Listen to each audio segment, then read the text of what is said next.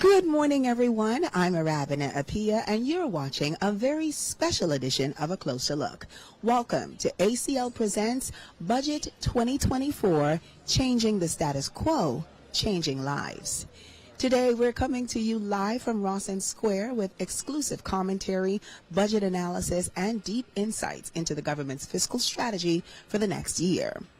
Now, whether you fully understand it or not, government's budgets play a crucial role in the overall management of our national affairs. They determine how public funds are allocated to critical areas such as education, health, infrastructure, and more. It reflects the government's priorities, its policies, and its goals. In a few moments, Prime Minister the Honorable Philip Davis will take to the floor of the House of Assembly to outline that fiscal policy, how much money the government expects to raise in terms of revenue, and how it intends to spend that money. And so, as to be expected, anticipation is high as Bahamians wait with bated breath to find out exactly how that strategy will impact them and their families. Over the next few hours, you'll hear from members of government and some of the country's finest financial minds, as well as my very special guest, Mr. Marcos Ambrista. How you doing, sir? It's always a pleasure to be on set with you, Always, Robin. right? We have fun together, don't we? We certainly do. So today is a huge day, Marcos. We are talking the budget.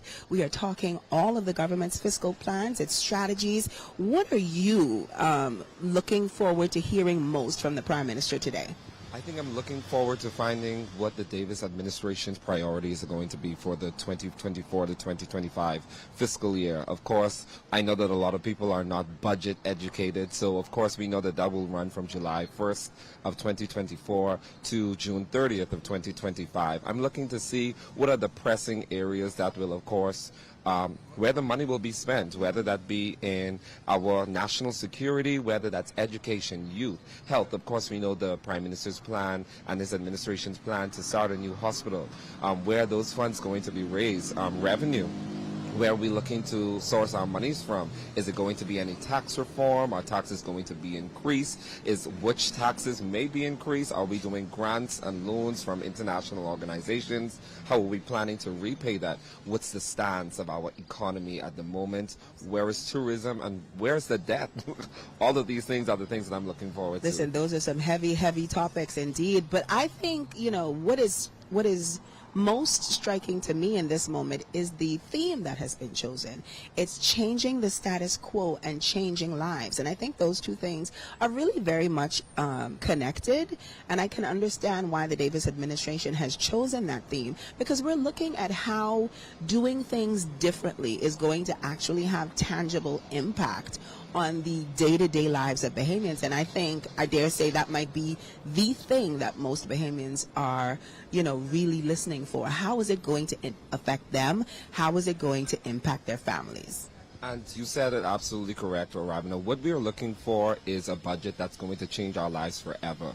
That's what we need more than ever before. This budget is crucial. It's coming off of the heels where we're on the rebounds. Things are going good. We've seen high numbers last year in tourism. How are we planning to double that? But more importantly, how does it affect the very small person on the street? So we're not just looking at the overall benefits of this budget, but we want to see how does it affect the common man? How does it affect small businesses and developing businesses that want to go from the small business area over to the medium-sized business?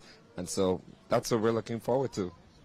I agree, Marcos. I think, like I said, I think Bahamians are specifically looking for ways or looking to hear about the ways that the government plans to really impact their lives in tangible and sustainable ways.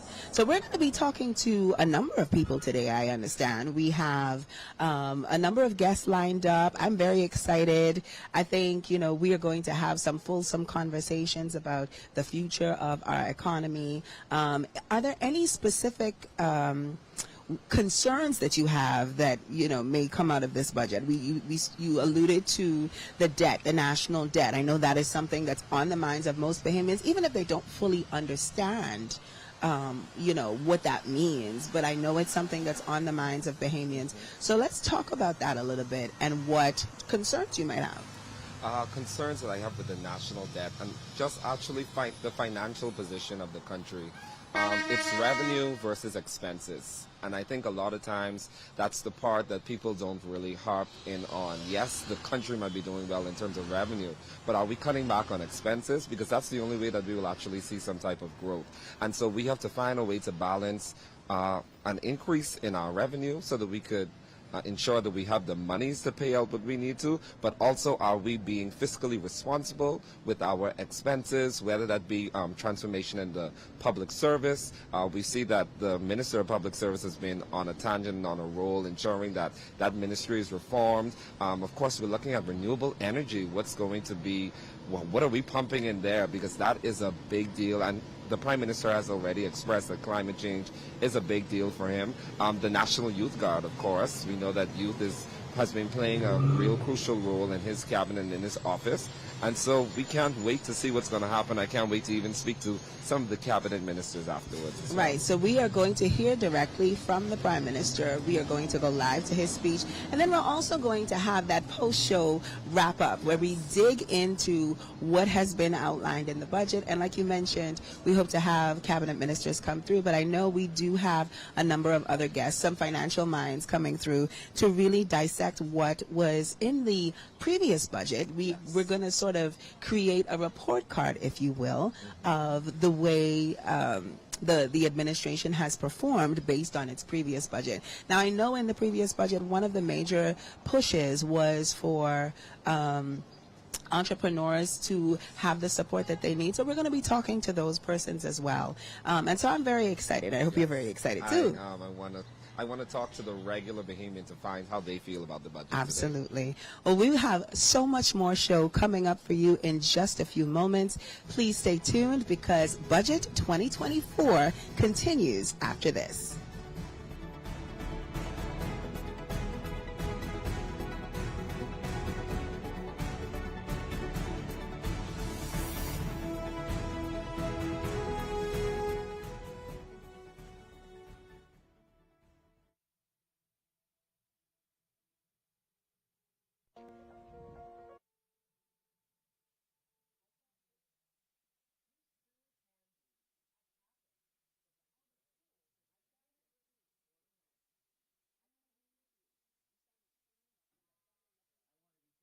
And creative. You still can be at the Bahamas School for the Creative and Performing Arts. I always wanted to be in a band. I want to be a movie director. Acting, writing, singing, dancing. You can learn them all at Campus, the new school for the creative and performing arts. I always wanted to be a professional. Yeah! I want to be creative. I want to do John Canoe all day. Should have been a dancer. Go online to register your interest, have your say, and learn more about Campus, the school for the creative and performing arts. I want to be a star!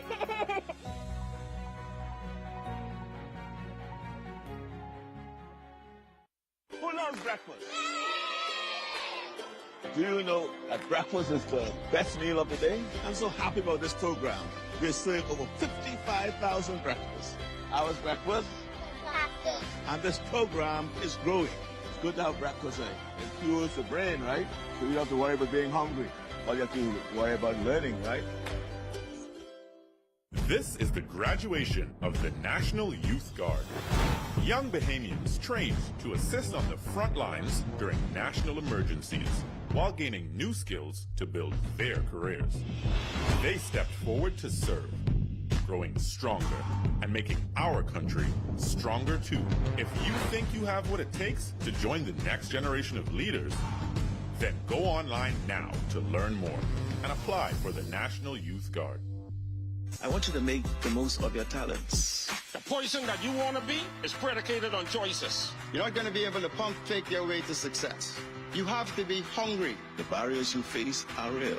Your capacity to overcome them is also real. You have the power to lead the crowd and not let the crowd lead you. We can't build a better country without your strengths. We want to make sure that you are all that you can be in this nation.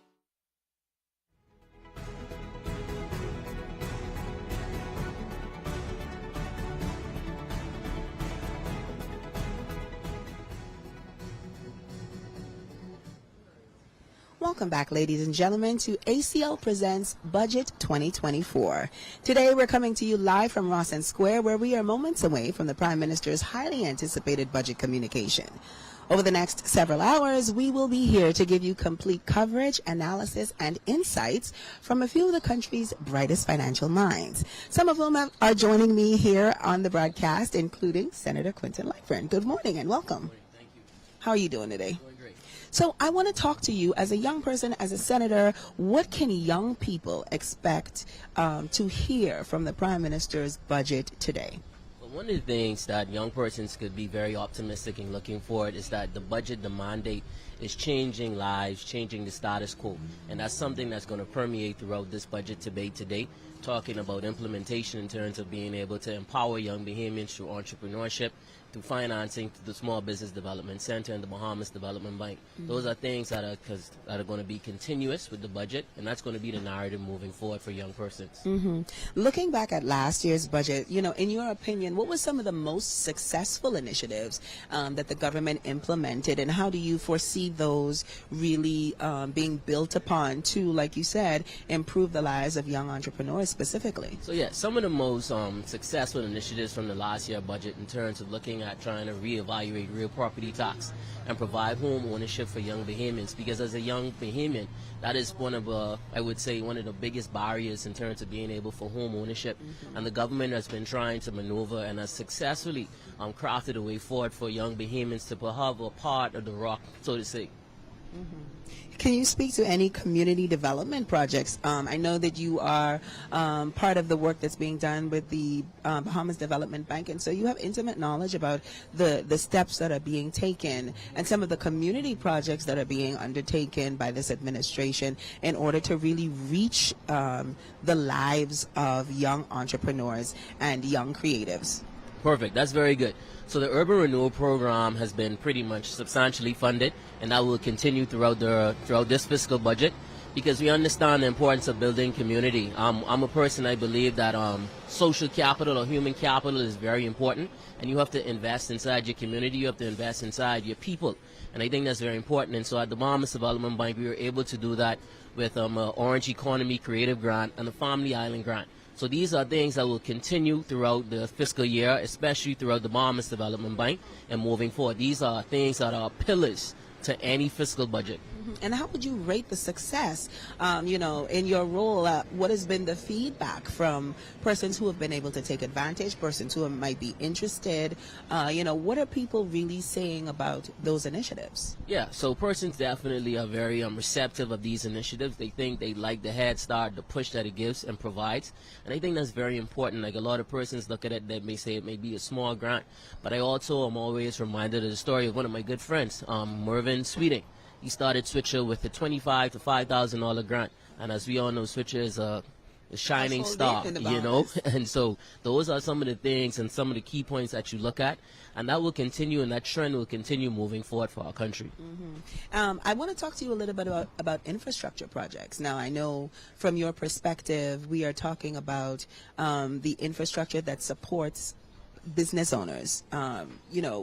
Can we expect, or is there anything that you could maybe hint at? I mean, I don't want to get you in trouble, so but is there anything that you can hint at that Bahamian entrepreneurs should get excited about, or things that you can reveal to us? Yes. So obviously, I cannot preempt the Prime Minister, Obviously. but I can say that there's key points inside the budget debate today to talking about infrastructure development in terms of the hospital, in terms of healthcare, and then from our educational standpoint. And those are some of the things that will continue, working with organizations like the Inter-American Development Bank to ensure that the improvement of our society is fully fulfilled, not just in Nassau, but throughout the Commonwealth of the Bahamas. I want to talk about that because there is a tendency for things to get a little Nassau-centric. I know that is a concern for residents in Freeport. I know that that's a concern for residents across the country. So how do we anticipate that this budget is really going to have the impact, not just here in the capital, not just in the nation's second city, but everywhere that Bahamians live? Perfect. Now, that's a very good question, and I think that started last year with the Family Island Development Fund. Whereas, and most Family Islanders would know that at their local administration offices, once fees and stuff are paid, a portion of that funds is left in the island to help with future development on the island. In the past, it was sent to Nassau, and then it was deviated on the other sectors. But now, they are going to have the opportunity to build their island through their contributions in terms of, say, road traffic fees, driver's license. A lot of that fees is going to be stayed on the island for the improvement and moving forward. That is a very big change indeed, because like you said, in times past, all of the funds would come to the capital, and so what has been the response, to your knowledge, the reaction to that level of incentivization, I guess, for Family Islanders? Yes, so that has been very well received. I've had the privilege to go to various of the Family Islands, Auckland's, Crooked Island, Exuma, and Eleuthera.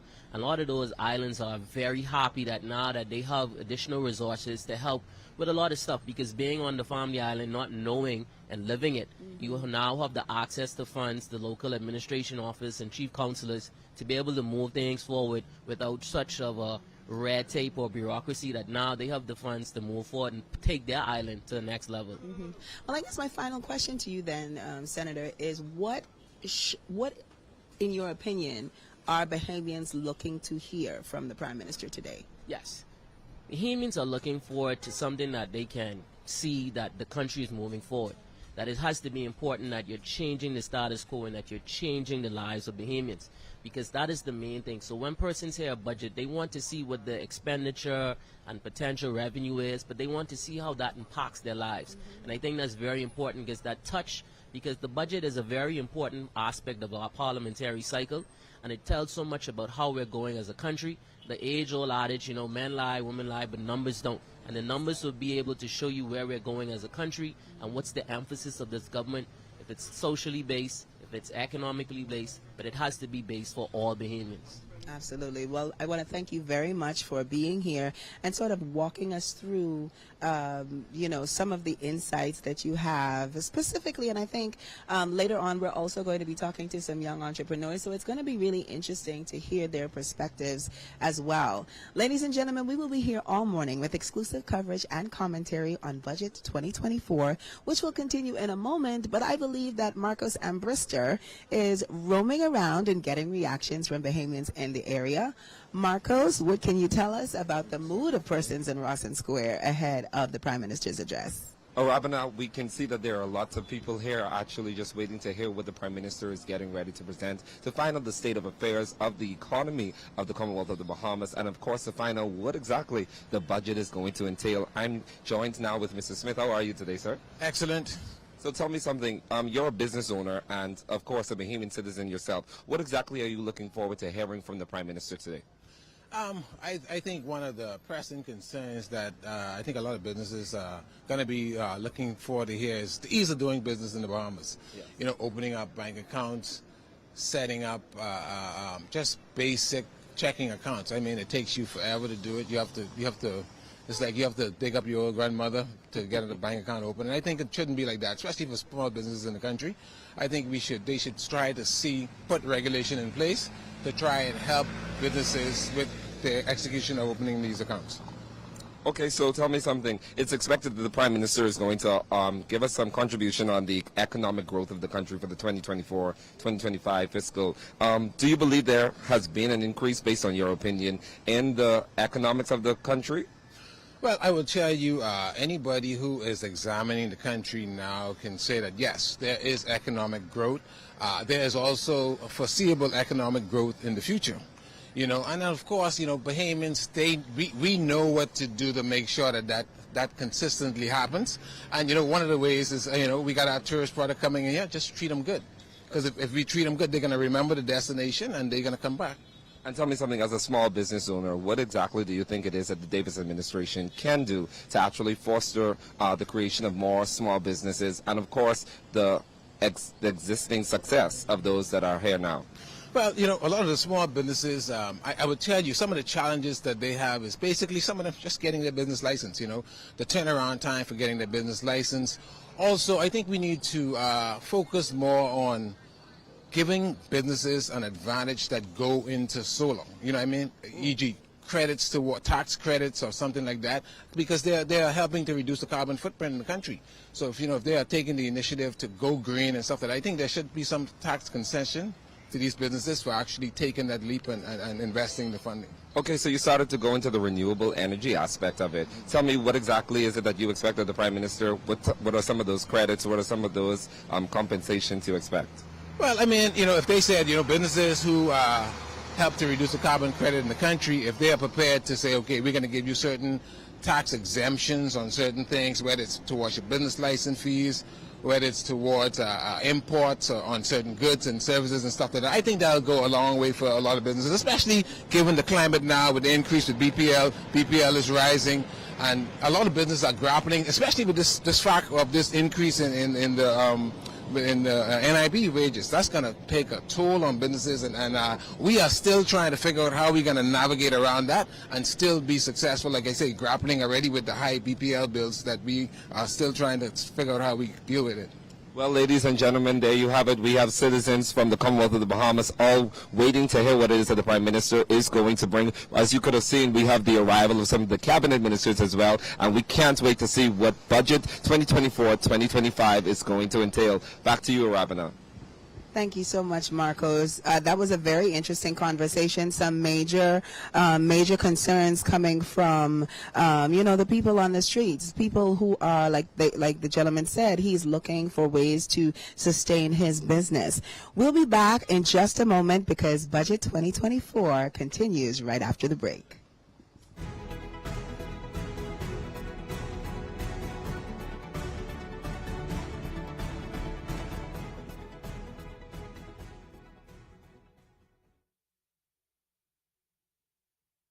I want you to make the most of your talents. The person that you want to be is predicated on choices. You're not going to be able to pump fake your way to success. You have to be hungry. The barriers you face are real. Your capacity to overcome them is also real. You have the power to lead the crowd and not let the crowd lead you. We can't build a better country without your strengths. We want to make sure that you are all that you can be in this nation. This is the graduation of the National Youth Guard. Young Bahamians trained to assist on the front lines during national emergencies while gaining new skills to build their careers. They stepped forward to serve, growing stronger and making our country stronger too. If you think you have what it takes to join the next generation of leaders, then go online now to learn more and apply for the National Youth Guard. Who loves breakfast? Do you know that breakfast is the best meal of the day? I'm so happy about this program. They serve over 55,000 breakfasts. Ours breakfast? And this program is growing. It's good to have breakfast. It fuels the brain, right? So you don't have to worry about being hungry. All you have to worry about learning, right?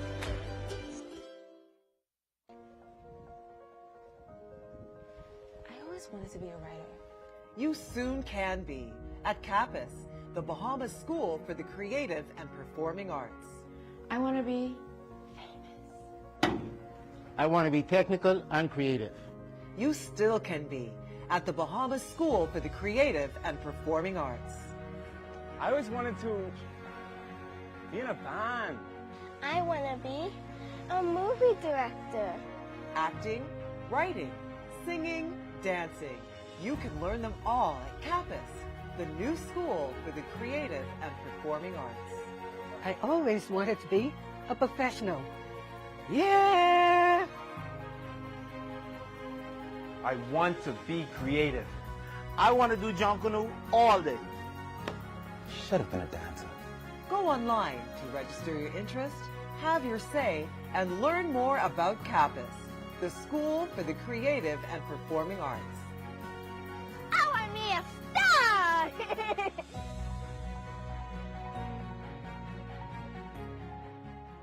I want you to make the most of your talents. The person that you want to be is predicated on choices. You're not going to be able to pump fake your way to success. You have to be hungry. The barriers you face are real. Your capacity to overcome them is also real. You have the power to lead the crowd and not let the crowd lead you. We can't build a better country without your strengths. We want to make sure that you are all that you can be in this nation. This is the graduation of the National Youth Guard. Young Bahamians trained to assist on the front lines during national emergencies while gaining new skills to build their careers. They stepped forward to serve, growing stronger and making our country stronger too. If you think you have what it takes to join the next generation of leaders, then go online now to learn more and apply for the National Youth Guard.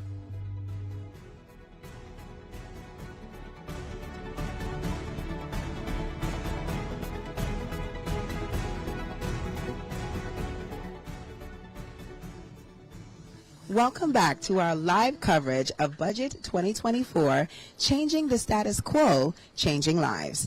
That is the theme of this budget presentation, which Prime Minister the Honorable Philip Davis will give this morning from the floor of the House of Assembly. And Bahamians across the country are eagerly waiting to hear this administration's fiscal plan mapped out.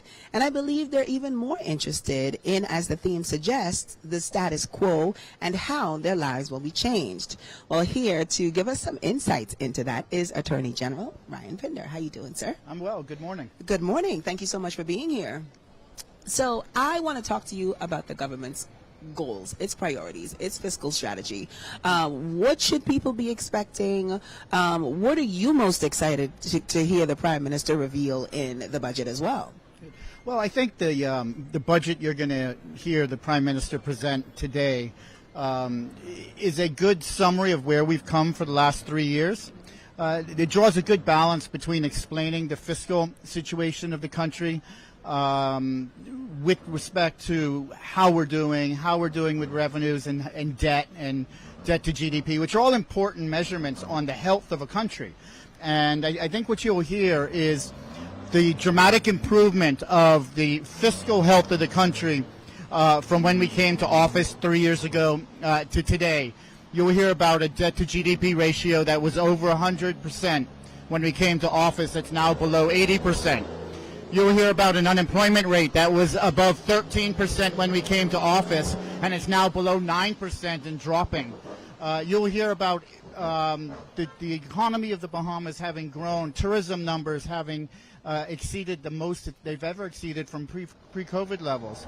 And so I think you'll hear a lot of success and optimism on the fiscal state of affairs of the country, which is very important for the health of the country. And then I think you're going to hear the Prime Minister speak about some initiatives in this budget that are going to be helpful for small businesses and Bahamians at large. You're going to hear about lower business license fees for the agricultural sector. You're going to hear about tax concessions for aquaculture and fish farming to help Bahamians get into the next technology with respect to fishing.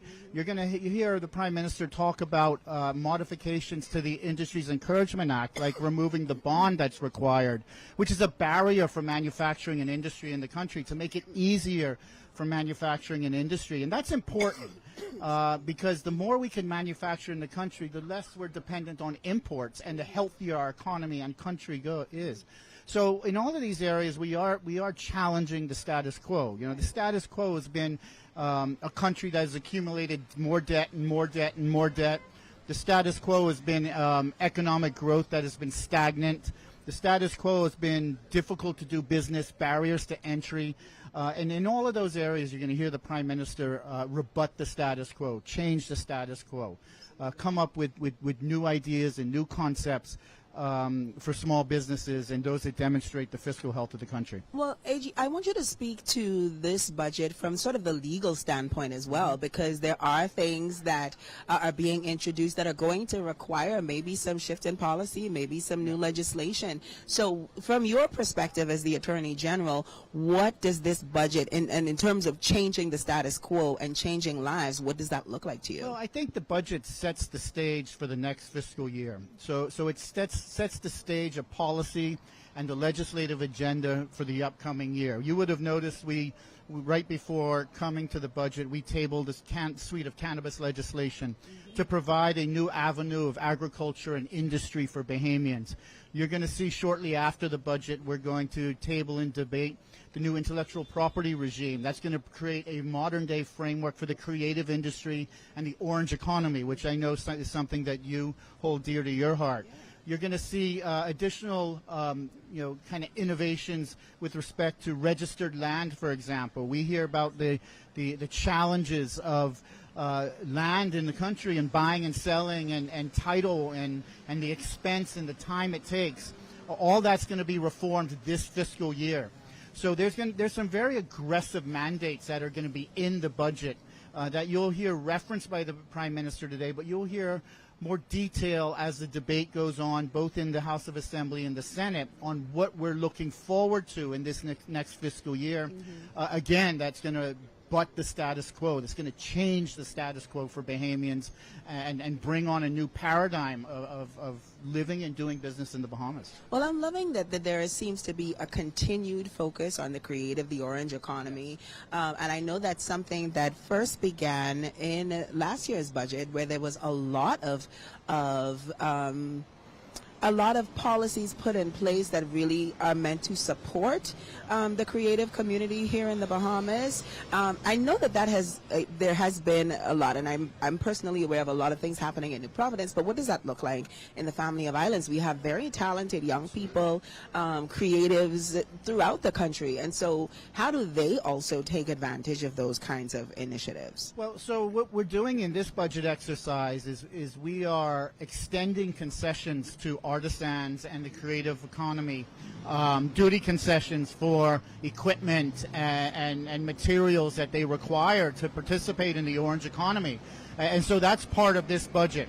We're also making it much more clear in this budget when you're looking to get concessions and you're a small business owner, which most creatives start out as small business owners, to be able to have a more ease of access to the government system to get those concessions. And those are in law as well. In the Tariff Act, you'll see that's coming and being tabled today in Parliament. So what we need to do is continue to focus on streamlining access to concessions and access for the creative industry, especially in the Family Islands, as you mentioned, where the status quo for too long has been Nassau-centric country. And we're budding that status quo in that we're embracing our Family Island communities. We're bringing in a digital government and a digital age for ease of access no matter where you are in the country. And so that is a primary mandate. You know, you will hear the Prime Minister speak today in his contribution that this is the first time ever the Prime Minister and Deputy Prime Minister have represented Family Island communities. Yeah. And so they bring a special focus and attention to governance of the entire country, not governance just in Nassau or in some instances governance just in Freeport. But they're both Family Islanders, they're both island boys, and they both represent Family Island communities. So that focus is going to be there. Okay, so I guess my as we wrap up this segment, I think I would like you to speak to Bahamians who may not understand the budgetary process. This is a very involved, very intricate process. So for our viewing audience, what is the simplest way you can explain what is going to happen today and what they should be looking for and listening for? No, you're absolutely correct. The budget process is very complex. It's months in the making. From an Attorney General's point of view, we've drafted over 30 pieces of legislation that will be part of this budget exercise. And the intent of the budget exercise is, one, to tell the Bahamian people the financial health of the country. What have you done to improve the financial health of the country? And you'll hear the Prime Minister speak about that. What are some of the challenges that we may face in the global economy that affects the Bahamas? And to really take stock of where we are from a financial health point of view. But secondly, the budget exercise is also where you take input from the different ministries and different portfolios on how we can improve the situation for Bahamians. What legislative changes, policy changes are necessary for Bahamians to actually move forward in the country. And that's a significant part of the budget exercise as well. So today you'll have a summary, an overview by the Prime Minister that'll give both the international economic state of affairs, the Bahamas economic state of affairs, and highlight some of the progressive policy decisions that are going to be found in the budget. And then next week when they reconvene in the House of Assembly, you'll hear from all the other ministers talking about areas that are progressive in their portfolios, and that's something that Bahamians should listen to. Bahamian farmers should listen to the Minister of Agriculture about the new lower taxes for farmers, about the new tax concessions available. The fishermen should likewise do the same. And pay attention to the minister with the portfolio in which you're in, because there are some specific items in there for each Bahamian to take advantage of, and it's an important exercise. It's a long exercise preparing, and it's a long debate. We'll be debating in the House of Assembly and the Senate for 3.5 weeks. But I think it's very constructive, and it's a good opportunity for Bahamians to understand what the government is doing for them. Well, I want to thank you very much, Attorney General, for being here, for giving us those insights. I understand that Marcos Brister is out and about. Marcos, what's going on where you are? Rabina, I am here in Parliament Square. I am just waiting. We are waiting for the arrival of the Prime Minister so that the cabinet ministers can actually walk over and we can begin this budget presentation today. Of course, everybody that is standing outside of Parliament is excited to either see the Prime Minister, to see the cabinet ministers, to see what it is that this means for the Bahamas, to see what this means for every small business, to see what this means for citizens. Of course, we're expecting to hear from the Prime Minister our financial standing. Where are we as an economy? Where there's going to be growth, if there's any revenue increases, are we managing our debt? Of course, we're also looking to find out a lot of information on renewable energy. We know that that has been a primary focus of the Prime Minister, as well as youth, the National Youth Guard, namely.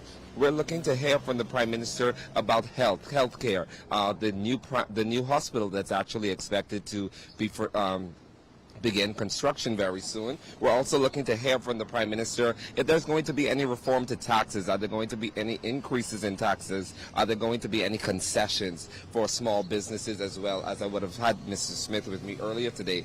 And of course, we want to see how this budget, of course, is going to change lives. This is what the Davis administration is touting that the budget presentation is going to be all about today. So we want to find out there's going to be people first. How is the public sector now going to be impacted? What about our communities? Are we making safer communities? What type of resources are we now pumping into national security and ensuring that our police force is well equipped to actually handle the fight that they're getting ready to do? Of course, education is always a big deal, whether that's from the University of the Bahamas and our other tertiary institutions to our high schoolers, our primary schoolers, and of course increasing our effectiveness there. We're also looking to how we're going to strengthen our infrastructure, major investments, whether that be in housing and development, modernizing our airports. We know that there are a few airports on the Family Islands that have already begun construction, so we will find out an update on all of those. And of course, sustainable development. That's feeding ourselves, that's ensuring that agriculture and innovative economic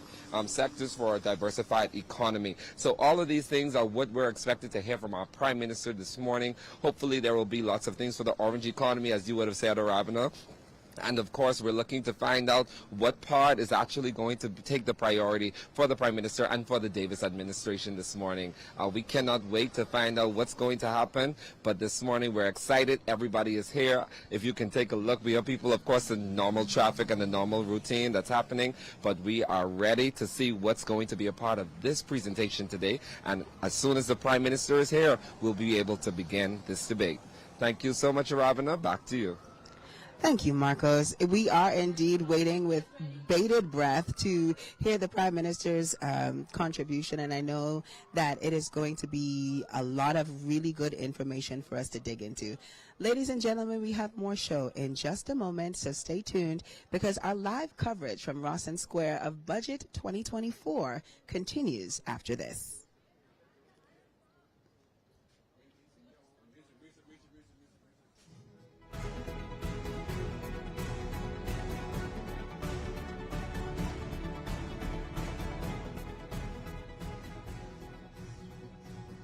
This is the graduation of the National Youth Guard.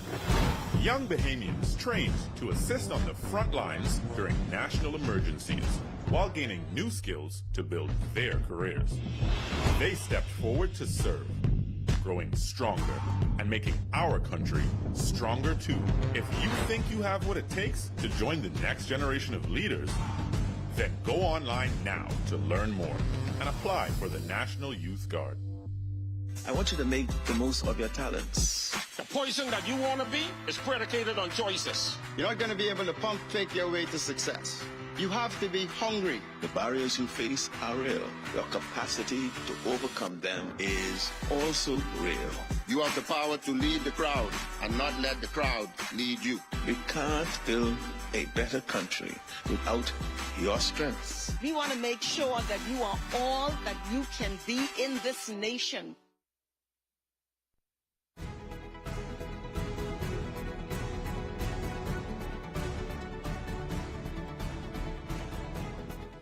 Welcome back to A Closer Look's live coverage of Budget 2024. The government's theme, Changing the Status Quo, Changing Lives. Joining me now are two young, talented Bahamians who I know are excited to hear what the government has planned to transform their lives as entrepreneurs. Please welcome to the show CEO of Sign Island, Kweku Simonet, as well as Benjamin Davis, the CEO of Drive Green Rentals. Welcome to both of you. Good morning. How you doing? I'm good. How are you guys? Good, good. Alrighty, gentlemen, this is being set up to be quite the budget contribution. I know that as young Bahamians, as young entrepreneurs, you guys likely have some of the same concerns. We're talking about, access to funding. We're talking about growth. We're talking about development. We're talking about the ease of entry into doing business. What are some of the things that you're hoping to hear from the Prime Minister in his contribution today? Mr. Simonet, we'll start with you. So for me, it's mainly just trying to see if we could put a little bit more, access to capital for small business. I think right now the Bahamas we're primed. The past 5 to 7, 10 years, we've seen a lot of small businesses grow, especially with the help of the SBDC, which has done an amazing job in being able to allow people to find the capital. Back in the day, it hadn't been so easy. It isn't easy now, but they're making it much easier, allowing us to see more capital, more access to capital, more funding for small businesses would be amazing. That I think would definitely benefit the economy.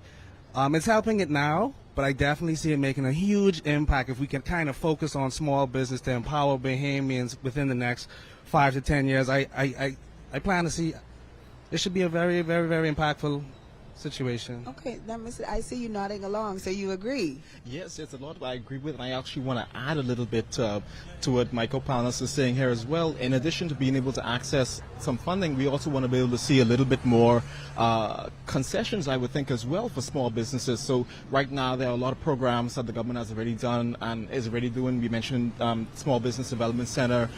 Ministry of Finance has a number of grants and concessions for small businesses, but I'm in the field, for example, of renewable resources, electric vehicles, so I also want to be able to see some concessions on maybe some of the infrastructure for charging stations, for electric vehicles, solar infrastructure, things like that are once again going to let us take that next leap as a country to be able to support a lot more of these endeavors and these ventures as well. Well, I know that renewable energy, sustainable energy has definitely been a focus for the Prime Minister specifically. There is a lot of talk about what the new policies could be. What specifically are you guys looking for in terms of maybe renewables? You mentioned maybe some additional concessions. Are there any other areas that you're looking for specifically when talking about renewables? So about renewals, one of the big things, and I could be a little biased on this, but one of the big things I'm looking at is looking at the infrastructure for charging these electric vehicles. So the government has, over the last few years, made all of these promises, and you've seen a lot more of those electric vehicles with those red plates. So the government has installed, charging stations on their buildings. A lot of private companies, residents have installed their charging stations. But what we want to be able to see is also some grants or some infrastructure that we can use for public charging stations. investments. I'm talking about those ones where, you plug in your car and 20 minutes later you're back up to full. And those usually require significant investment, and usually, individuals or businesses alone can't do it. And worldwide, we've seen in other countries like the U.S. and Canada, where government usually partner with other businesses, or whether that's things like the IDB, to say, okay, we're going to come in and make this investment to go towards these this infrastructure that, of course, is in turn going to of course, we create more jobs. You need people to install these charging stations, and we've been looking very, very well with things, even like our investment rate and our unemployment rate has been pretty good and stuff like that. So we want to be able to look at some of these things moving forward. Okay, Mr. Simonet, you have the final word in this segment. I mean, so it's hard to kind of give a point from sustainability when it comes to printing, but we're in the essence to move to a more digital. I just know that we're a small island state, and we're going to be like one of the first ones to face this economic problem issue. So I think the more we address it, the sooner we address it, the better it is for everybody and our future. Absolutely. But I want to thank you, gentlemen, so much for being here. I hope that we get to talk to you guys again once we hear exactly what is in the budget communication. So don't go too far, because we might, I might want you back on to get your feedback. No, ladies and gentlemen, I'm kicking it to Marcos Ambrister, who is hearing exactly how people in Rawson Square are feeling about the impending budget. Marcos, what's going on? Oh, Robin, I'm actually so excited about what's actually to come. Just hearing from you and those small business owners, especially after hearing from people like Mr. Smith, and of course listening to people like Mr. Senator Quinton Lightbourne, who is of course responsible for the Small Business Development Center. A lot of small business owners, one of the things that they're looking forward to is the ease of doing business in our country. Of course, whether that is the ease of opening accounts, whether that be some restrictions that are currently in place by the central bank, some concessions that can be given. Of course, a lot of them even mentioned the ease of even getting their business licenses, of course, of faxing their returns, the impact of the National Insurance Board, the reform that they've had with their taxes, what that is going to be like for them. And as well, a lot of them are looking to find out if they'll be able to get any concessions for being green, just like the government. Your current interviewees would have spoken about how the government has recently turned over all of their cars, some of their cars so far, into green cars. Of course, we want to ensure that we're also, as small business owners, doing our part, and that there are going to be any concessions, whether that be carbon credit, whether there be some concessions that might allow them to be able to get something back on their business licenses, or on the reforms that they're making for so their returns that they're making on their taxes. Of course, we're currently right now just waiting for the Prime Minister and his cabinet to make their way over to the House, and then we'll be able to begin our budget debate. The things are hyped and things are pumped down here. A lot of people are waiting to see what's going to happen, and I believe citizens are looking forward to, more than ever, they're looking forward to a budget debate, a budget presentation that's actually going to be for everyone, that changes the status quo, and of course affects every Bahamian. Back to you, Rabina. Thank you so much, ladies and gentlemen, and thank you, our viewing audience, for joining us at a live broadcast of Budget 2024, Changing the Status Quo, Changing Lives. Joining me now on the broadcast is the Director of Communications in the Office of the Prime Minister, Latre Raming. Hi, Latre. How are you? Doing fine. This is a big day. Office of the Prime Minister. The Prime Minister is getting ready to give his official budget presentation, and I know that there are some major key priorities that the Office of the Prime Minister has been really focused on, and I would like you to share those with our viewing audience. So I think the key priorities for the government of the Bahamas is crime, education, healthcare, cost of living, and investment in jobs and security. And so one of the things that you'll see from the Prime Minister today is the continuation of those priorities. I think it's really important to reiterate to the viewing audience that budgets, every single budget is tied together. They're a continuation of a government's long-term strategy. By law, the last Wednesday in the month, the Minister of Finance is required to come to the House to really seek permission to finance the government new fiscal period. And I think that the government's theme, changing the status quo, changing lives, this encompasses the focus of the government in this fiscal period. I'd like to take a moment to reflect on the last budget. In your opinion, what are some of the major initiatives, the success stories coming out of last year's budget that you can speak to, and how are we building on them in this budget? So last year we focused on a budget for security and progress. We know that we wanted to focus on security for economic security, social security, and national security. I think we've made tremendous progress around our crime initiative. As you would have seen, the government introduced a 5-point crime plan that really focused on improving overall infrastructure. We're building on that in this current fiscal budget. You'll see further investment in technology to fight crime, further investments in the resources for both the police force and the defense force. You'll see a lot of further investment in the public service, ensuring that we build a very modern civil servant that could really meet the ambitions of the Bahamian people and what they expect from governments and governments. Mm-hmm. And what challenges, if any? Because I know there are always some hiccups, right? But I think that this administration has been working to navigate the international changes, the international implications, the state of the world economy, as well as we try to right-size our own economy and create opportunities for Bahamians. So, are there any challenges that you could speak to, and how have we really, managed to sidestep those issues? So there are three challenges I would say we could speak to. Of course, there are the external variables. We don't control the American economy. We don't control our major trading partners. And we don't control the interest rate that the American government fund. And so we've had to find innovative ways to really navigate high interest rates into secure funding, a really whole expenditure, looking at even, for example, the funding for the new hospital is being done at a lower concessional loan. Another challenge we have is SOEs. It's no secret that state-owned enterprises takes up a significant chunk of the government budget in subsidizing it. So in this budget, the government will now require state-owned enterprises to come up with their business plan. That we want to see how you intend to become a revenue-generating entities. And the key for the prime is climate change.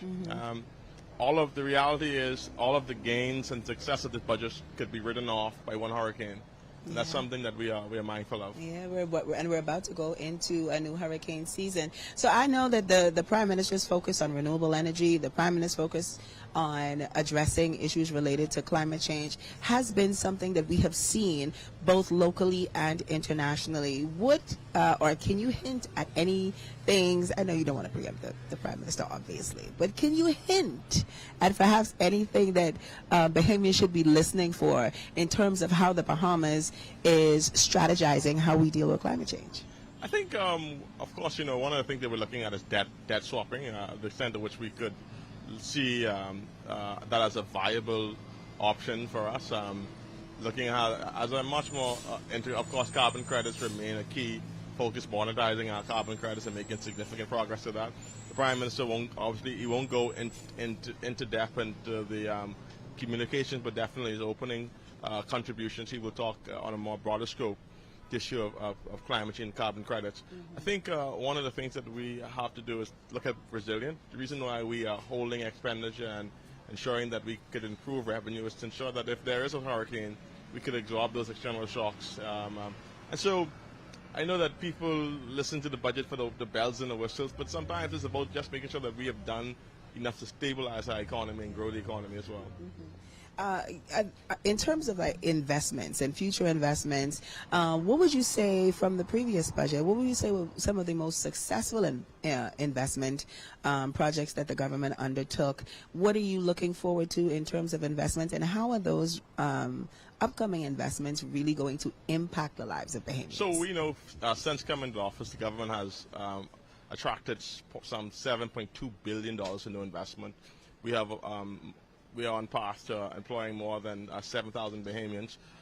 We are encouraged by the investments in Grand Bahama with the Grand Bahama shipyard and what that could mean for the expansion of new business into this region. And the Prime Minister will say today that the government is in talks with a major resort in the country for further expansion. He's going to allude to that. I think additionally, one of the things that we will see the Prime Minister address is the issue of Grand Bahama Port Authority. It remains to be the government of the Bahamas that the island of Grand Bahama plays a very integral role in the scope of our economic development. That's a significant piece of the puzzle for us. Well, I appreciate that because as a Grand Bahamian, you know I'm not letting you off the hook.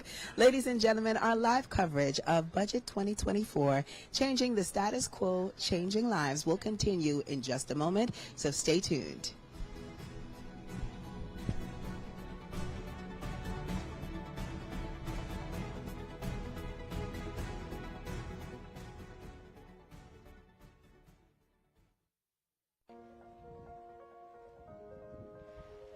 Wanted to be a writer. You soon can be at CAPUS, the Bahamas School for the Creative and Performing Arts. I want to be I want to be technical and creative. You still can be at the Bahamas School for the Creative and Performing Arts. I always wanted to be in a band. I want to be a movie director. Acting, writing, singing, dancing. You can learn them all at CAPUS, the new school for the creative and performing arts. I always wanted to be a professional. Yeah! I want to be creative. I want to do Jonkunu all day. Should have been a dancer. Go online to register your interest, have your say, and learn more about CAPUS, the School for the Creative and Performing Arts. I want me a star!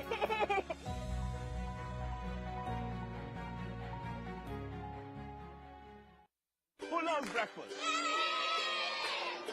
Do you know that breakfast is the best meal of the day? I'm so happy about this program. We serve over 55,000 breakfasts. Ours breakfast? And this program is growing. It's good to have breakfast. It fuels the brain, right? So you don't have to worry about being hungry. All you have to worry about learning, right?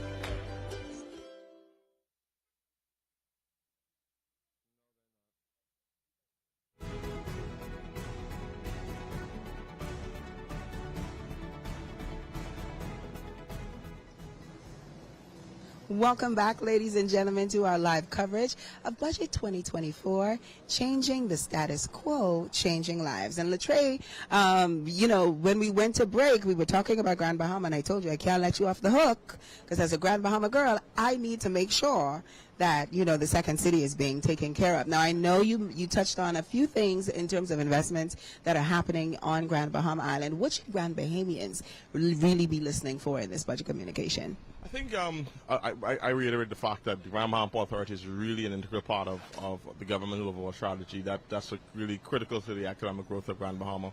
I think another component of the expansion of the Grand Bahama shipyard, I think really diversifying the island's economy, keeping it aligned with as an industrial economy.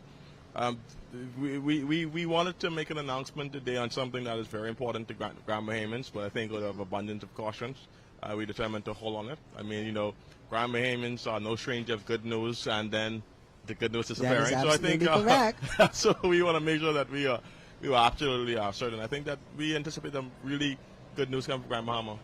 Okay, well, I'm excited to hear Grand Bahamians. You heard it straight from Latre Raming. There are good things on the horizon. In terms of the other family islands, however, because again, in speaking to some of our other guests, you know, there has been a little bit of concern about things being a little Nassau-centric, very Nassau-focused. And so we have heard from people who have talked about this administration's thrust to really embrace the family islands. We heard the Attorney General speaking to that earlier. Can you also speak to some of the initiatives that are happening straight across the board and how Bahamians on every island of the nation can really benefit from what's coming? So one of the key things in this budget is dealing with the focus of infrastructure. We know that we're going to focus on the Exuma Airport, the Grand Bahama Airport, and the Cat Island Airport. The Cat Island Airport is on the way and currently being constructed. I mean, in the process of construction right now. We know that the government has secured funding for the Exuma Airport through the Saudi Investment Fund. We do also know that there's funding being secured for the Grand Bahama Airport, and the removal of the previous airport is happening now. So you're going to see a lot of infrastructure development, particularly around airports, which is a really integral part of driving our tourism growth. We're seeing a lot of growth in tourism in Eleuthera and Abaco and even in Cat Island, even in Exuma. So improving airport infrastructure is really critical to driving this growth. You'll see that the continued investment in our road infrastructure projects. Of course, we believe that maintaining the infrastructure in the Family Island. So, and more importantly, expanding access to healthcare. You're going to see a number of significant investments into the clinics, particularly in Andros, Eleuthera, just being able to really ensure that Bahamians have access to really good quality healthcare. Well, that sounds like great information. I do believe that in just a few moments, the Prime Minister and his cabinet will be making their way to the House of Assembly. So we're getting ready to go live into Parliament in just a few minutes, where the Prime Minister will give his official budget presentation. So ladies and gentlemen, stay tuned, because we have so much more show. Latre, I want to thank you so much for being here and for really sharing some insights. I know that the Prime Minister and his team are going to be here just for a minute. But Marcos, you are on the ground level of everything that's going on. So, tell us, what are you seeing right now? What's happening? Arabina, as the moment gets louder, as the moment grows closer, the crowd is getting larger. Of course, anticipation is getting higher. As you may be able to see in the background, on now we have the arrival of all of our cabinet ministers. We have some of them that are still currently walking over. And of course, you're going to see the Prime Minister is going to make his arrival very, very soon, so that we can begin our budget debate. Of course, everybody is excited. Of course, you see a lot of Bahamians that are all waiting, I guess, for their cabinet members to root on their favorite cabinet members to root on the Prime Minister. And of course, it's only going to get up from here. Back to you, Rabina. So much, Marcos. Now, Latre, I know that one of the thrusts, and we've spoken about this as well, but I wanted to go back to something that you mentioned in connection to renewables and the impact that hurricanes can have. I know we had some entrepreneurs on a while ago, and they were talking about perhaps the need for even more concessions as we try to steer the country toward more sustainable energy options, more renewable energy options. Is that something that we can expect to hear from the Prime Minister today? So insofar as support for small businesses, there will be some concessions. There will definitely be concessions in a particular industry that is aimed towards growing, strengthening, and supporting Bahamians. What we are going to be looking forward to is a significant partnership with the African Exim Bank. I'm sure Quentin would have alluded to it this morning. That for the first, the Bahamas Development Bank is going to see a capitalization of $30 million, and that's going to be very significant for small businesses really being able to tap into that fund. Obviously, there are going to be some improvement around the manufacturing aspect of our country.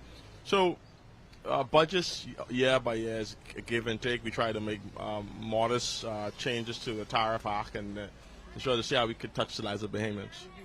I would be remiss if I did not ask about taxes. So in that famous red box you'd see coming over in a couple of seconds, there are no new taxes. There are no new taxes as you would be, and then there's always this conversation about fees. Yes.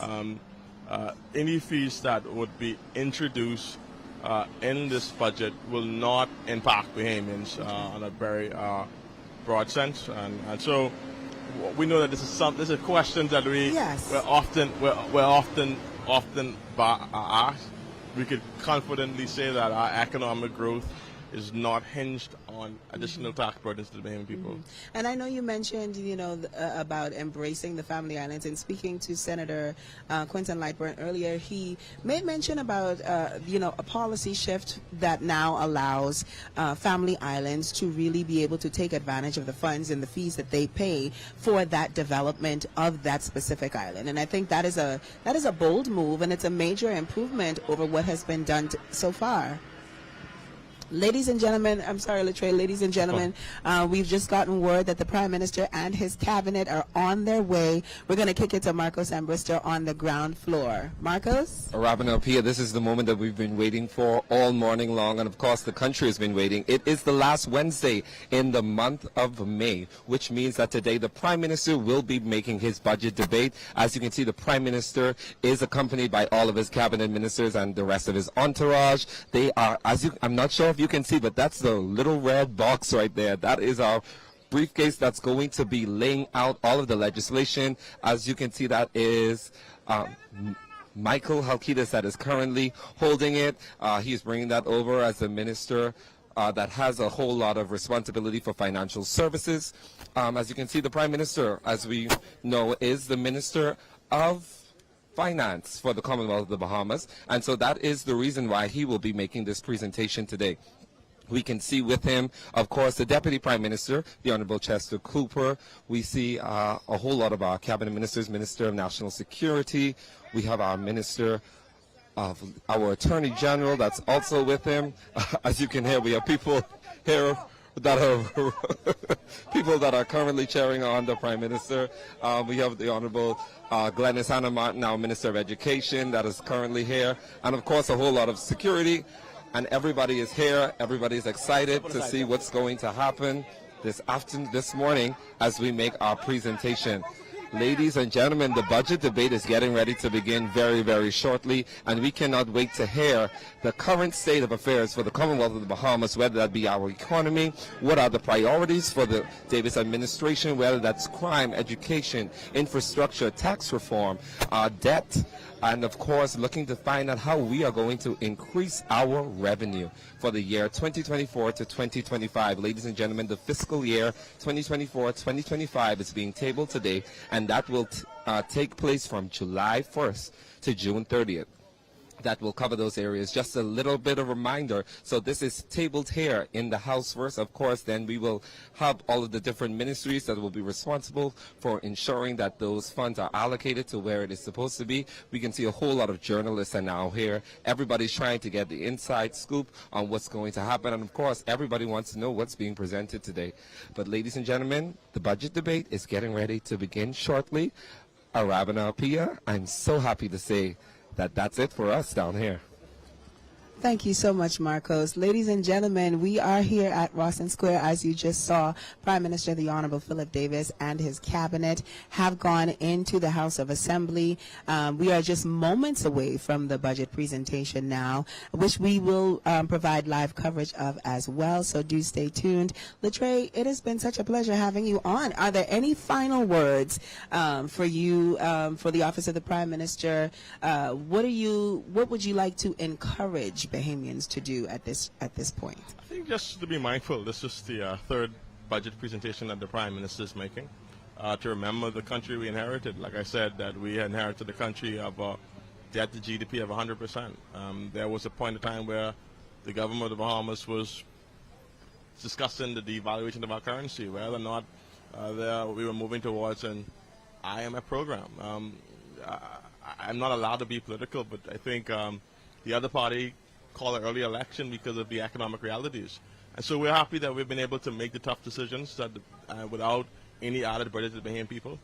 We are confident in the direction the government is heading in. I want the Bahamian people to measure this administration based on the kind of country it inherited. And I think that is a realistic stance to take. There are some harsh realities that we have to deal with, but it is going to be, like you said, about how we are navigating those elements for sure. So I want to thank you again so much for being here. Marcos, I understand that you have a very special guest. Marcos, what's going on where you are? Ladies and gentlemen, I am joined by the one, the only, the fabulous Bodine Victoria. How are you today? I'm great, thank you. Bodine, you are a member, you're a small business owner, first of all, and a member of the Orange economy. Can you tell me a little bit about what it is that you're expecting from the Prime Minister's budget debate today? Well, over the last year, we've had the opportunity to see the opportunities for education for small business owners, access to funding, access to grants so that people can scale their businesses from being small, medium, and other enterprises here. And I'm looking forward to being able to see how we manage intellectual property, which is a form of an asset for not only the Bahamas, but for small business owners, for those of us who produce music, those of us who produce theater, those of us who produce art, and then our manufacturing and agricultural business owners as well. Oh, you spoke about the intellectual property. Of course, we know that that's been a big debate, especially with the introduction of AI now. Is there anything that you expect the government to actually put in place that will actually protect you guys a little bit more? Well, I know this may be a bit of an offshoot, but it does actually speak to how we're able to generate income as small business owners in terms of being able to manage our personal brands as well as the things that we create.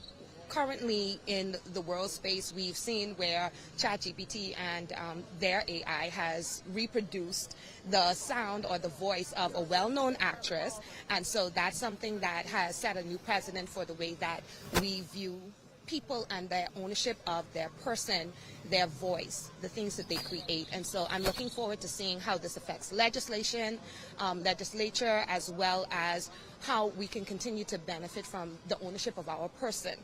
You hold so many different roles. You're an educator, you are an entertainer, you're a small business owner, you're a womanpreneur. Tell me, what exactly can be done to even help small business owners with the ease of doing business here in the Commonwealth of the Bahamas? So many times we hear that people are stressed over their business licenses, trying to open up accounts, whether that be rules that are in place from the commercial banks or the central bank. What can be done to help you all? Well, I think the biggest part of this process is the education of the small business owner and those that intend to scale. What I have seen over the last few years, 2 years, and I'm a product of one of the programs, is that a lot of entrepreneurs still need to understand that the way that business works, how to access capital and funding, how to access the grants that are available, how to run and manage their business in a way that allows for them to thrive personally, but also allows for their business to expand. So I think that the key to this is the funding that is put into the education spaces, especially as it turns for the financial education of entrepreneurs. One of the biggest things that's going to happen is the Prime Minister is going to let us know whether there's some growth in the economy or if there's been some shrinkage. You're a business owner. As a business owner, in your opinion, I know you're no financial expert, but do you believe that the economy is in a good place right now based on business, based on bookings?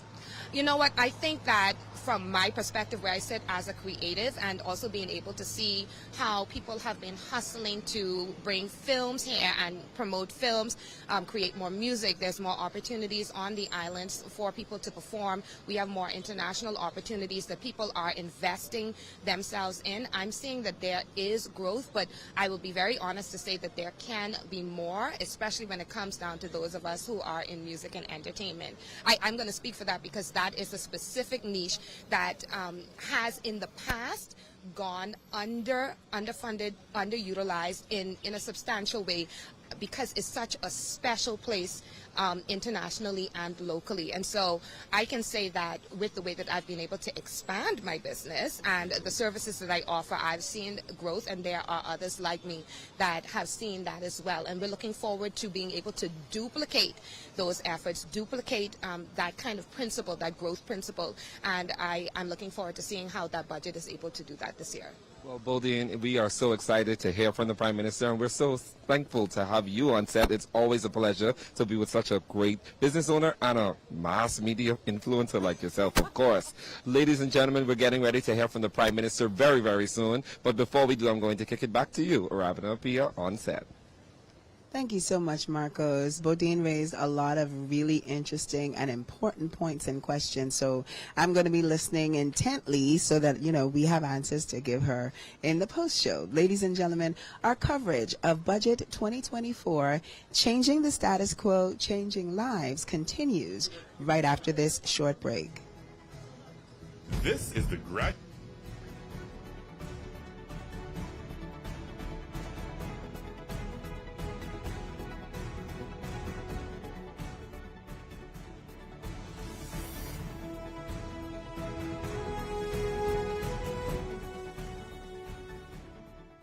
I want you to make the most of your talents. The person that you want to be is predicated on choices. You're not going to be able to pump fake your way to success. You have to be hungry. The barriers you face are real. Your capacity to overcome them is also real.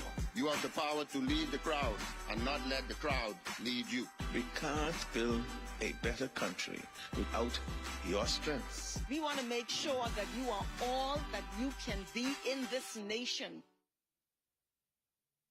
Who loves breakfast? Do you know that breakfast is the best meal of the day? I'm so happy about this program.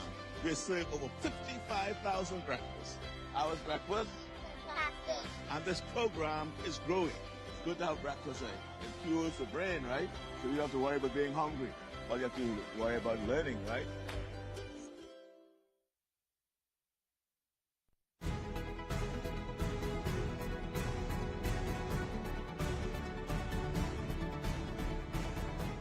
Ladies and gentlemen, you're watching Budget Up 2024, Changing the Status Quo, Changing Lives. This is an ACL special presentation, and we are coming to you live from Rawson Square, where in just a few moments, Prime Minister, the Honorable Philip Davis, will give his official budget presentation. I am here with Latrey Ramming of the Office of the Prime Minister, as well as Shantez Tillett-Wilson. Welcome, Shantez. Thank you. It's a pleasure to be here. Thank you so much. Now, Latrey and I have been having conversations about what Bahamians can expect. We're making our predictions about what some of the things are going to, some of the key elements that are going to come out of today's budget presentation. In your opinion, what should Bahamians be listening most attentively for? Well, I think that we'll have a lot of exciting new announcements with regards to the fiscal position of the Bahamas. I know that doesn't sound like the most exciting thing for most Bahamians, but it really is a harbinger for better times to come. We've made so much progress with regards to closing the deficit, putting the country in a better, more balanced position as a country. And I know that, once again, that sounds very high level, but think of it as your own budget. Your wallet is always better when it has a surplus, not a deficit. We're getting there, and we've been working very hard and made a lot of strides in the last 3 years. But also be looking out for new changes in energy. We're going to be making some new, I think we've already started with our move over to renewable. So we will be investing further in that.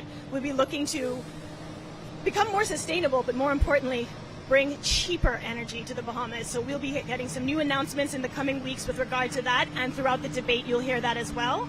I think that another exciting set of reforms is the reforms to education that they will be announcing. There will be investment in that space, and with regards to the feeding program, the National School Breakfast, we'll be expanding that. I don't want to preempt the Prime Minister, but there will be some exciting announcements with regard to that. So all in all, as citizens, really want to be listening out, seeing where the Bahamas is spending its money, where the Bahamian government is spending its money, because where you spend your money is where you are saying it's most important to you. So we really want to encourage citizens to be listening in, to be engaged, to be thinking critically about the budget in a way that helps them to better understand how we're going to be moving forward, what our vision is for this country. I think that's a really important point to make, right? That we as Bahamians have to be fully engaged. It's one thing to know that there's a budget presentation. It is an entirely different thing to be fully invested, to be fully engaged, to be listening intently. So how do we, as we move forward, how do we encourage more Bahamians to really see moments in our political cycle like this, like the budget, as super important and really something that we should be as invested in as everything else? I think you bring up a great point. That I think that there's a sense, especially with Bahamians, that when they vote is the only time that they have a voice, is the only time that they really engage with what government is doing in a really active way. But the budget is a time every single year that you can really be engaged from the point of view of be listening in, be making sure, like I said, think critically and listen critically to the way that the government is presenting its numbers, especially its expenditure. I think that, how the government is spending is a great way to show what policies and programs you'll be seeing in the next year and how that could potentially affect you. Of course, you want to look at revenue as well. Revenue, obviously, most of it coming from things like taxation. That also affects the average citizen because it's how is that going to impact your pocket? What are you paying into government? That's your money. I think that there's a really important thing that Bahamians need to remember, that the government's money is your money. So you should pay attention to it like it's going into your bank account. Well, I love that you made the analogy earlier about, our specific personal budgets, because I think that's a great way to really localize this very complex idea, right? It is how we are spending the money that we have, how we are being fiscally responsible. Is that something that, as you plan the budget, as you plan the comms around the budget, is that something that you guys are thinking of? Like, how do we get Bahamians to be fully engaged, fully invested? Absolutely, and we encourage you all to follow our platforms, the OPM platforms. We're on Facebook, we're on Twitter, we're on Instagram, we're on LinkedIn, all the big ones. Follow along. We'll be breaking down the budget into much more manageable, digestible pieces. We'll be pulling out what the highlights are. Where are the major places that we are making major investments? Where are the major changes to revenue measures, for example? And this government has been very committed to making sure that any new revenue measures do not hit the average Bahamian's pockets. We're making sure that we're balancing revenue measures. We're talking about fair taxation, not just any kind of taxation. So making sure that those who can pay their fair share, and those of us who are just everyday citizens, making sure that we're easing that burden. So yeah, look out for our various platforms. We will be breaking it down. We will be breaking down the numbers, of course, but also the policies, so you can get a comprehensive view of what's going on. And I think, to bring it back to you, Latre, we were talking earlier about the theme, about changing the status quo. The Attorney General, talked about bucking the status quo, really shifting things. And I know that theme is really near and dear to you both. Yeah, definitely. I think the Prime Minister's famous quote is, "I didn't come to government to defend the status quo." We've been consistent with that. We believe that there has been some historical challenges the country has faced. We're not here to manage those crises, we're here to solve them. And we want the Bahamian people to know that these issues are complex. BPL, there's no silver bullet, but we're up for the task. We believe that we have the Prime Minister has assembled a very talented team of individuals. I think that he has the depth to get it all done. He has the confidence of the Bahamian people. He's said from time and time again, they don't call him brave for nothing. So he's brave enough to take on these challenges. And we know that in tackling the status quo, that there are some Bahamians who benefit from that status quo. And so I'm sure that the Prime Minister will put those Bahamians on guard as well. Well, I love that you brought that up, because there is a perception that, it's who you know, it's which connections you have. And so, I'm interested to see how the Prime Minister is going to lay out what that really looks like. And from your perspective, what does it look like to really challenge the status quo and really have transformative impact on the lives of average everyday Bahamians? Either of you. Well, for me, it is transformative new legislation, unprecedented in its nature. Things like the new cannabis legislation that's introducing a whole new, not just one industry technically, that's a slew of industries. It's breaking us into a whole new area of medical care, but also of agriculture and manufacturing, presenting new opportunities for Bahamians, while also, challenging some of our preconceived notions about something that has already been in existence in our area. Bringing new opportunities to religious groups, for example. So it also looks like challenging some of the powers that be. The Prime Minister has taken a strong stance in Grand Bahama, ensuring that he advocates for the people of Grand Bahama, and challenging the way that it's been structured along the way, the Grand Bahama Port Authority, for example, to ensure that we're getting the best deal for Grand Bahamians, who have for too long not gotten, someone fighting on their behalf. Mm-hmm. Now, Latre did mention that the Grand Bahama Port Authority is and will continue to be a substantial partner of the government in moving the economic development of Grand Bahama forward.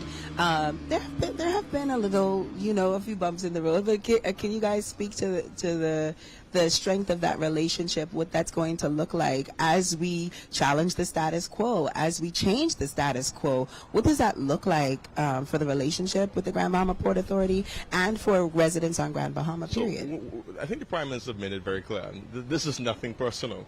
The law of the Bahamas is very clear. The Hawksbill Creek Agreement is very clear. There's an obligation to the government. There's an obligation to the Bahamian people. And that the government of the Bahamas have a duty and right to act on their behalf to exercise that obligation. And so we, like any partnership, there will be their challenges, and we hope that the Grand Bahama Port Authority understand that the government of the Bahamas have a responsibility. The government is of the position that we cannot afford to subsidize the Grand Bahama Port Authority any longer.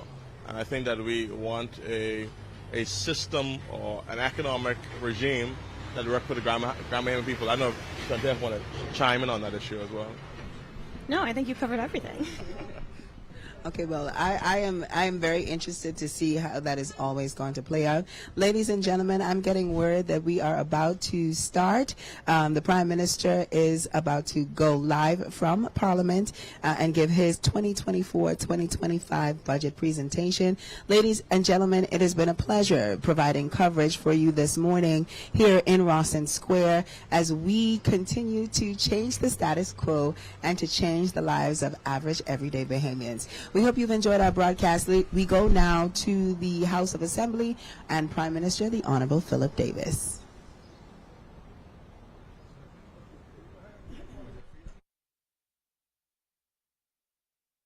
Impact devotional segment. I'll be releasing a prophetic word over our nation today by declaring rain is coming. Now the story recorded in 1 Kings chapter 18. But the word of the Lord came to the prophet Elijah and told him, go show yourself to Ahab, and I will send rain upon the earth. During this time in Israel's history, there was a severe famine in the land for 3.5 years. Food was scarce. The economy was at a standstill. People were just barely getting by. So now, this is 3.5 years later, God was now telling the prophet to declare that rain is coming. This rain is coming that God told the prophet to declare. It meant that he was about to shift what was taking place in the land. The rain coming meant that the drought was about to end and the crops were about to grow. The rain coming meant that the economy was about to flourish and rebound again. The rain coming meant that people would be able to start work again, and the economic engines would begin running on all cylinders. Elijah obeyed God and showed himself to Ahab. And immediately afterwards, Elijah said to Ahab, go up, eat and drink, for there is a sound of an abundance of rain. Elijah then put his face between his knees and prayed and told his servants to go up now and look towards the sea. The first time the servant went, came back and said, there is nothing. Elijah continued to pray, sent him back the second time. He came back and said, there is nothing. He sent him a third, the fourth, the fifth, and the sixth time. He came back and said, there is nothing. Elijah continued to pray, and the Bible says, at the seventh time, the word of the Lord came back, that behold, there ariseth a little cloud out of the sea, like a man's hand. And it came to pass, in the meanwhile, that the heavens were black with cloud and wind, and there was a great rain.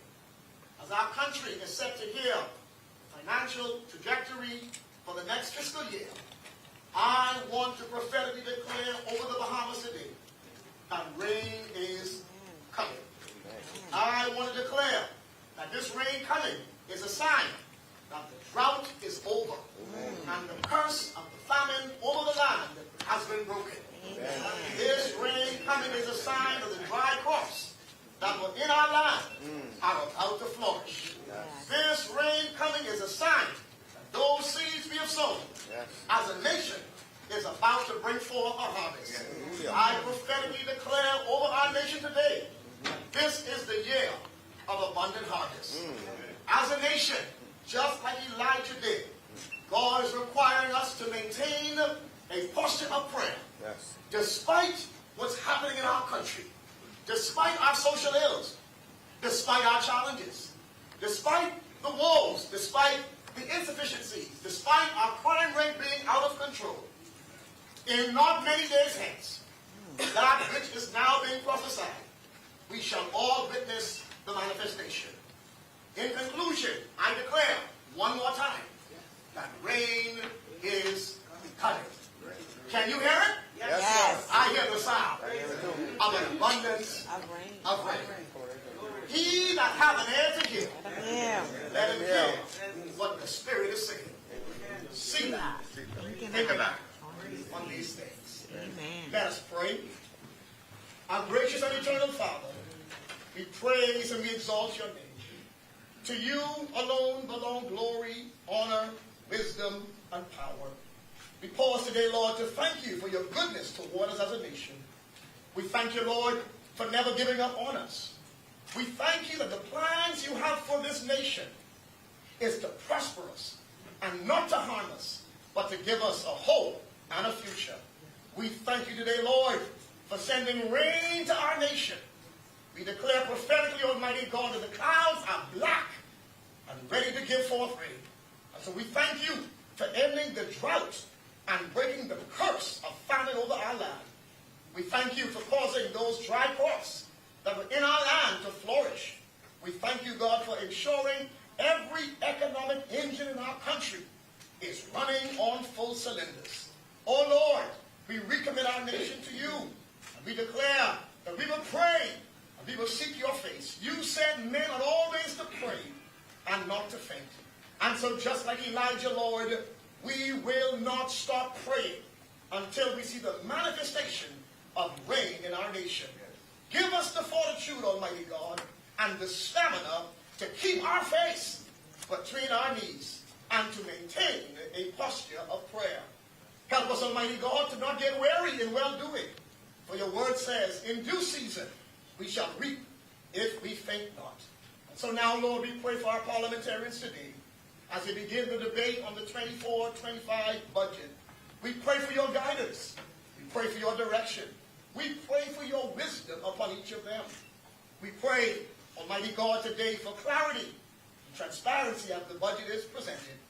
May that which is presented benefit all Bahamians, irregardless of their political persuasion. Father, be thou exalted in the proceedings of this honorable house today. In Jesus' name we pray. Amen. Let us pray the Lord's Prayer.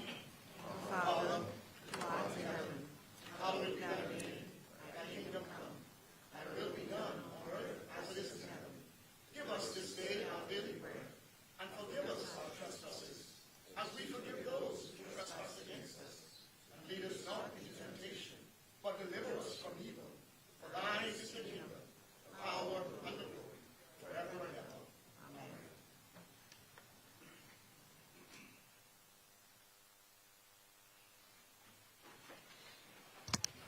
Philip Davis, Chester Cooper, Fred Mitchell, Glennis Hannah Martin, Alfred Sayers, Dr. Michael Darble, Clay Sweeting, Keith Bell, Wayne Monroe, Vaughn Miller, JoBeth Colby Davis, Ginger Moxie, Mario Boleg, Jomo Campbell, Basil McIntosh, Miles LaRota, Pia Glover Rowe, Lisa Ramming, Zane Lightbourne, Dr. Hubert Minnis, Jamal Strawn, John Pinder, Marcus Roll, Leon Lundy, Kirk Cornish, Wade Watson, Leonardo Lightbourne, Leslie Miller Bryce, Leroy Major, Sylvanus Petty, Raquel Bonnaby, Michael Pintard, James Crazy Thompson, Hiram Lewis, Shannon Don Cartwright, Adrian Gibson, Adrian White, Kingsley Smith.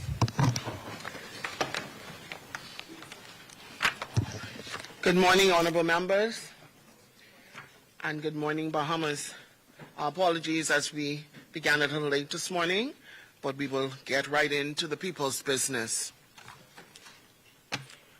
The chair recognizes the honorable member for Freetown. I was just in the process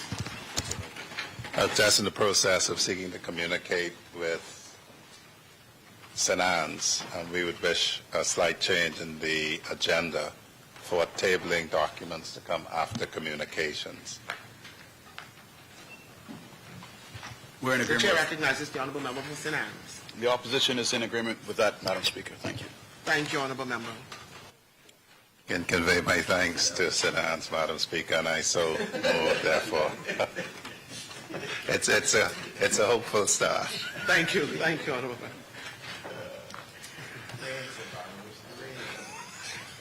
Introduction and swearing of new members. Laying of documents by ministers. be moved to after communications, Madam Thank you, Honourable Member. Statement of communication by ministers. The chair recognizes the Honourable Member for Cat Island, Rumkey and San Salvador.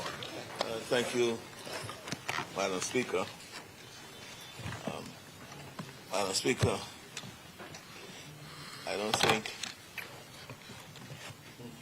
any right-thinking member of our society would not embrace the promise of our inspiring words this morning, that it should rain, and that is raining is to come. And I think we all should be embracing that, because no doubt all of us would want to see a prosperous and abundant Bahamas for all Bahamians. And I can say it's raining. It's raining. Madam Speaker, it's a great privilege to represent the talented and hardworking Bahamians of Cat Island, Rumkey, and San Salvador in this honorable House. It is on their behalf and on behalf of Bahamians across all of our islands that today I present our government's annual budget for the fiscal year 2024-2025. The 2024-2025 budget reflects just how far we have come in under 3 years in putting our country's fiscal house in order. In fact, as you will see, we have significantly surpassed international projections. I very much understand why the international projections were cautious. They were cautious because we faced, and in many ways continue to face, very serious challenges. But let me tell you something. It's never a good idea to underestimate Bahamians. When we came into office, the fiscal situation was bleak, with a deficit that was 13.1% of GDP. By the end of the last fiscal year, that deficit had been significantly reduced to 3.8% of GDP. And during this budget communication, I will announce a further reduction. But I don't want to wait to share the bottom line. What is the bottom line? In under 3 years, we have knocked $1 billion off our deficit.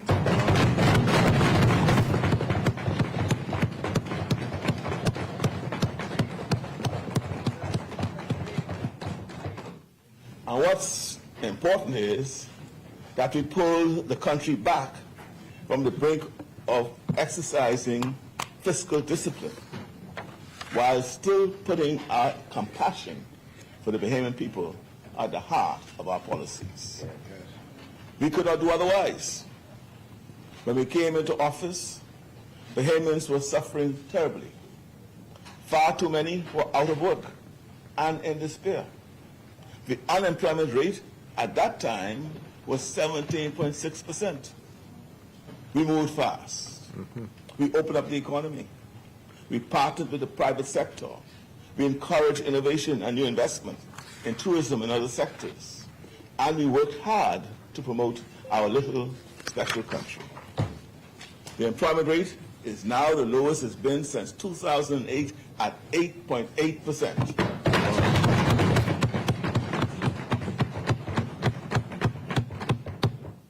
Another key fiscal measure, the debt to GDP ratio, shows how dire the situation was in 2021. In June of that year, the debt to GDP was 100.4%. Wow. 100.4%. That means that the size of our debt was the same size, even a little bigger, than the size of our economy. Once this happens to a country, a cascade of negative consequences can gain momentum, leading to a very grim outcome. We took action to prevent those worst-case scenarios, and the latest debt statistics reflect a debt-to-GDP ratio of 79.9%, a significant achievement.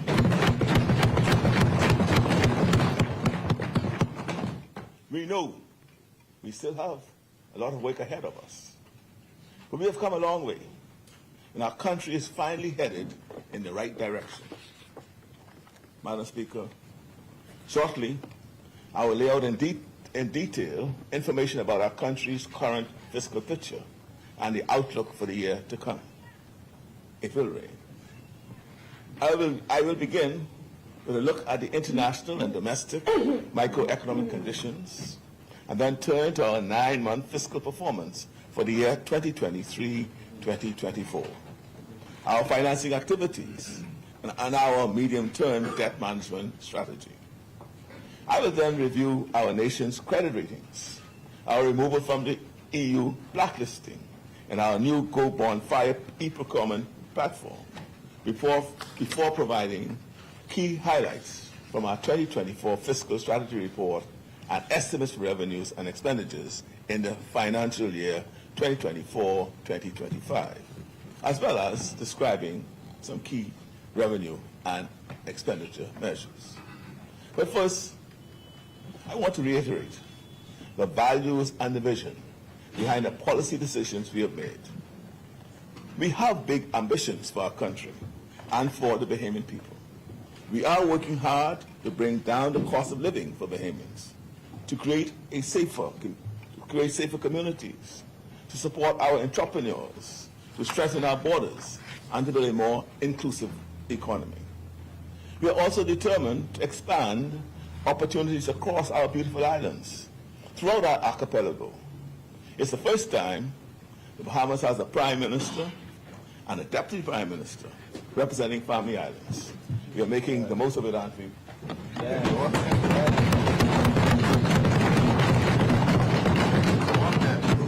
Our core policies, including our initiatives promoting progress for our Family Islands, were articulated in our blueprint for change and were reflected in previous budgets, which are focused on national, economic, and personal security. These goals and policies will be further developed and expanded in the new fiscal year. Madam Speaker, we came into office with the country teetering on the brink of fiscal and economic catastrophes. Tens of thousands of Bahamians hadn't worked in months. Our children had missed more than a year of learning in their classrooms with their teachers and friends. We ended the curfew, the lockdowns, the travel visas, and the emergency orders. We opened up faster and better than competing destinations.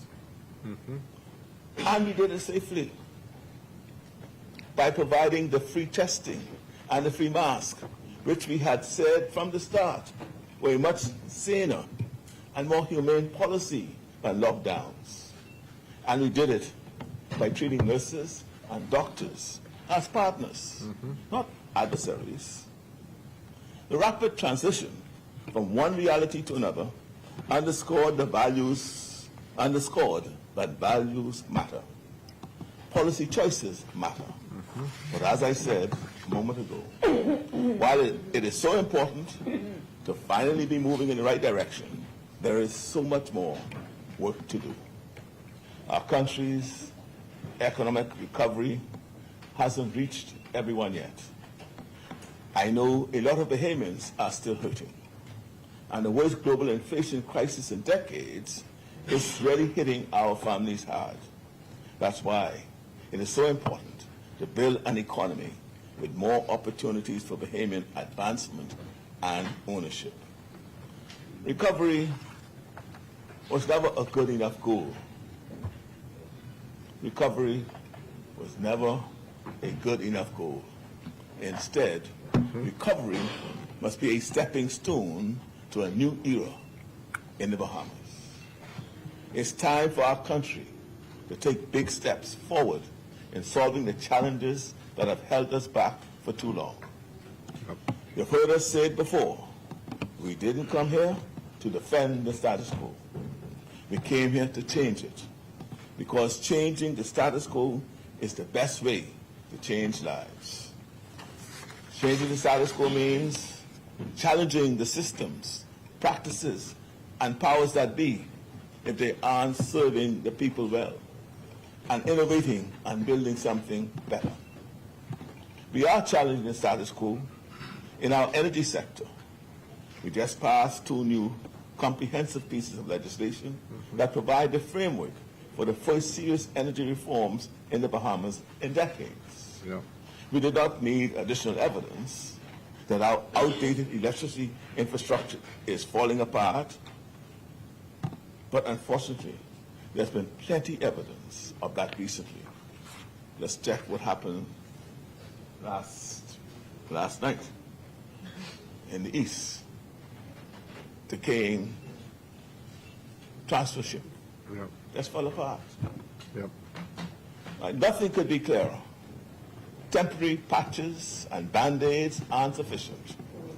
Despite the enormous scale of the challenge, with BPL, more than $500 million in debt, we are finalizing comprehensive energy reforms, which will upgrade and modernize our failing grid, bring solar on board in a big way, pull down sky-high costs, and increase reliability. Got to be done. We're also challenging the status quo in healthcare, building not just 1 new hospital, but 2, one in New Providence and 1 in Grand Bahama. Even as we are renovating clinics and procuring ambulance for our family islands and making long overdue investment in mental health care. We are challenging the status quo in Grand Bahama, where the Port Authority has been earning private profits at the public's expense while failing to live up to their responsibility to develop Freeport. It's time, long past time, for change in Grand Bahama. The people of Grand Bahama deserve a credible partner with a vision for progress and shared prosperity. We are challenging the Nassau-centric status quo by recognizing that the people and potential of the family islands have long been overlooked and underestimated. That's why solar energy, new investments, and infrastructure improvements are in motion across our archipelago. We are challenging the status quo in labor relations. We signed 27 labor agreements in 30 months, after none had been signed in the previous 4 years. 0. Because Bahamian workers, and we appreciate this, that Bahamian workers deserve dignity and security. We are challenging the status quo when it comes to work permits, insisting that employers live up to their obligation to identify and train Bahamians for these positions. We are challenging the status quo with a new National Youth Guard, a pioneering force to support our security forces during national emergencies. Young Bahamians can gain career-ready skills while training to serve our country. I was proud to attend the graduation of the very impressive 2nd cohort just a few weeks ago. Their strength is our country's strength. We are challenging the status quo when it comes to tax fairness by stepping up collection from the wealthiest companies because they must shoulder their fair share of the tax burden. It is astounding that some of the wealthiest and most powerful have treated paying taxes they owe as optional. That's never going to be the case under our administration. We are challenging the status quo on unregulated communities.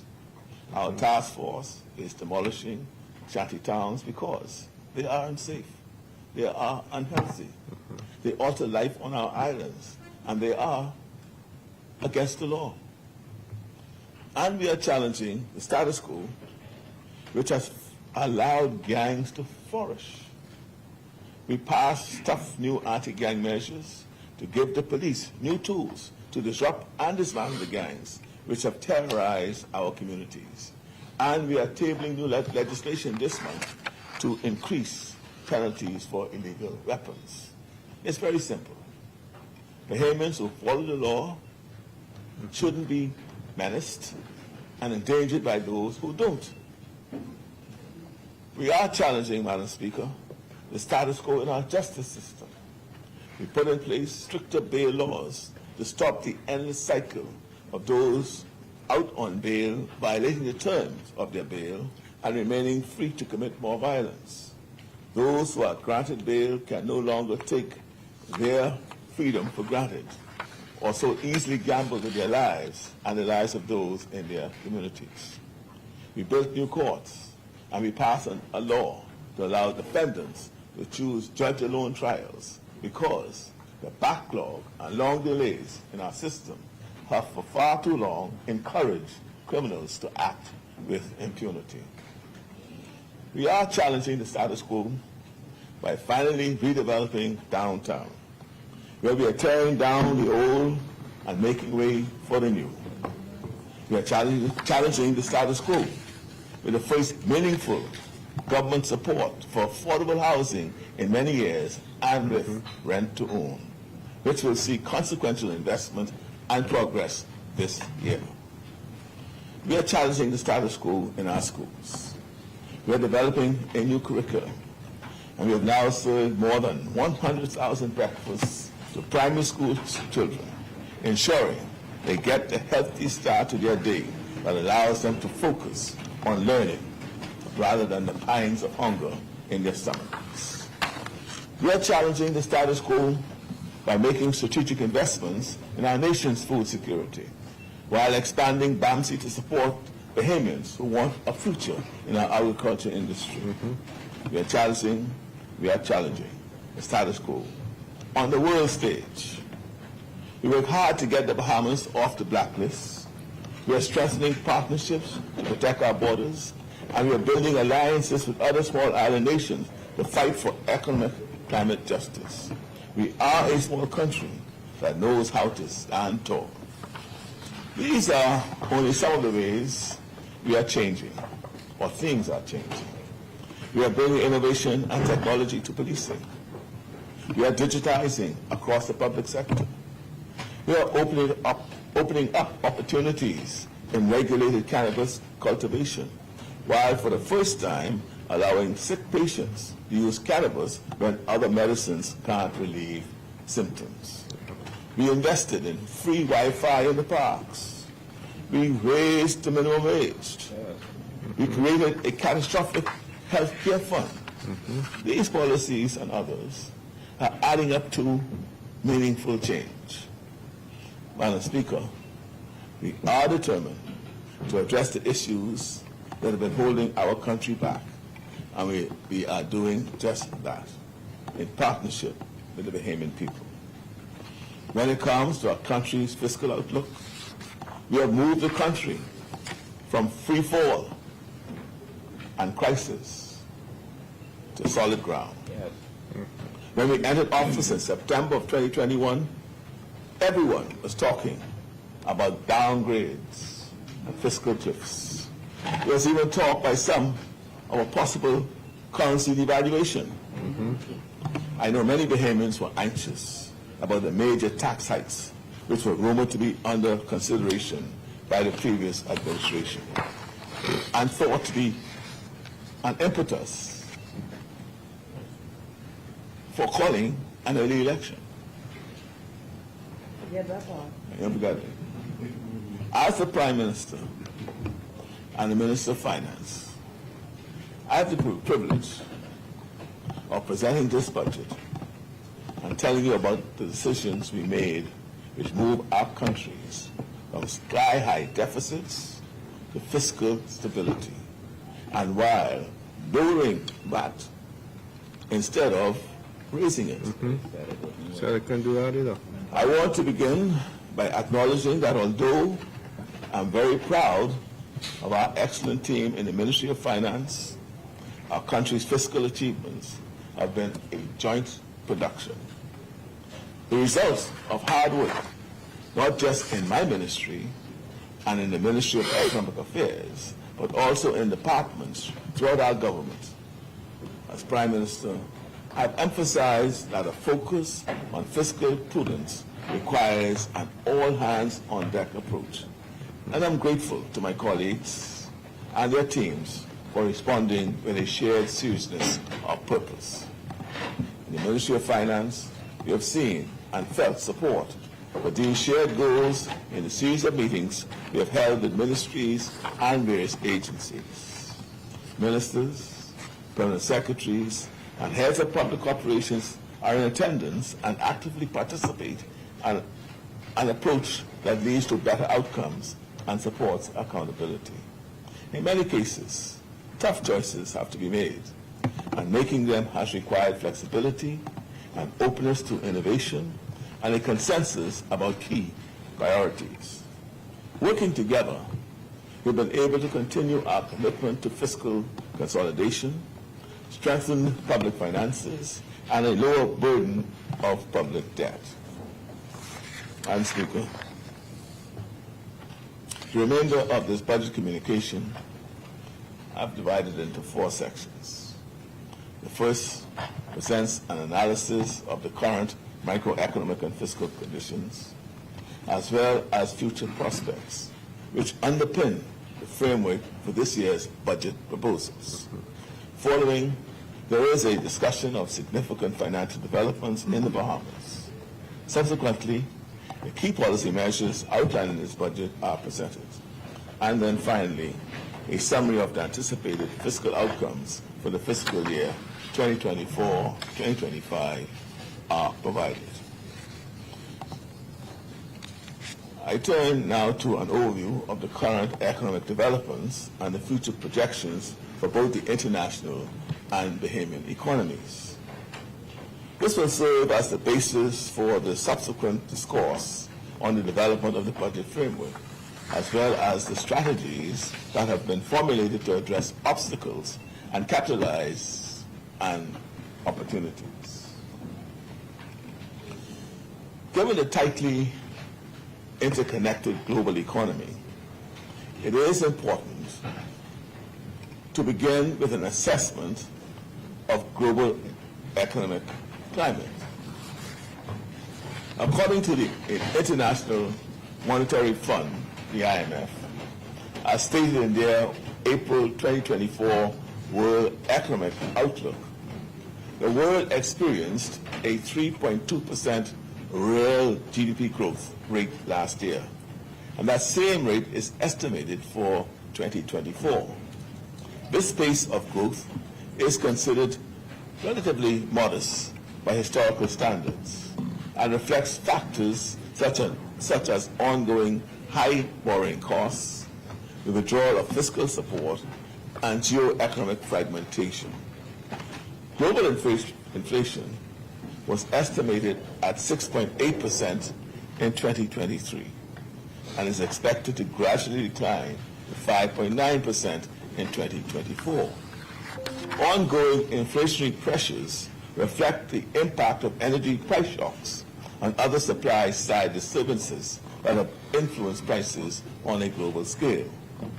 Madam Speaker, in the United States, the Bahamas' major trading partner, the growth outlook has improved modestly from 2.5% in 2023 to 2.7% in 2024. This upward revision reflects better than expected growth results in the fourth quarter of 2023, with that momentum expected to continue through in 2024. The unemployment rate is projected to increase in the United States to 4%, and in 2024 and from 3.6% in 2023. Inflation is expected to fall to 2.9% in 2024 from 4.1% in 2023. A slowdown in the U.S. economy would have considerable impact on our country. One of the reasons why it is so important to build fiscal buffers. The economy in Canada, our country's second major source of visitors, grew by 1.7% in 2023. With the persistence of above-target inflation and ongoing high borrowing costs, the real GDP growth rate is projected to decrease to 1.3% in 2024. The rate of unemployment in Canada is expected to rise to 6.2% in 2024 from 5.5% in 2023.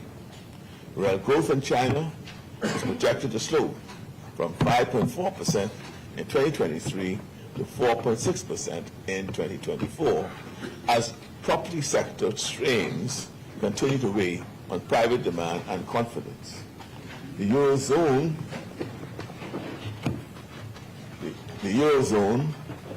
is projected to experience a gradual economic recovery following a challenging period because of the war in Ukraine.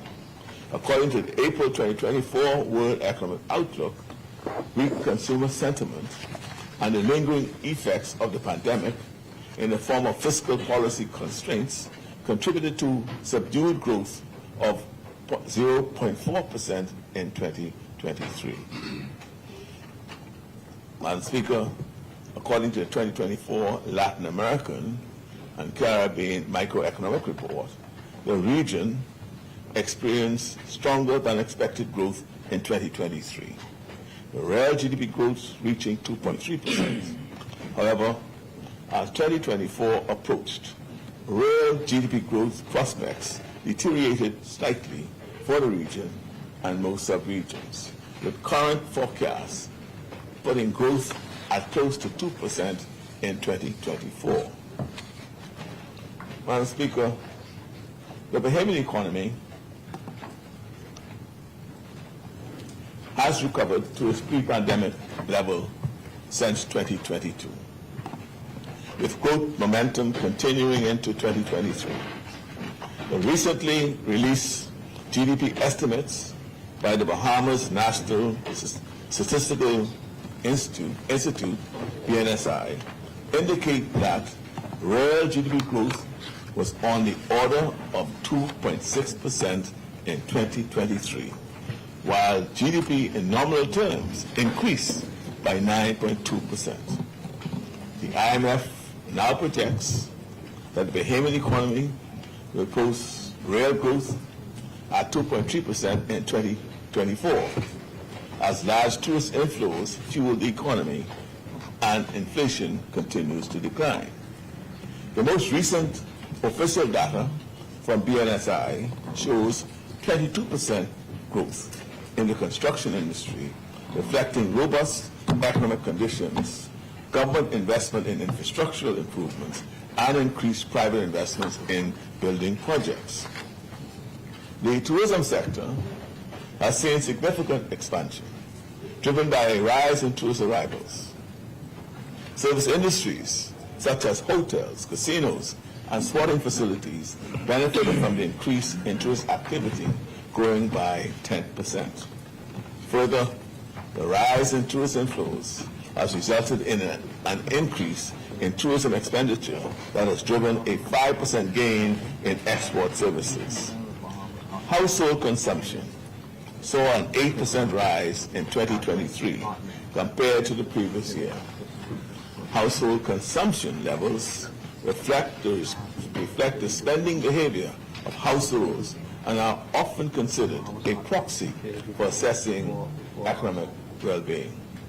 This increase in purchasing power shows that positive economic developments are reaching Bahamian families.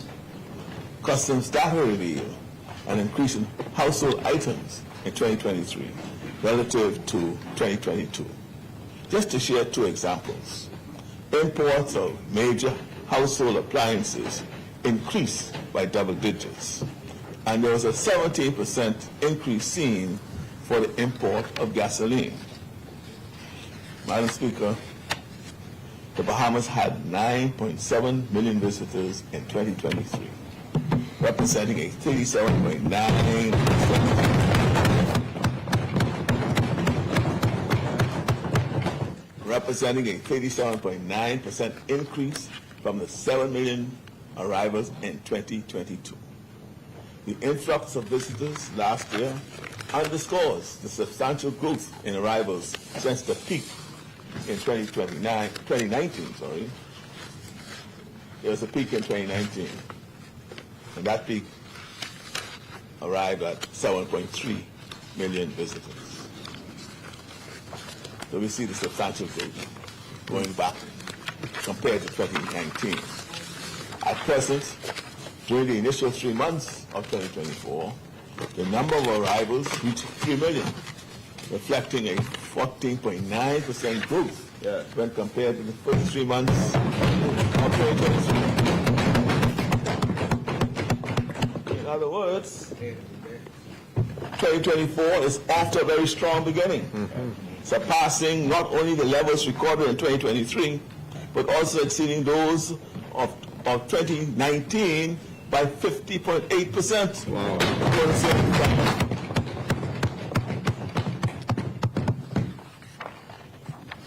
Speaker, I also consider the performance of tourism by island as a proxy for economic activity on those islands. In New Providence, tourist activity grew by 35.7% in 2023 compared to the year prior. I ain't go back to 2019. You didn't talk about 2019. In Grand Bahama, arrivals increased by 31.8%.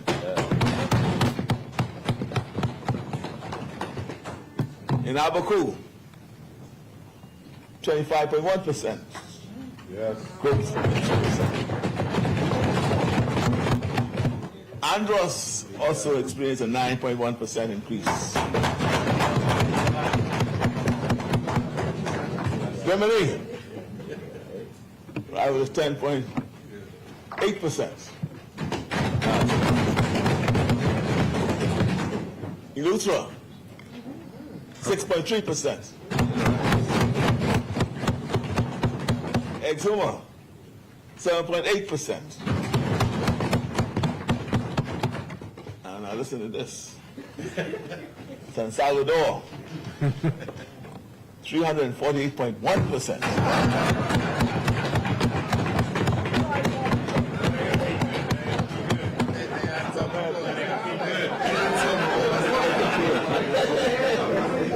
Tourism is working. Long Island grew by 5.8%. I know, I gotta say what Cat Island doing. Cat Island grew by 8.7%. Now that 8.7%, that's over last year. So last year we had growth. And before that. And we have further growth.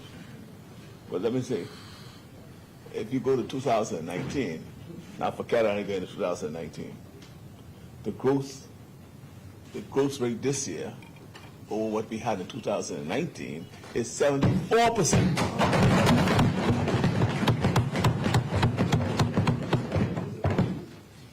So the Family Island is, I guess, we're breaking this cycle of Nassau-centric. Now, Madam Speaker, again, with respect to the short-term vacation rental industry, data provided by Airbnb confirm the favorable improvement in tourism. At the end of March 2024, total room nights sold increased by 16.7% from the previous year, reflecting the rise in average occupancy rates for both entire unit listings and comparable hotel listings. I'm pleased to report that investors have had their confidence restored in the Bahamas. And as a result, we have attracted and developed more than $7.2 billion in investments, representing more than 7,000 new jobs for Bahamians since we entered office. Projects like the Royal Caribbean, Royal Beach Club on Paradise Island, the new Celebration Key development by Carnival Cruise Lines in Grand Bahama, and the Disney Entertainment Facility in Eleuthera represent important commitments from some of the world's leading companies and will generate significant opportunities for Bahamians. We are finalizing discussions with Bahama for an exciting new development phase at the Malaya property. The planned expansion of the Grand Bahama Shipyard is set to bring new business opportunities, further diversifying our economy and bolstering our industrial sector. Madam Speaker, projects and investments like these are crucial drivers of our economic resurgence, and we intend to ensure that Bahamians have the opportunity to benefit from the entrepreneurial opportunities that follows such expansive development. Not just jobs. As foreign direct investment continues to grow, we anticipate a rise in job and entrepreneurial opportunities and growth in the construction sector. The global inflation crisis has hit countries like ours very hard. The cost of living on an island where we need to import so much of what we consume was already too high, and the global inflation crisis was yet another unwelcome shock. We needed a break after Hurricane Dorian and the COVID pandemic, but instead, because of global supply chain interruptions, turbulent commodity markets, and higher food and energy costs. Inflation in the Bahamas has been on a downward path since its peak in mid-2022 and is lower compared to regional peers. The inflation rate in 2023 moderated to 3.1% from the 5.6% in 2022. According to the IMF, inflation in the Bahamas is forecast to decline to 2.4% in 2024. Last year, BNSI released its updated labor force survey. The results show that unemployment was, as I indicated earlier, its lowest level since 2008. With the employment rate at 8.8% in 2023. As well, for the first time in over a decade, labor force participation was higher, and the unemployment rate was lower for women relative to men. You got an answer. Madam Speaker, a review of other key indicators shows that monetary conditions in the Bahamas remain favorable and support stability in our exchange rate. During the initial 3 months of 2024, there was an increase in external reserves by $547 million, bringing the total amount to $2.9 billion. This growth was driven by net foreign currency inflows from the private sector, meaning it was not achieved through borrowing. It is projected that external reserves will continue to be strong, supported by inflows from tourism and other private sector activities. External balances are expected to exceed international standards, providing ample support for the Bahamian dollar's currency peg. Further, the estimated current account deficit narrowed at the end of 2023 as the services account surplus strengthened, supported by the ongoing gains in tourism earnings. Madam Speaker, traditionally the budget communication includes a discussion of the 9-month fiscal performance ending in March.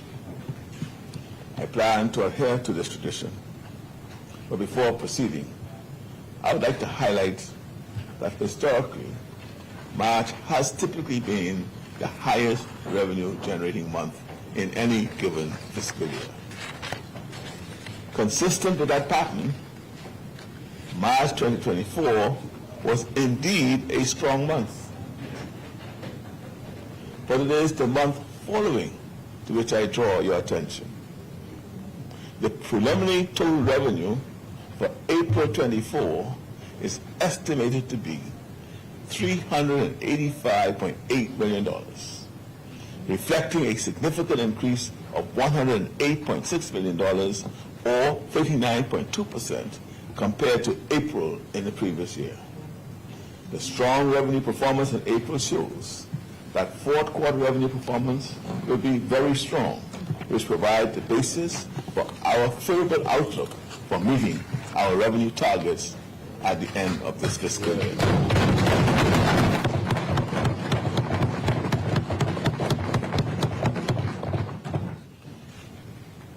I will now review the fiscal performance from July 2023 to March 2024, the first 3 quarters of the last fiscal year. Total revenue for the period at 9 months amounted to $2.2 billion, which marks an increase of $112.4 million, or 5.4% as compared to the previous fiscal year. At this time, total revenue stood at 66% of the budget forecast, not out of line with expectations, owing to timing considerations. This improvement in revenue performance resulted from an increase in tax revenue of $136.9 million to a total of $2 billion. Tax revenue to date amounts to 67% of the budget forecast. Revenue highlights during the first 3 quarters of the fiscal year are as follows. Taxes collected on property grew by $18.4 million and totaled $145.6 million, which represents 74.6% of the budget targeted. This increase period over period was expected due to the strengthening of the collection exercises under the Real Property Tax Act, a majority of which is collected from non-Bahamians. To demonstrate our revenue enhancement efforts, I can report that real property tax accounts experienced a 3% increase in 2023 compared to 2022, and a further 2.3% increase in 2024 compared to 2023. This increase is reflected in the 2023 real property tax billings exceeding those of 2022 by 14.6%. As of the current year, 2024, the real property tax billings have surpassed those of 2023 by 5.1%. It is evident that the increase in revenue cannot solely be attributed to inflation, but rather to the diligent collection efforts of our dedicated public officials. VAT receipts improved by $58.5 million, or 6.3%, and amounted to $993.9 million, following amendments to the VAT Act strengthening collections enforcement. This total accounts for 62.5% of the budget target. Data indicates that the number of VAT registrants has risen by 9.4% in 2023 compared to 2022, and by an additional 2.9% in 2024 compared to 2023. Some taxes on financial transactions and VAT on real estate transactions grew by $2.8 million and totaled $82.5 million, or 71.9% of the budget estimates.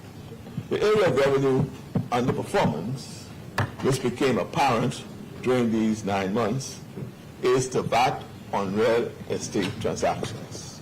For example, we look at the budget forecast for VAT on realty transactions over $1 million. It is $190.3 million. At the end of March 2024, we have only collected $15.1 million, or 7.9% of this total. It has also been observed that the certificate of residency and international holding permits issuance are consistent with our balance of payments data that shows strong inflow of funds for property purchases. Last year's revenue intake of this item was $121.1 million. These are the reasons why it is necessary for this government to take a deeper dive into the underperformance of this category of revenue. And we're talking about sale of property that is worth $1 million and more. We have addressed this issue of underperformance in this year's budget by implementing legal and administrative measures to improve compliance in this area. These measures will be explained later in this communication. Excise taxes on alcohol and tobacco total $16.7 million a $15 million increase from the same period last year, surpassing the budget forecast by $14.3 million. Although our original forecast anticipated a decrease in this item due to this new distinction between excise taxes and excise duties, this revenue performance can be directly attributed to improved enforcement efforts.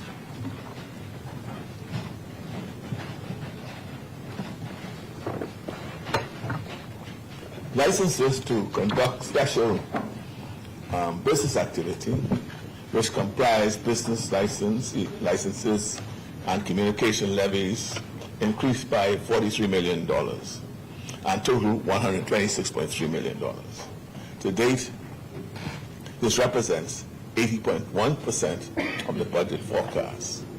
Taxes on international trade and transactions increased by $11.1 million and total $502.3 million and can be largely explained by the following items. Customs and other import duties increased by $4.4 million in the first 3 quarters of the 23-24 fiscal year, an increase of 2.4%. To date, this represents 76.1% of the budget target. Departure tax collections increased by $7.2 million and total $134 million, representing 67.2% of the budget target. Although non-tax revenue met an overall decrease of 9% period over period, sales of goods and services improved by 13.4%. This was a result of an increase in revenue garnered from fees and service charges. Non-tax revenue equated 59.2% of the budget projection.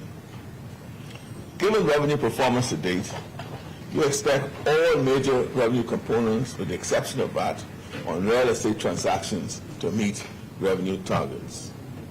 I want to express my gratitude to the public, including the private sector, for their cooperation in meeting tax obligations, and acknowledge the significant efforts made by our country's revenue collection agency to collect that which is owed under the law.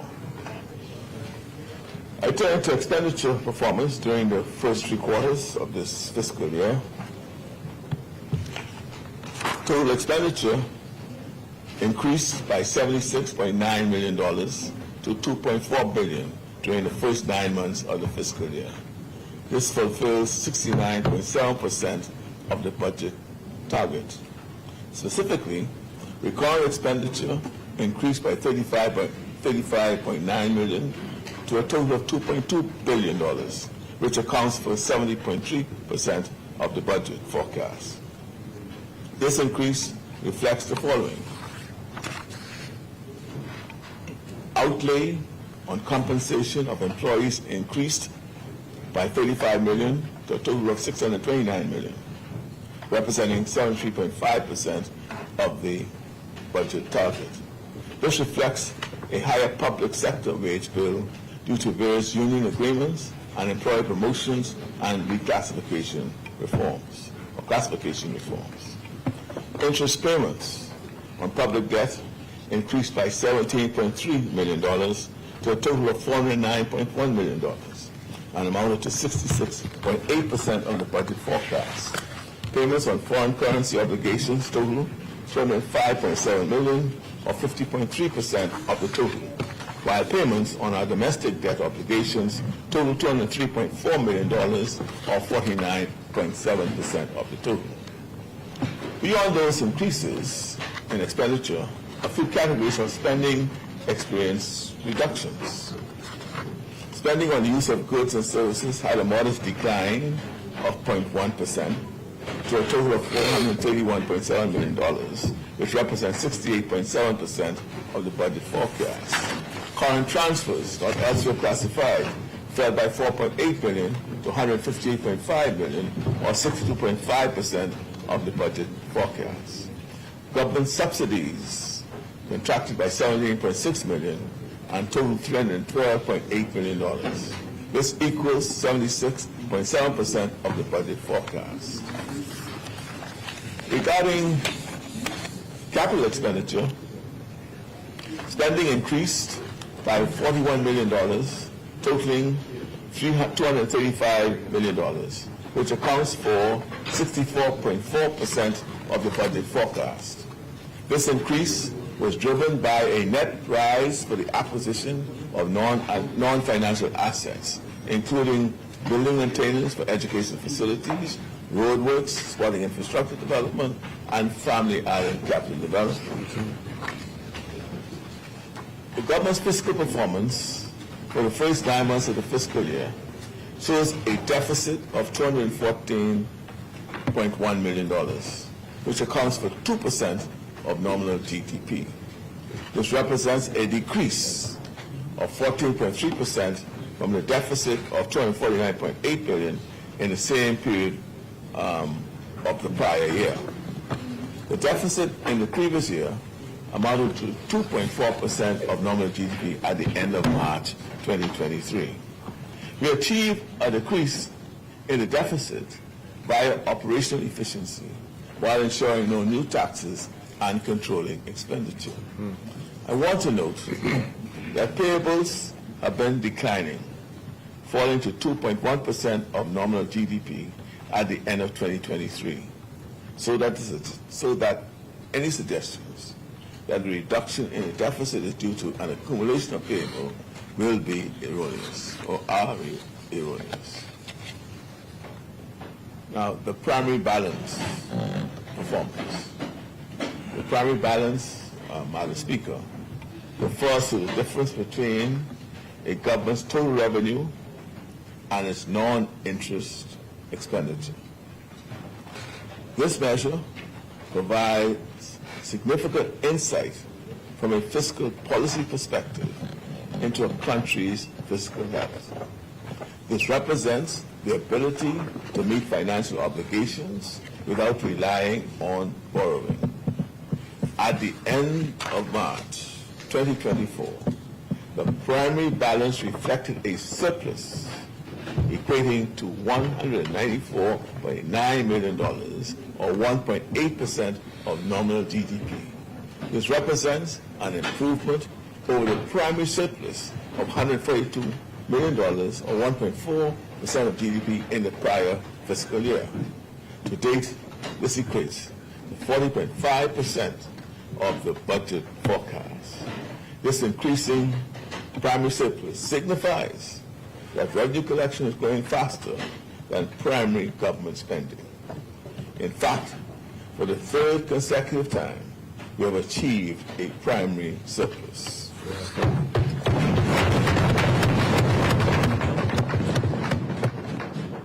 The primary surplus shows that the government is not borrowing for public interest expenses. Going forward, most borrowings will be for critical infrastructure as we continue on the path to achieve a balanced budget. Maintaining a healthy primary balance is crucial for ensuring long-term fiscal stability and avoiding excessive debt accumulation. Madam Speaker, as a result of net borrowing activities, total central government debt totaled $11.5 billion at the end of March 2024. Domestic currency debt accounted for $6.1 billion, or 52.6% of total central government debt. Foreign currency debt accounted for $5.5 billion, or 47.4% of total central government debt.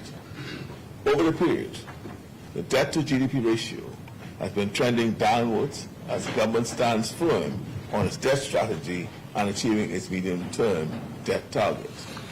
As such, at the end of March 2024, the debt stock equated to 79.9% of GDP, a decrease from the ratio of 80.3% at the end of June 2023. That is the end of the last full fiscal year. In their most recent staff report, the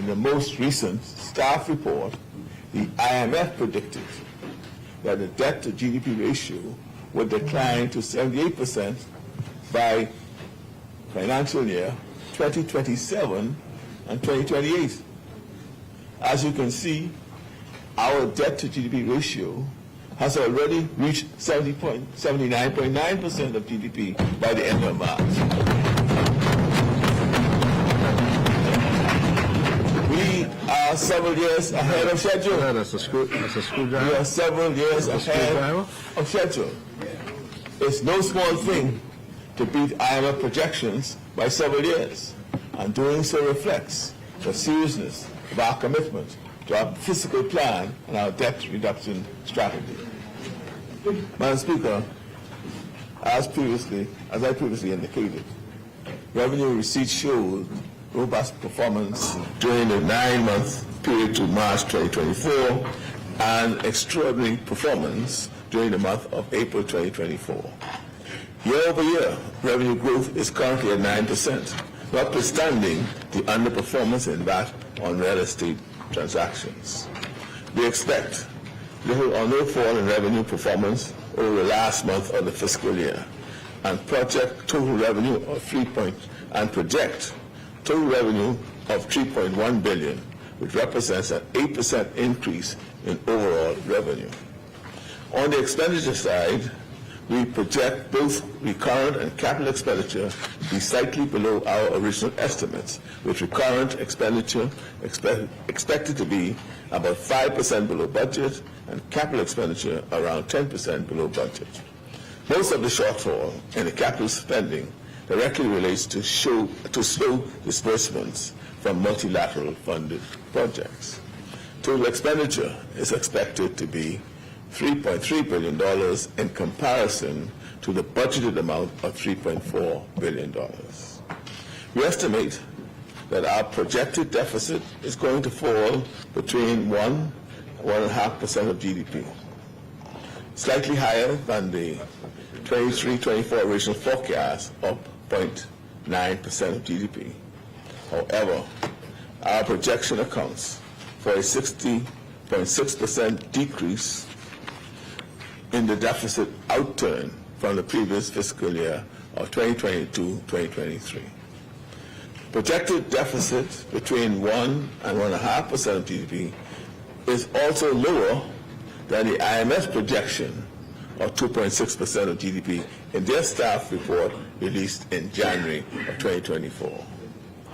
This outturn can be directly attributed to robust revenue performance in most categories and our consistent commitment to expenditure control.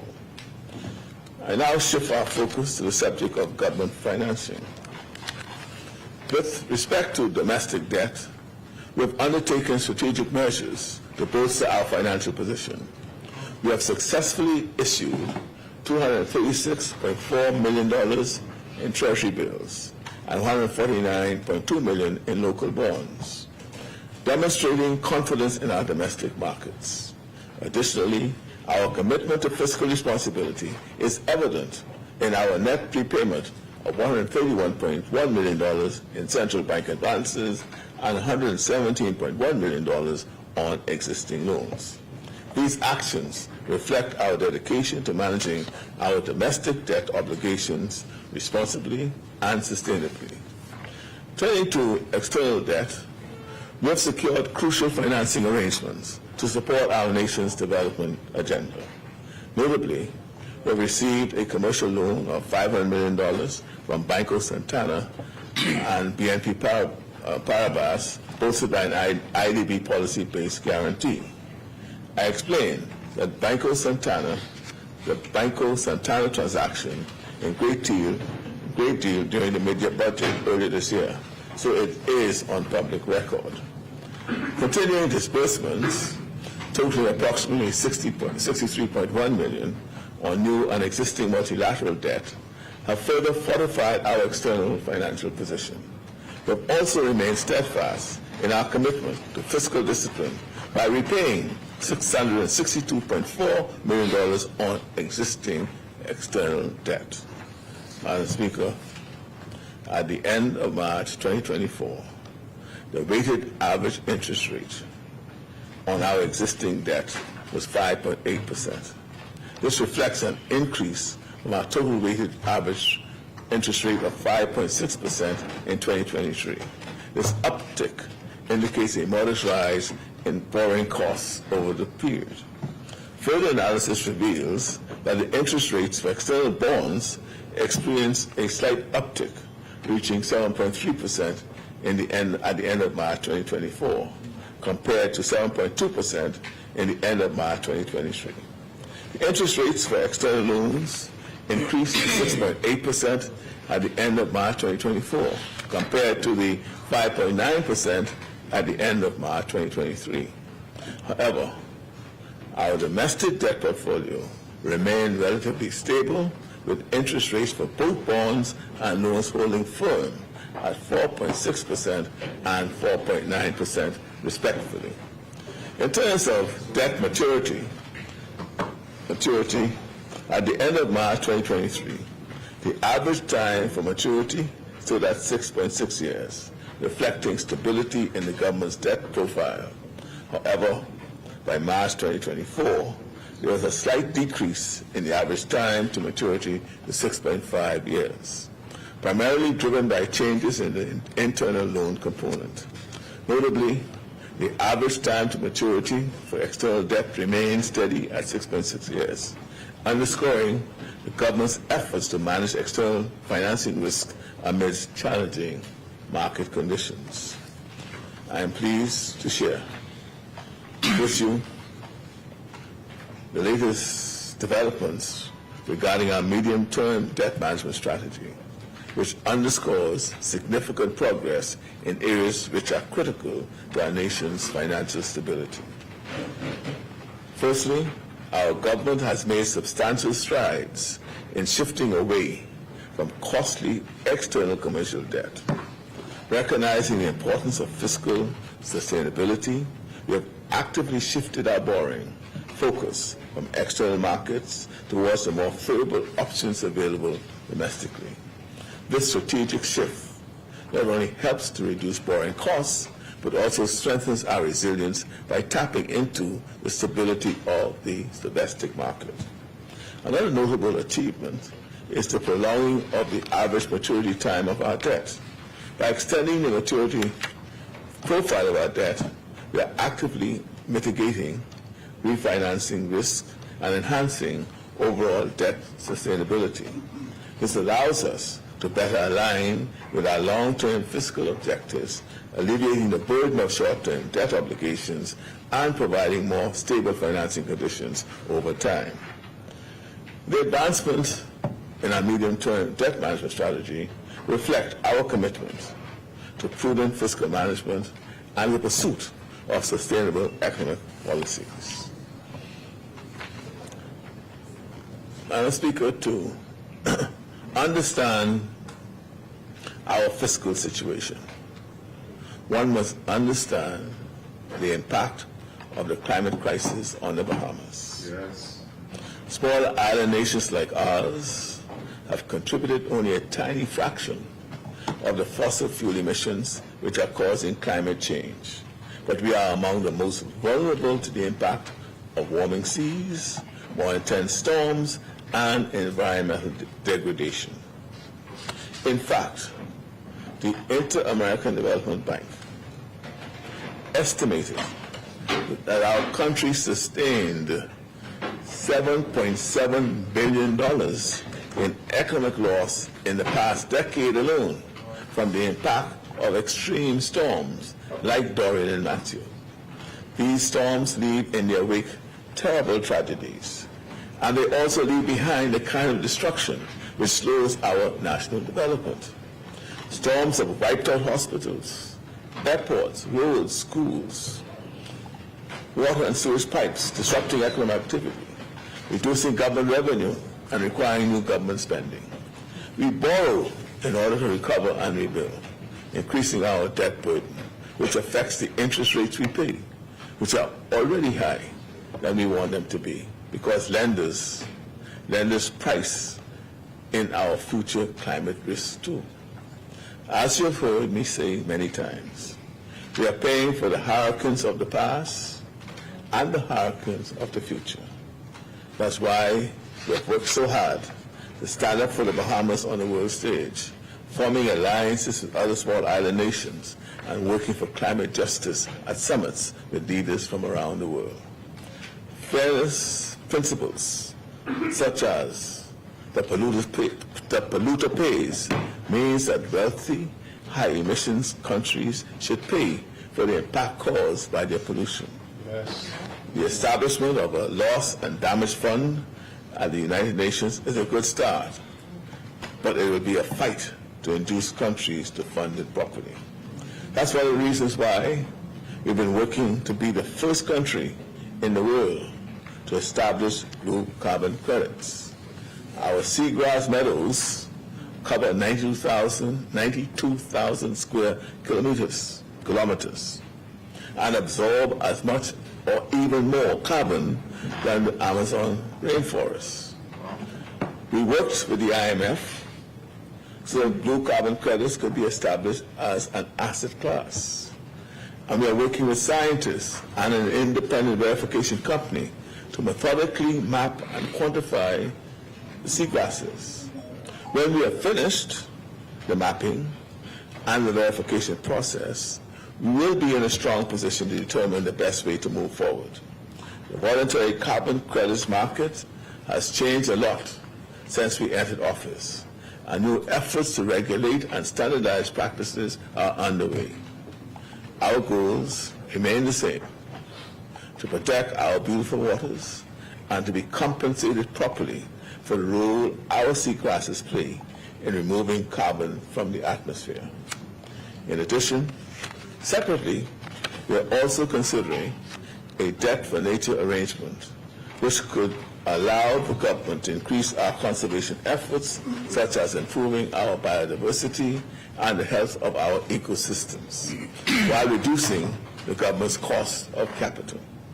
And as part of our strategy to manage debt, the Bahamas has joined the Development Bank for Latin America and the Caribbean, CAF, which will increase our access to concessional resources.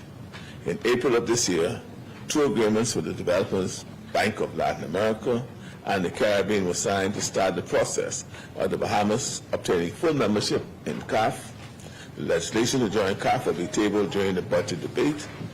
CAF is a development bank committed to improving the quality of life in Latin America and the Caribbean, with over $54 billion in assets and a robust credit rating. CAF promotes sustainable development and regional integration with an aim of converting the organization into a green and blue bank. Membership in CAF provides the Bahamas new opportunities to improve the quality of life for all Bahamians and underscores our country's commitment to development, environmental protection, and preparing for the growing impacts of climate change. Madam Speaker, I'm pleased to share with you an update on the Bahamas' credit rating as assessed by Moody's Investor Services and S&P Global Ratings. In April 2024, Moody's Investor Services affirmed the Bahamas credit rating at B1 with a stable outlook. Despite the challenges we face, Moody's acknowledges several strengths in our nation. These include our stable political system, a robust institutional framework, and recent improvements in fiscal policy effectiveness. These factors have contributed to the maintenance of our stable credit outlook. Similarly, in September 2023, S&P Global Ratings reaffirmed the Bahamas credit rating at B+ with a stable outlook. This decision reflects the resilience of our economy, led by the tourism sector, which has facilitated fiscal improvements and slowed the growth of total debt accumulation. The strategies implemented by our government to address financing and refinancing needs, combined with the stability of our political environment, have instilled confidence in our ability to manage risk and uphold microeconomic stability. Madam Speaker, on February 20th, 2024, the Ministry of Finance announced that the Bahamas has been removed from the European Union's list of non-cooperative jurisdictions for tax purposes. That is the removal of the blacklist. This accomplishment is a result of the hard work and dedication of our government. Over the past years, we have made significant progress in addressing concerns from the OECD and the EU through measures such as investing in new reporting systems and increasing compliance efforts. Our goal now is to secure a fully equipped monitoring mechanism designation and to remain off the EU's blacklist. In October 2022, we embarked on a transformative journey with the launch of the Go Bonfire e-procurement platform aimed at modernizing our procurement procedures and enhancing transparency across all government agencies. This platform empowers vendors by providing them with seamless access to procurement opportunities, which allow them to efficiently search for opportunities, download necessary documents, and receive timely notices. As of May 9th, 2024, the data from Go Bonfire portal speaks volumes about the tangible benefits of this initiative. The total government savings amounting to $16.5 million, we have successfully optimized spending and negotiation processes, leading to substantial cost reductions. Moreover, the registration of 6,377 external vendors signifies robust participation and healthy competition in government procurement, fostering a vibrant marketplace. Furthermore, the platform's provision of 4,177 total opportunities encompassing completed, evaluated, open, and archived projects underscores its pivotal role in promoting transparency and accessibility throughout the procurement process. Madam Speaker, the 2024 Fiscal Strategy Report will be tabled immediately after this budget. This report follows the guidelines set by the Public Finance Management Act, demonstrating the government's commitment to budget credibility, transparency, and fiscal sustainability. It outlines the government's medium-term fiscal framework, which serves as the foundation for shaping the financial year 2024-2025, the budget, annual borrowing plan, and medium-term debt strategy. On the capital expenditure fiscal targets, Madam Speaker, I would like to provide further clarity on the medium-term capital expenditure fiscal target.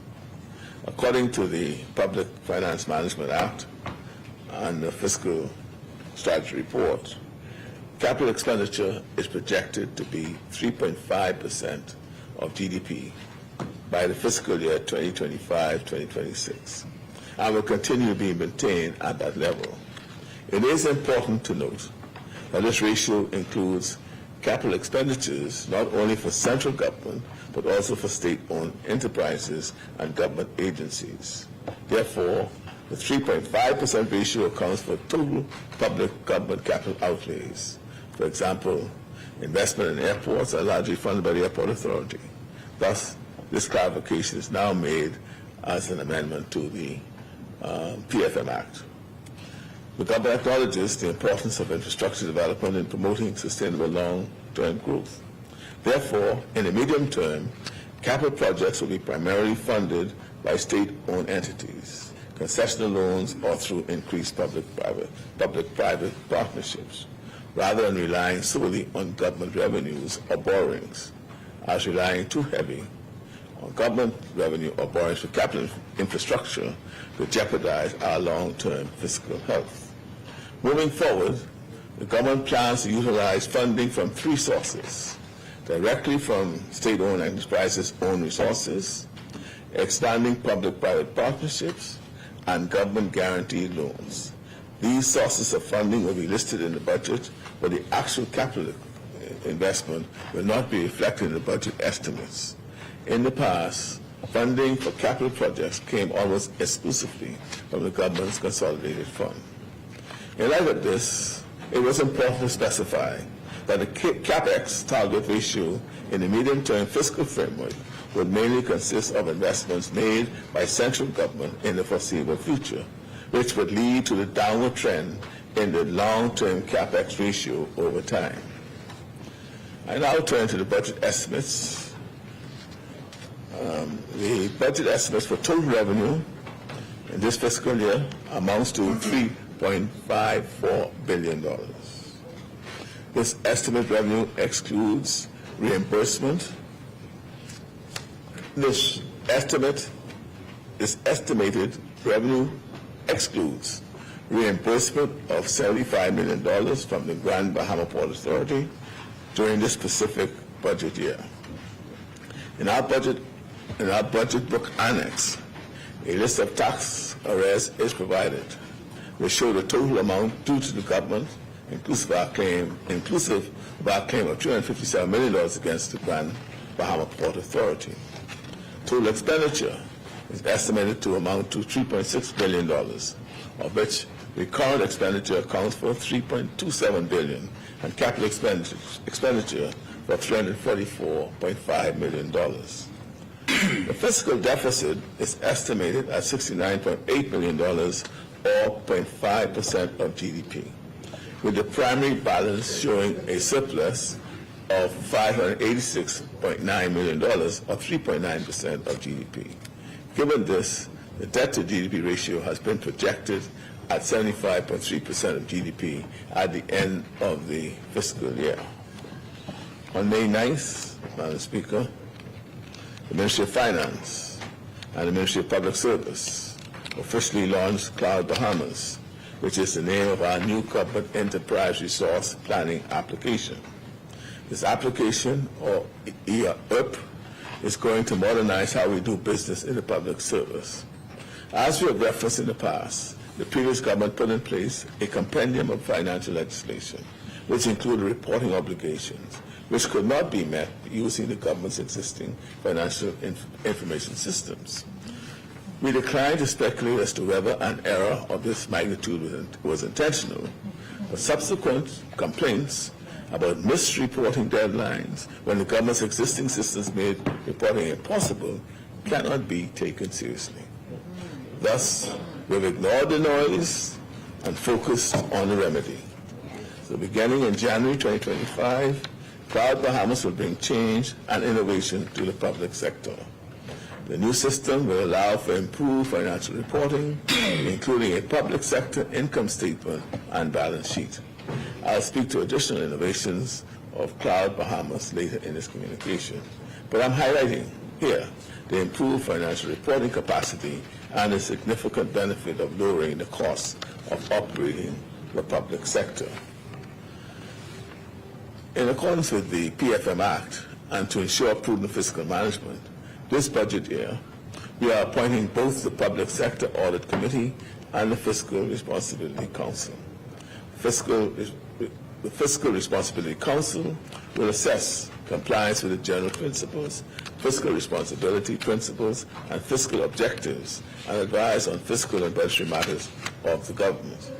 The Public Sector Audit Committee will advise on the resources of the Internal Audit Department and Auditor General, recommend an internal audit charter for approval by the Auditor General, advise the Financial Secretary on resources for the Internal Audit Department, review and make recommendations on audit reports and management action plans, require explanations for deficiencies in reports, review progress against the audit plan, and refer matters to the appropriate authorities.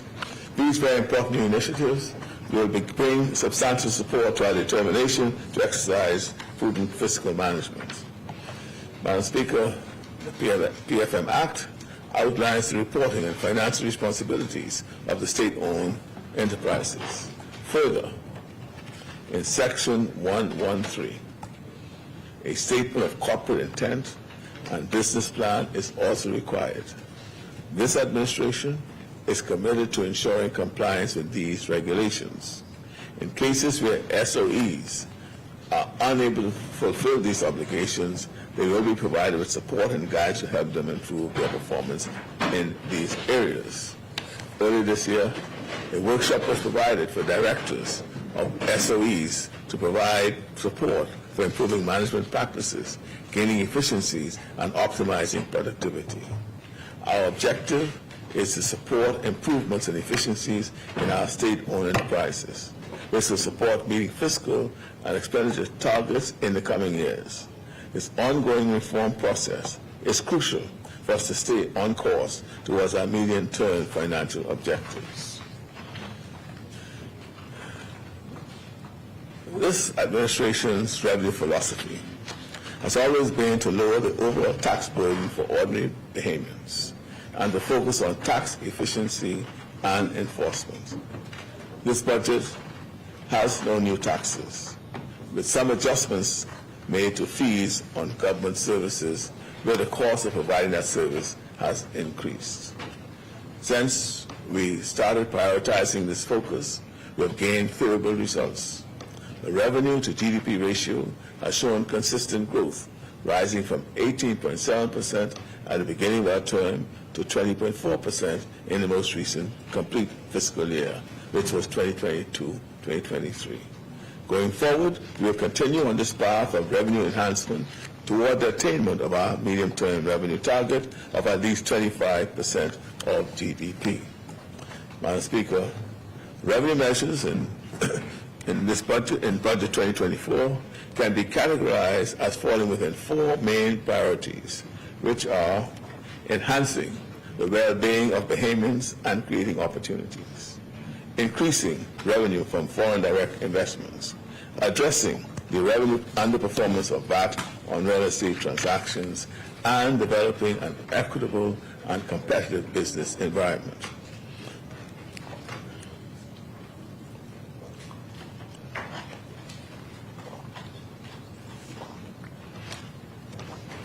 A key policy priority of our government is supporting new opportunities for Bahamians and incentivizing Bahamian participation in our growing economy. Accordingly, we are expanding the list of duty concessions, for example, in the fishing industry, including push poles, poling towers, trolling motors, refrigerated trucks. That's for bone fishers. Fiberglass tanks, troughs, raceways and aquariums, aquaculture heaters and chillers, sumps, fractionators and protein skimmers, water chemistry probes and meters, water quality supplies, power heads, aquarium, agricultural lighting, ultraviolet lamps, all these to help entrepreneurs. Madam Speaker, we believe Bahamians should be given every opportunity to participate in a more modern fishing industry in the Bahamas. In addition, we want to create greater opportunities in manufacturing and reduce barriers to entry. By encouraging more opportunities in industry and manufacturing in the Bahamas, we not only broaden our economy, but we lessen our dependency on imports. Therefore, we are removing the bond requirement for authorized manufacturers under the industry.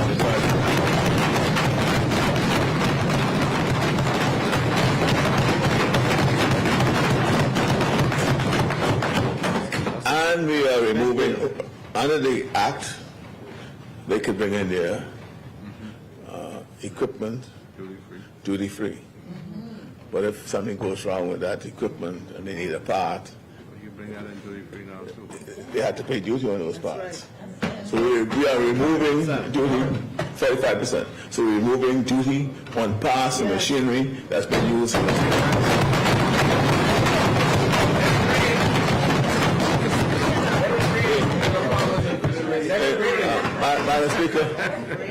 Madam Speaker, you see, removing the bond in particular, which we find to be a hard, quite an obstacle.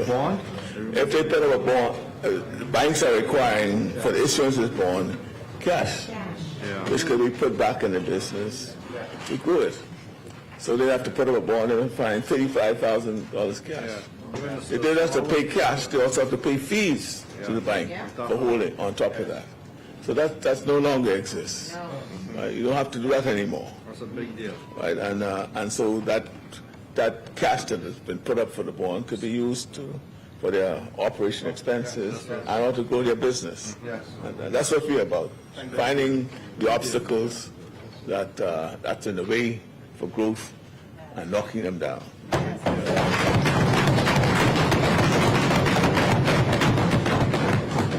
We are always working to expand Bahamian ownership in the tourism industry. Yes. So, Let it rain. So in this budget, we are adding a new provision specifying that only Bahamians may be issued a license for the commercial operation of all motorized watercraft, including jet skis. The recreational watercraft industry in the Bahamas must be owned and operated by Bahamians. Yes. As I said, this includes ownership and operation of jet skis for hire and other commercial leisure boating activity. Bahamians should get the maximum benefit from our successful tourism industry. Yes. Speaker, we've also included a number of additional custom duty reductions in this budget. The Tariff Act and custom regulations will be amended in the following ways. Fire extinguishers will now be duty-free. Drones will now be duty-free. Now, laundry detergents in the form of paper sheets will now be duty-free. CMOS for health benefits will now be duty-free. Digital camera parts will now be duty-free. Duty on cotton sheets, bed linen, and cotton bed linen will be reduced. Duty on composite rebar of plastic will be reduced. Duty on compostable bags will be reduced. And duty on paper bags will be reduced to encourage the use of eco-friendly packaging items. The environmental levy on kayaks will be reduced. Canoes. That's big part of canoe. Now, the first schedule of the Customs Management Act will be amended to add that these ATM skimmer machines, they'll now be prohibited. They'll be on our prohibited list of imported items. What we have found that these ATM skimmers was only used for one purpose. Right? And we don't need them in the Bahamas. And we found in the Bahamas, what we discovered was most of them are being brought in by visitors, particularly from the Eastern European bloc. And when we find them, then we send them back with it. But now we'll be able to confiscate them and just have them destroyed. But they are now on our prohibited list of import items.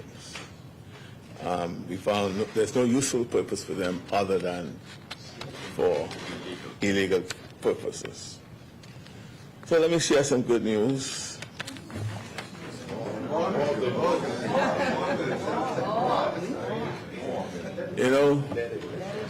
Bahamians are all over the world. And very often they seek their passport. And to get their passport, they may have to travel miles to get it. So we're making provisions for a consular fee schedule. So the passport office will now be able to courier Bahamian passports with their visas to your door, wherever you are. A number of Bahamians live in Western Canada. For them sometimes to get their passport renewed, they have to come into Toronto or to Ottawa. Right?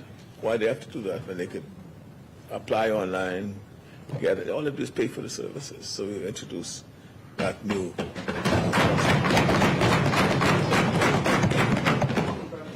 So it means that passports can now be delivered directly to the recipient's address overseas rather than requiring travel to an embassy. Yeah, if you're in Grand Bahama, you could apply, you should apply domestically. But we're issuing passports from the various islands now. So, Madam Speaker, that's what we are doing, again, for the Bahamian diaspora in particular and those who are local.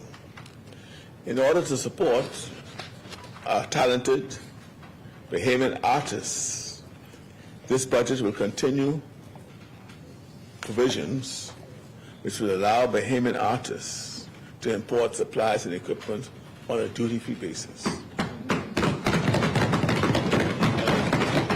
The Ministry of Finance will also create a web interface to make the process easier for the Bahamian artists.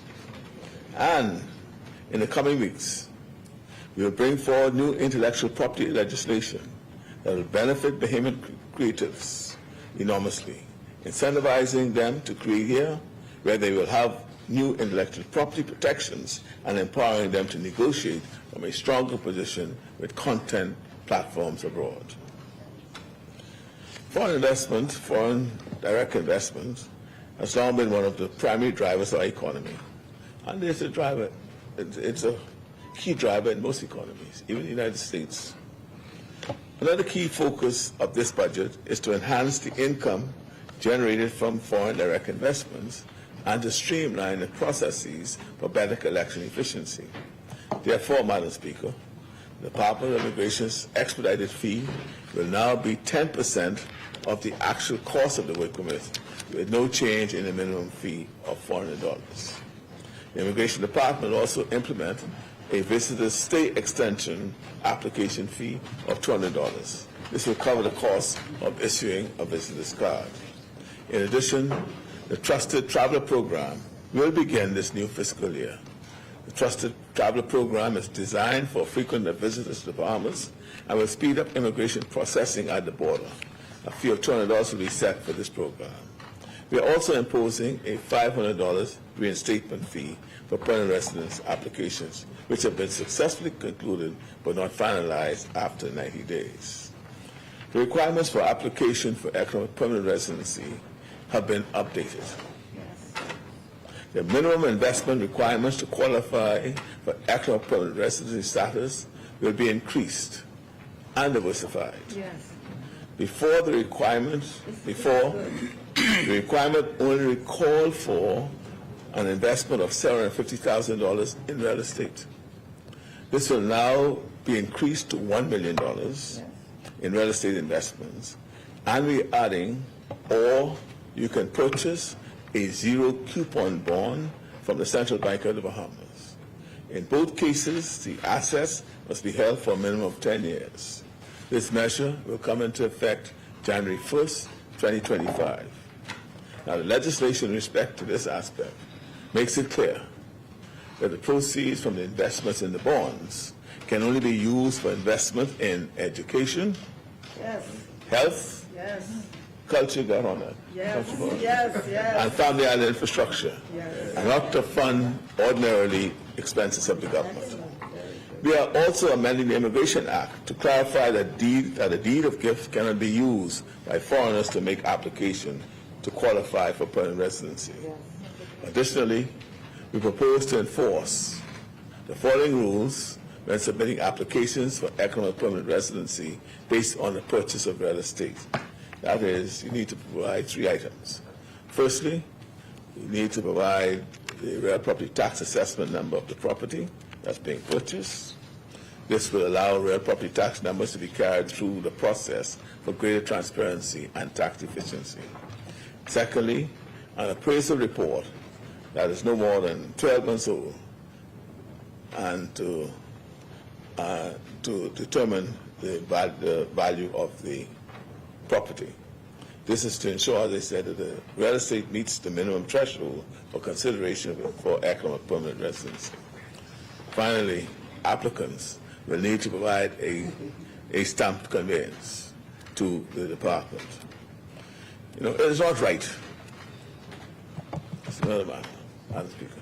It is not right to sign away acres of seabed to commercial ventures for minimal amounts. Something I'm sorry to say has occurred too often in the past. Well, no more. The government is currently undergoing a comprehensive evaluation of all seabed leases in order to guarantee that we are receiving a fair compensation for the use of our resources.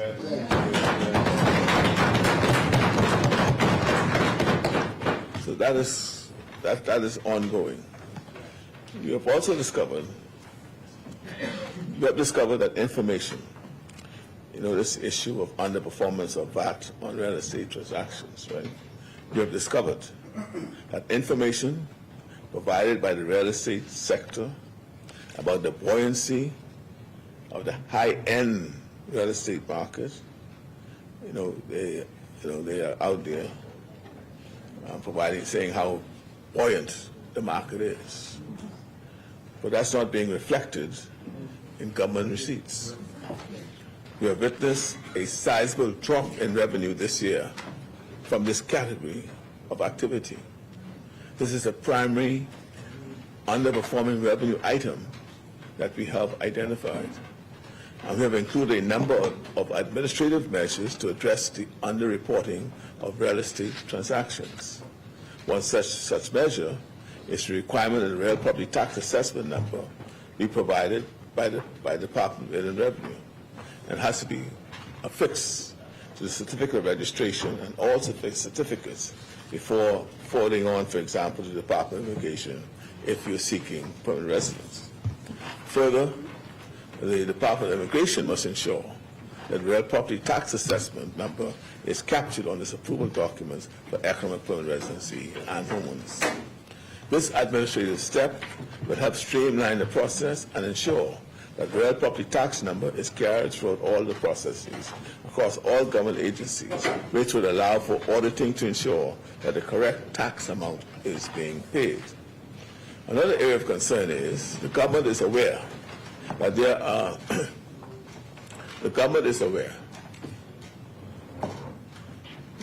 are a number of unstamped documents held by law firms, lawyers, and persons, which results in these persons not being able to prove land ownership to the Department of Inland Revenue and otherwise. This is an impediment for development and commerce in this country. So the government has made the decision to grant amnesty to allow documents to be stamped at the value of the time in which the transaction took place, rather than at the current market value when it's being presented. This regime is temporary and effective immediately, with an expiration date of December 1st, 2024. Now, this is a significant concession. At present, all documents are stamped at their current market value, regardless of when they were purchased. So, for example, suppose an individual purchased a property 30 years ago for $25,000 and sold that same property for $50,000, but never stamped the documents. Later on, a new prospective buyer wants to acquire the property through a mortgage. The property now has a small house on it and it's now worth $150,000. In order to have the property financed, all of the transactions for the past 30 years need to be recorded. That is, to have the VAT paid at the current market value of $150,000, plus the penalty. So, unfortunately, this is all too often a deal breaker, preventing the transaction from moving forward, hurting both the buyer and the seller, and acting as a drag on the real estate market. So we are allowing now for persons who are holding their unstamped documents between now and December to go and have, there's a penalty to pay, but you'll pay the stamp duty on the value at the time of your purchase instead of today's market value. And you have 6 months to take advantage of that.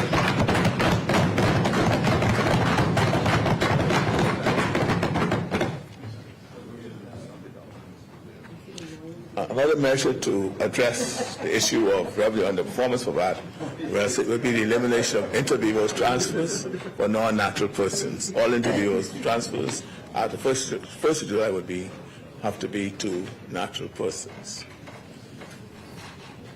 Another goal of our government is to reduce barriers and encourage wider participation in all aspects of our economy. One barrier we are taking down is related to investment in the real estate sector. We are providing a VAT exemption for individuals investing in a real estate trust, where the individual investment totals less than 10% of the ownership. Thus, the real estate trust is responsible for paying VAT when initially acquiring the property. For individuals buying or selling shares in the trust are eligible for VAT exemption. This is a real estate fund. This is a fund that they created. It's called a trust, but it's a trust or fund. It is required that a minimum of 10 individual investors participate in the purchase of the property, and these investors must be separate entities, not related entities, with beneficial ownership.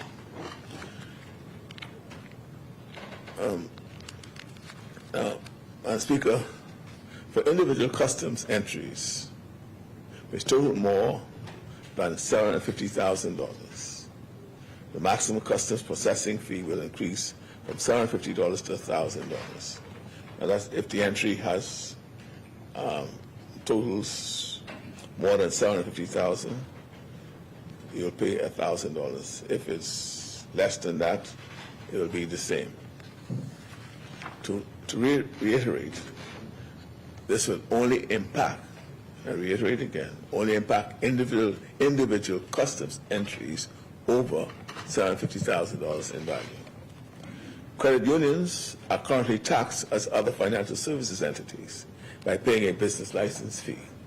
This budget includes an amendment to the VAT Act seeking to exempt credit unions from paying the business license fee if they pay their central bank regulatory fees.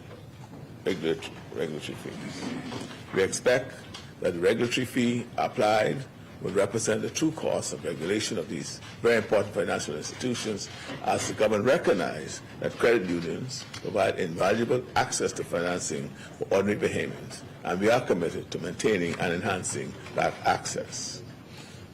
As previously stated, Madam Speaker, in prior communications, the proposed legislation for the implementation of an international business income tax for large multinational corporations will come into effect this year. Our objective is to present the draft legislation at the conclusion of the budget debate in order to initiate the process of public consultation. This legislation will have an expected effective date of January 1st, 2024. The government estimates that introducing a qualified domestic top-up tax for in-scope Pillar 2 multinational entities operating within the Bahamas will bring in an additional $140 million in potential revenue.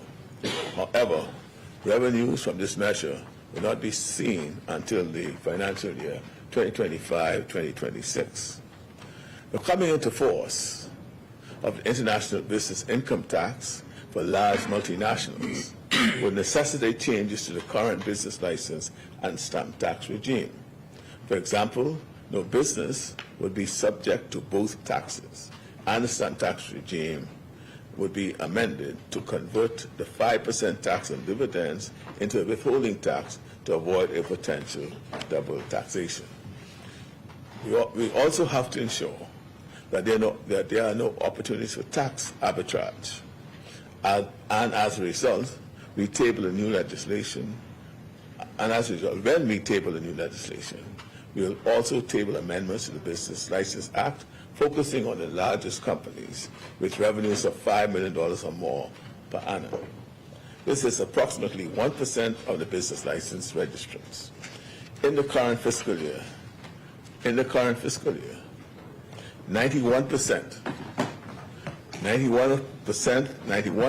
of registrants pay no business license fees, with declared revenue of less than $100,000 per annum.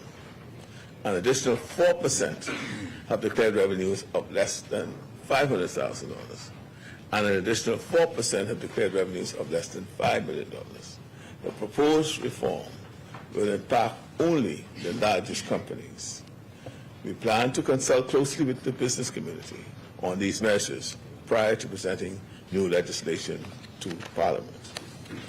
The Business License Act is also amended to clarify that the rate for businesses with a turnover of $100,000 and below that are exempted from business license tax does not apply to financial services entities, international business companies, proprietary trading entities, and family offices. So the exemption does not apply to those categories of entities. I turn to the expenditure measures in the budget.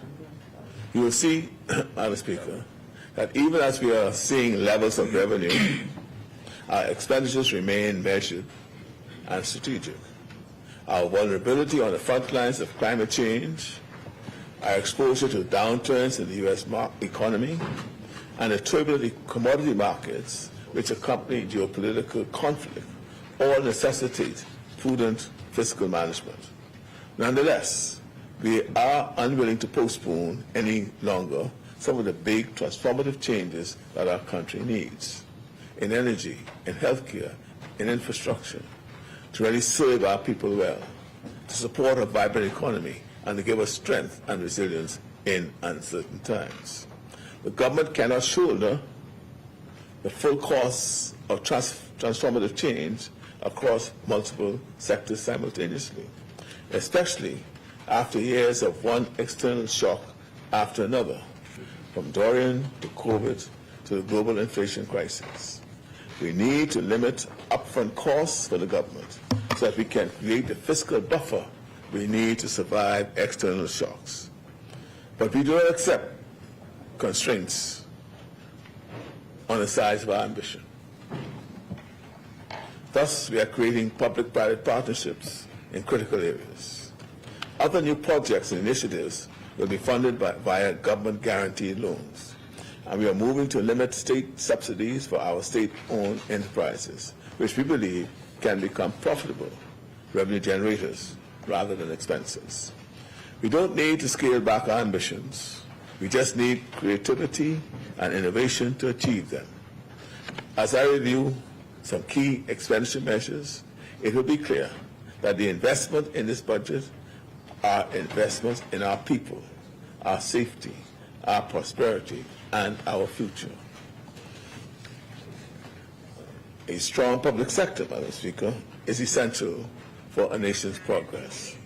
Beginning in July of last year, the Ministry of Labor and Public Service rolled out the first public service-wide promotional exercise in over 9 years, providing an additional $18 million for public servants.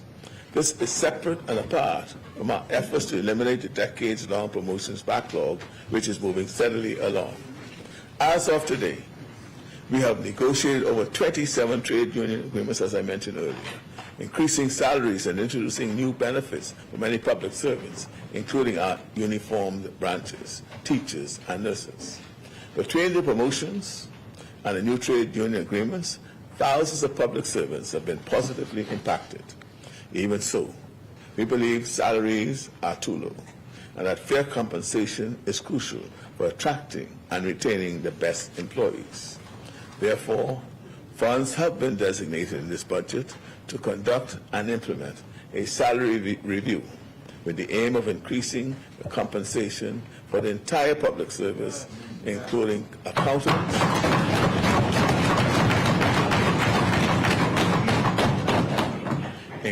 accountants, nurses, teachers, defense force officers, police officers, immigration officers, corrections and custom officers, all of whom should be adequately compensated for their hard work and dedication. In addition, funding has been allocated for the continuation of training of mid-level and senior public officers through the University of the Bahamas, and for the full implementation of the Public Service Scholars Program. Funding has been allocated for a project aimed at enhancing the skill set of individuals within the public service workforce.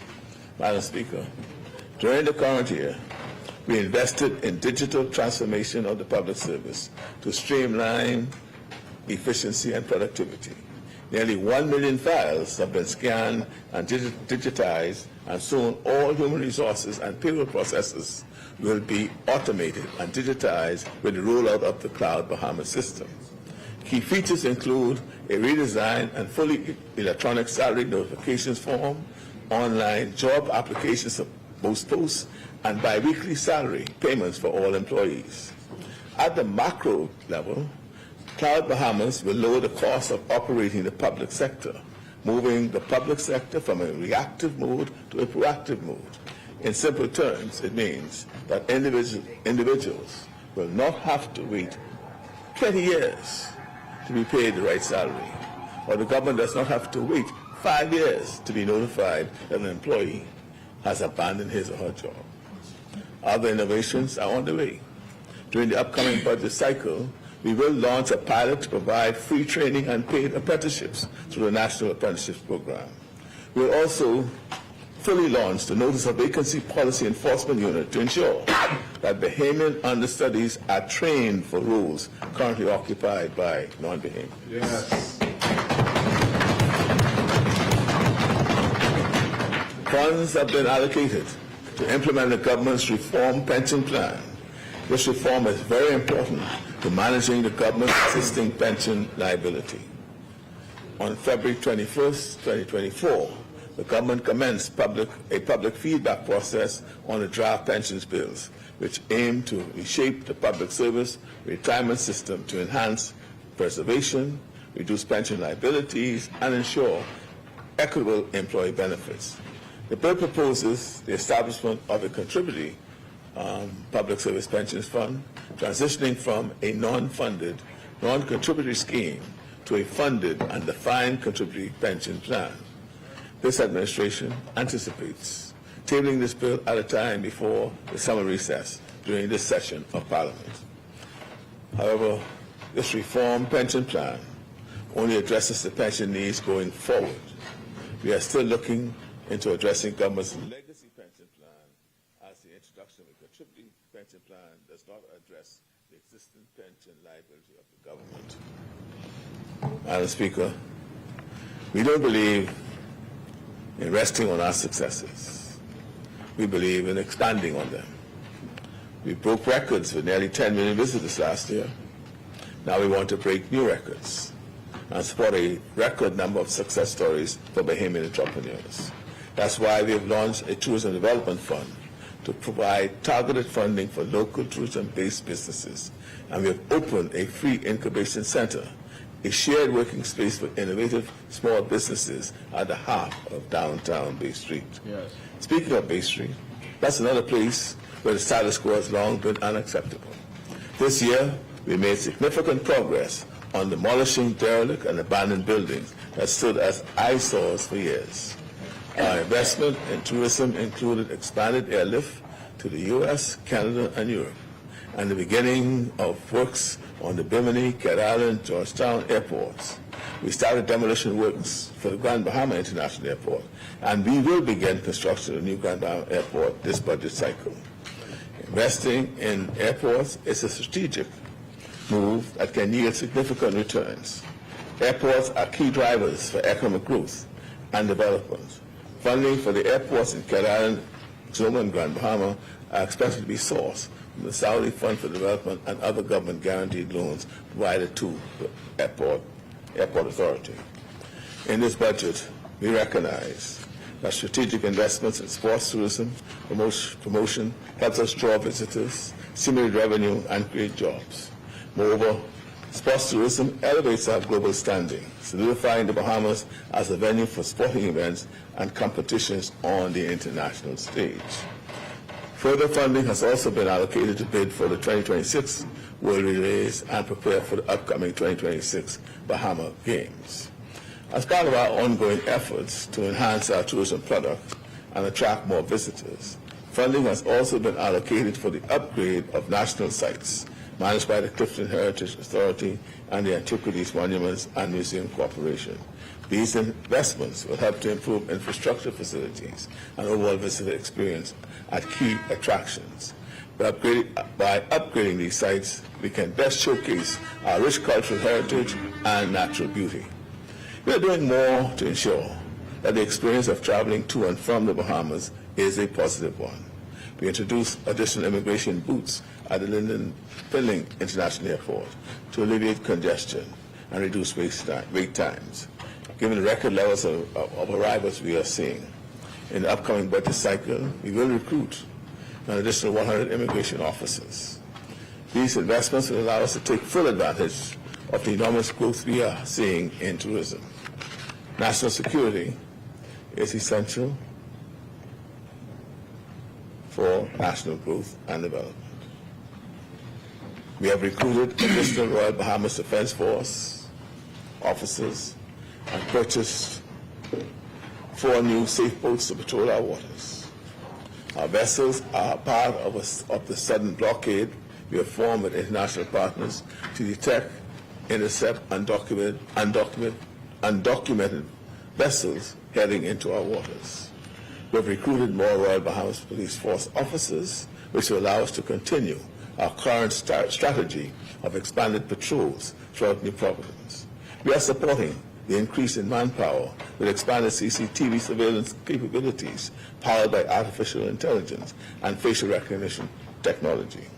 In the upcoming year, we've allocated funds to strengthen our electronic monitoring capabilities, strengthen the CCTV network, expand the use of body cameras on police officers, add to the police vehicle fleet, and acquire new vessels for the Defense Force.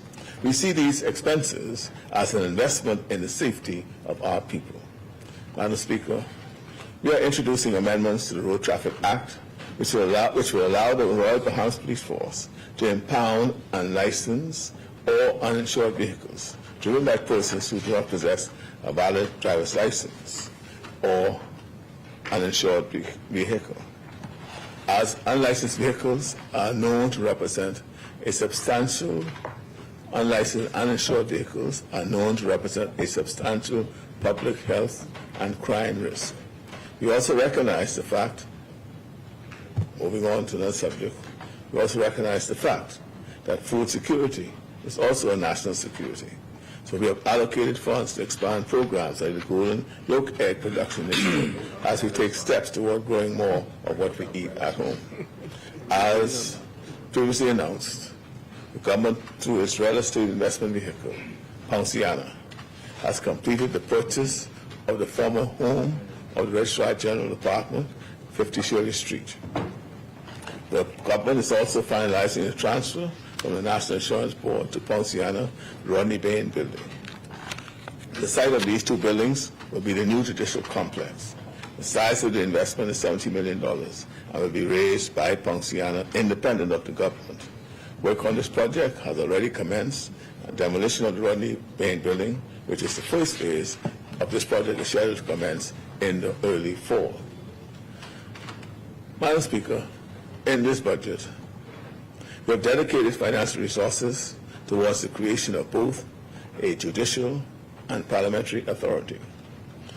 Additionally, funding has been set aside for the Attorney General's office to improve the operations of the Registrar General's Department and enhance its services for the community.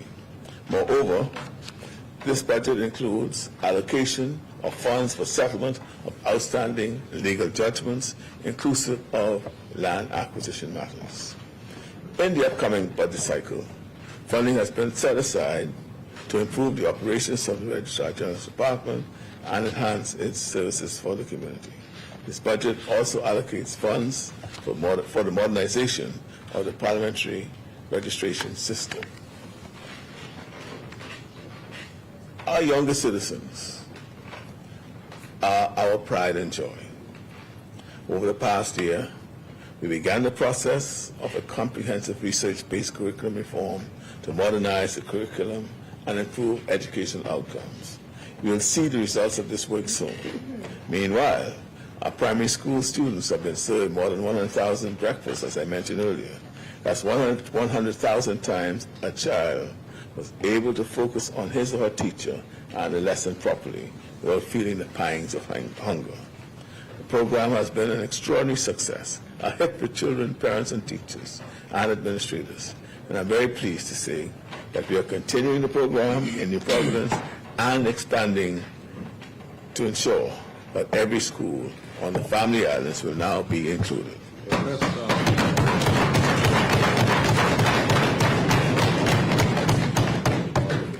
Our increase in around-the-clock security services at our schools reflects our dedication to enhancing safety and security in our schools.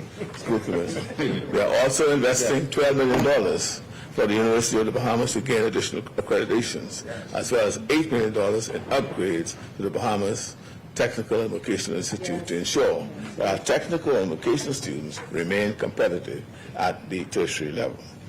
This total of $20 million in funding will be sourced via external funding.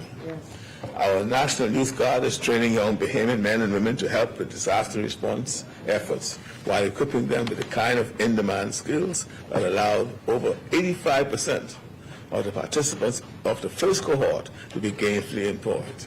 I'm proud of that. We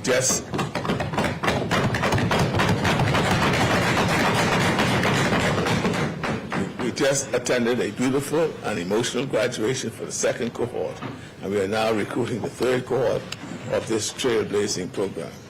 Just a few weeks ago, we opened the Grand Bahama Ministry of Youth, Sports and Culture office, which had been closed since Hurricane Dorian. And throughout the past year, we invested heavily in sports development across our islands.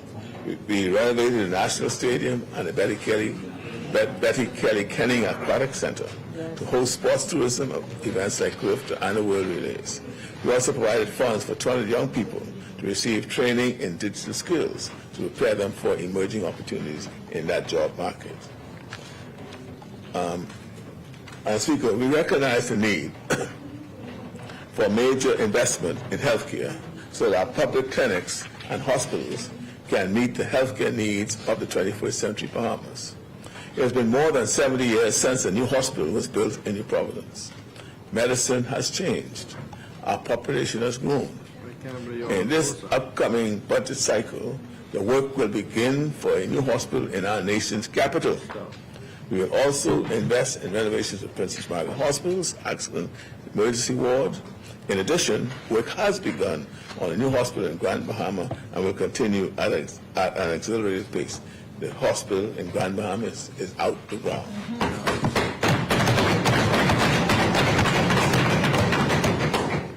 Public clinic renovations that were started this budget cycle will continue. During the current fiscal year, we began a major training and recruitment exercise to address the shortage of healthcare workers in our nation. We also funded salary and benefit increases for our nurses, as well as a number of promotions across the public health system. Funding for healthcare will be raised domestically through a commercial bank totaling $75 million. This will be targeted toward the ongoing development of the hospital in Grand Bahama and the renovations at Princess Margaret Hospital. Additionally, financing from the China Exim Bank will be allocated for the construction of the new hospital here in New Providence. In Grand Bahama, a number of important initiatives are underway. The Ministry of Grand Bahamas Restoration Village has assisted dozens of families with housing, employment support, counseling, and social services. The beautiful Grand Bahama Initiative employed hundreds of people who completed more than 100 community projects. Many other efforts are underway, including the restoration of the YMCA grounds, the revitalization of the Grand Bahama Arts and Crafts Center at BIC, the renovation of the downtown farmers market, and works at the Grand Bahama Sports Complex, including the upcoming construction of a major world-class aquatic center. We also provided grants to 149 local micro and small businesses owners in Grand Bahama. This budget year, we expect to source $30 million to fund the purchase of the International Bazaar and the reopening of the West Sunrise Highway to accommodate the projected growth in tourism and economic activity over the next few years.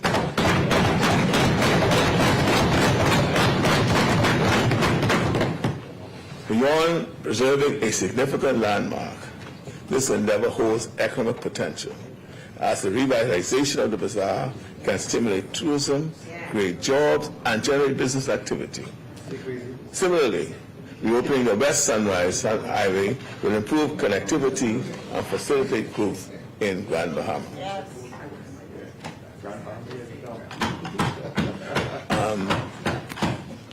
Madam Speaker, yeah, we can do all that.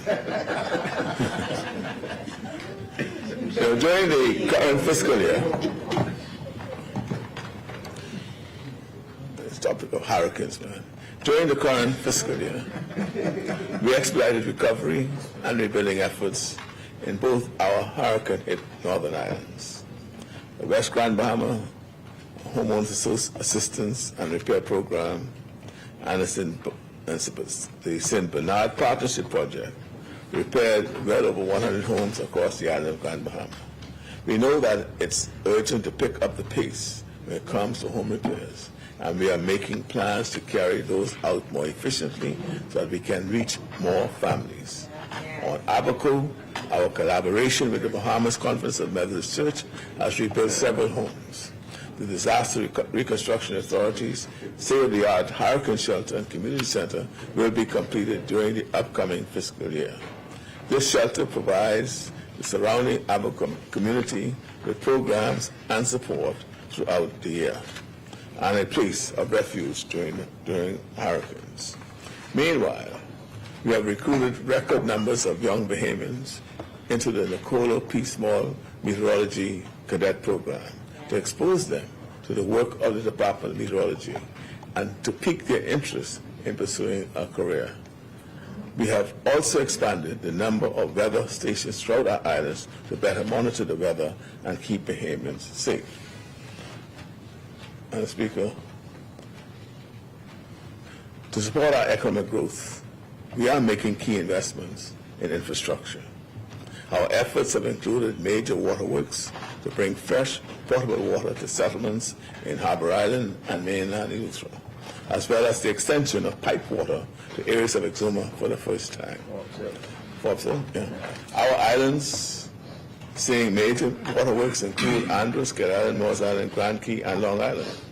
In the upcoming year, the Water and Sewage Corporation will access additional funding to implement water supply improvement and climate resilience initiatives throughout the nation.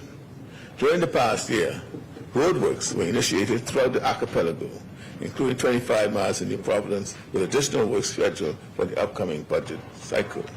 In the Family Islands, there was nearly $100 million in roadworks and infrastructure projects initiated, including the Red Bay settlements, roads, Long Island road repairs, Governor's Harbour road works, Great Harbour Key Airport civil works, and the Pelican Shores road repairs in Grand Bahama. We leave Cat Island out here. No, that's TV. Other works throughout the Family Islands include works in South Andros, Cat Island, Clifford Island. The major Exuma road repairs is nearly 44% complete, with dozens of miles of road paved. Completion is set for mid-2025. New infrastructural projects for the coming fiscal year will include major roadworks, again in Exuma, Kidd Island, Long Island, Eleuthera, and Abaco, implemented through public-private partnerships, financing, and through the use of the Family Island Development Fund. This is a major fund launched by this administration, which uses revenues generated in Family Islands to develop the Family Islands. In the upcoming budget, we are also making significant investments in our energy infrastructure. This will include exploring a major solar energy project on New Providence and micro solar grids throughout the Family Islands, as well as investments to facilitate a transition to LNG. These investments will result in significantly lower light bills and a more stable power supply. Madam Speaker, after nearly 3 years of work, we will soon launch our country's first comprehensive energy reform. The cost of electricity has been a huge expense, a huge burden to Bahamian families and businesses.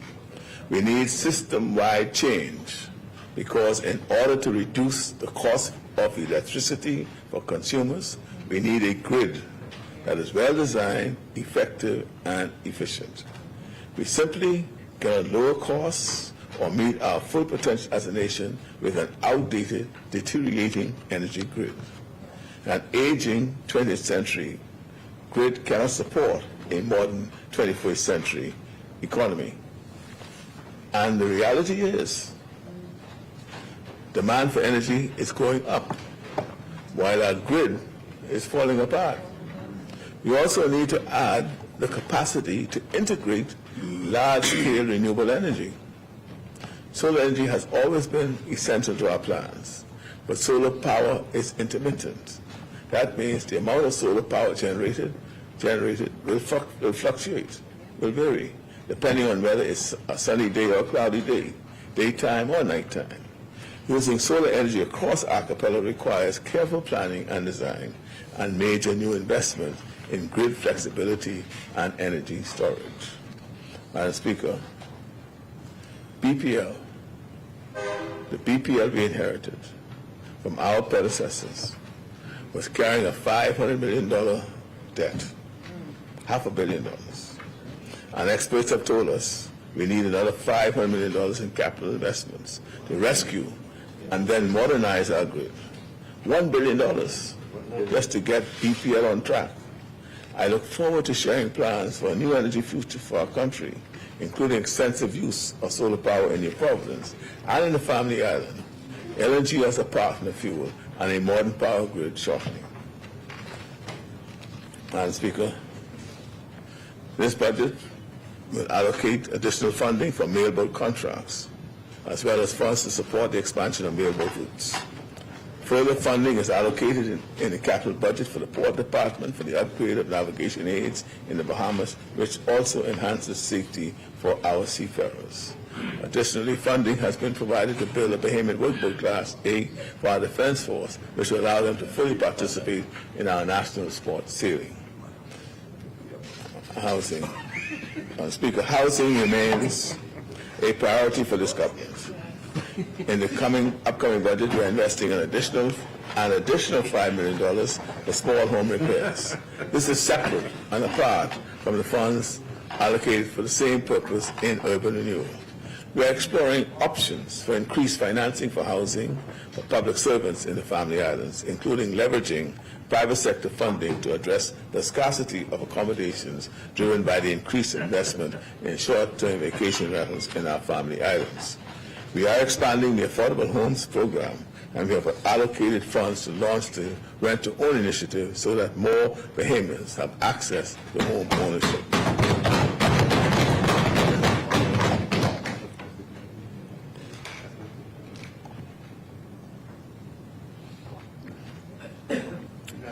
Madam Speaker,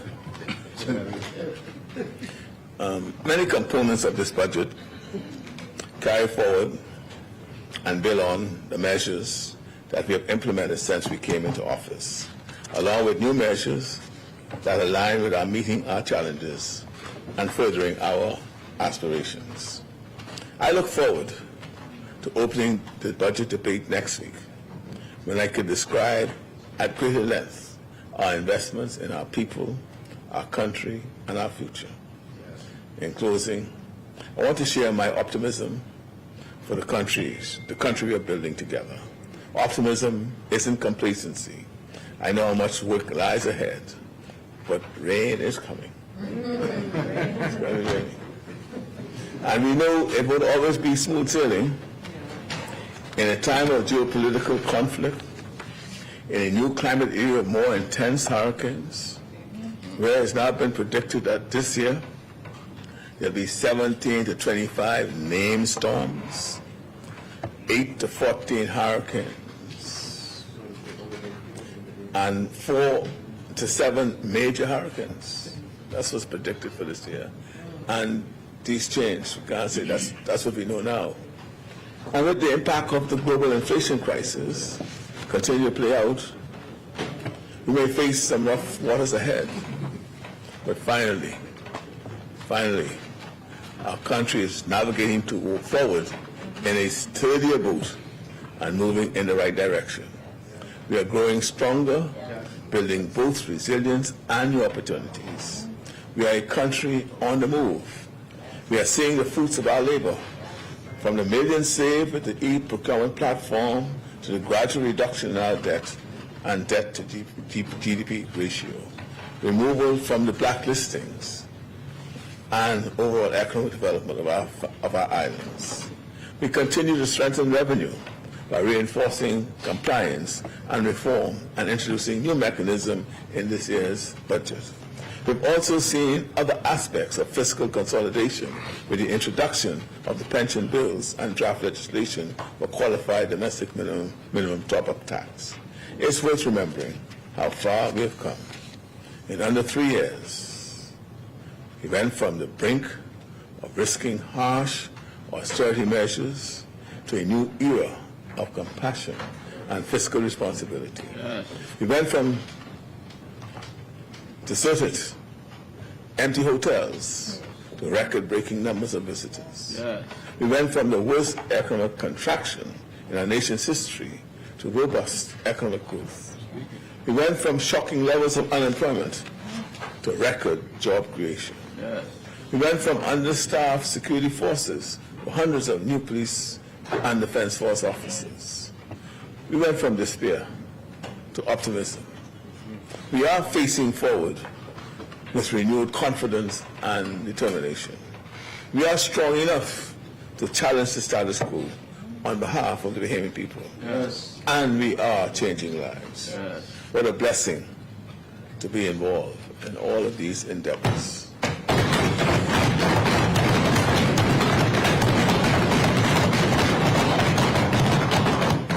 May God bless us all. And may God bless the people of the Bahamas. And may the opposition also pray for rain.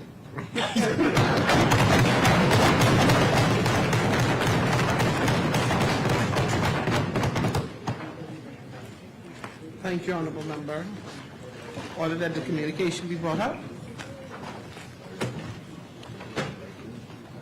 Perfect timing, 1 o'clock on the clock. Perfect timing, 1 o'clock on the clock. What's today's date? 29th.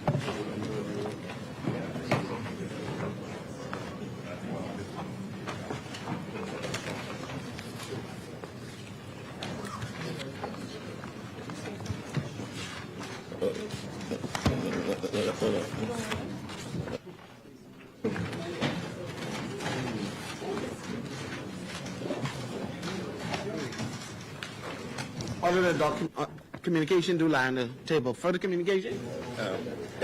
No further communication, Madam Speaker, but I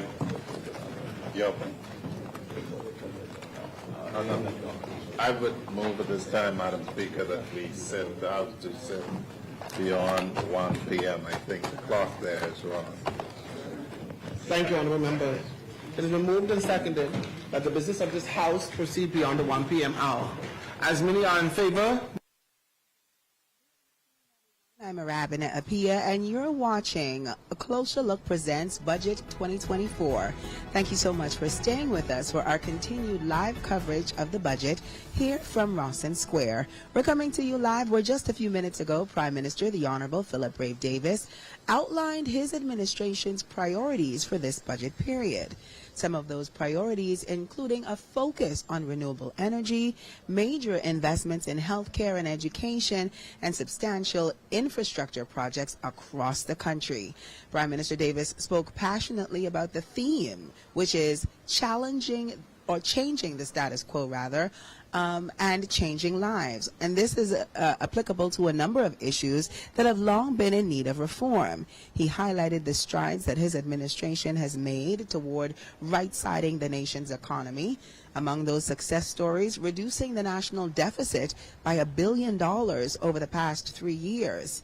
This achievement, he says, is a testament to his administration's commitment to fiscal responsibility and economic stability. The Prime Minister also emphasizing the importance of reducing the unemployment rate, which has seen a steady decline due to a number of government initiatives aimed at job creation and workforce development. Joining me On the broadcast yet again is Mr. Marcos. And Mr. Marcos, how you doing? I am great, Arabina. I'm so happy to be here with you. So we have heard a lot coming from the Prime Minister today. Major investments in renewable energy as we expected. Yes. Lots of talk about investments in healthcare. He also talked about the expansion of education opportunities, the youth, the National Youth Guard, the expansion of the breakfast program to include the entire country. Yes. So we have a lot of big things happening across the country in terms of this particular budget. How are you feeling post the communication? I'm feeling good. Actually, I jotted down some of the things that stood out most to me. One of those happened to be the debt improvement. The government debt to GDP ratio has been reduced to 79.9% by March 2024 when it was actually 100.4% in 2021. That is major because, as you know, we can't be making the same amount of money that we spend. That means we had absolutely no growth, actually a deficit before that. And then the reserve growth was another thing. Our foreign reserves are up by $547 million in early 2024, and that's now a total of some $2.9 billion. Then there's our fiscal health. We achieved a primary surplus of $194.9 million as of March 2024. Employment gains, it's at its lowest since 2008. That's so good to hear. It's now at 8.8%, and it's driven, of course, by tourism and by construction, which lets us know that infrastructure is definitely up. We have inflation control. We are now down to 3.1% in 2023, with further decreases expected. One of the other things that the Prime Minister also mentioned was that we have to be aware of what's happening in the world. Absolutely. So that we know where we are actually going to stand. Construction, like I mentioned, is booming. The industry is now at 22. It's now at 22% as of 2023 due to the increased investments, and tourism is surging. We reached $9.7 million in 2023, which means that we're up some 37.9%. And lastly, economic recovery. We achieved the pre-pandemic GDP levels with a 2.6% growth in 2023. So it sounds like we are off to right where we need to be, and I cannot wait to see what else is going to happen. Well, for sure. And notable for me were the announcements out of Grand Bahama, obviously, because we have had residents in Grand Bahama have been agitating and, you know, generally concerned about the economic stability of the island as well. And we literally heard the Prime Minister talk about possibly purchasing and reopening one of the properties that has been closed, the Royal Oasis. So that has been closed for years now, I think, post Hurricanes Francis and Jean. Wow. And so to hear that there is potential movement on that, it makes me very optimistic about the future of Grand Bahama as well.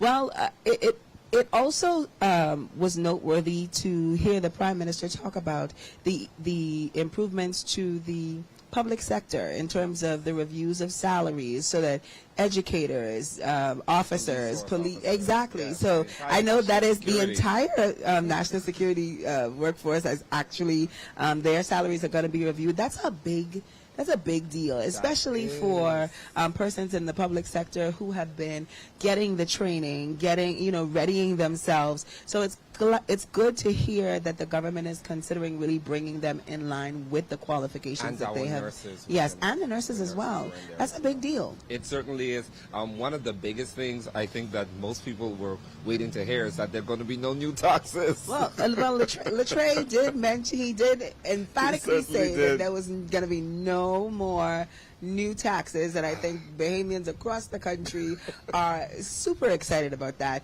He spoke to a lot of concessions as well that are going to be coming on stream in order to assist small businesses, in order to assist the creative community, things like that. I know that those have been issues that have really been at the forefront of the minds of many Bahamians. Especially even the one with the creators. He spoke about how they will be able to have duty-free concessions now on bringing in their instruments and all of their equipments that they will need to do business. We spoke about making sure that Bahamians are put first, especially with the tourism industry, how for the water sports in the tourism industry, that will only be Bahamians that are allowed to have licenses. That's an excellent move. Yeah, there are a lot of bold moves coming out of the... And that's exactly what they were. They were a lot of bold moves. We had the duty-free benefits with our fire extinguishers and the drones as well. That's going to help all of us in the orange economy, of course. Foreign direct investment, economic permanent residency. So now that's moved from $750,000 to $1 million. One of the things that he did mention was that VAT was down with the real estate. And we found that there were some loopholes in there, and they are now putting in the administrative measures to ensure that that does not happen again. So we're going to be improving our VAT collections, which means that revenue is now going to increase. And of course, with the controlled spending, of course, that means we're going to see an even greater growth in the 2025-2026 contribution that will come next year. Absolutely. Well, in our post-show, we're going to continue to break down key elements of the budget communication, getting reactions, and analyzing the details alongside some key players. We'll hear from a number of individuals, including Felicia Woods-Hanna, who's the Director of Investments, who will hopefully be able to provide some additional insights and into the government's investment strategy and the economy. Stay tuned. We have so much more, including more with Latre Raming, the Director of Communications, to discuss prior government initiatives as well. Stay tuned. We have more after the break.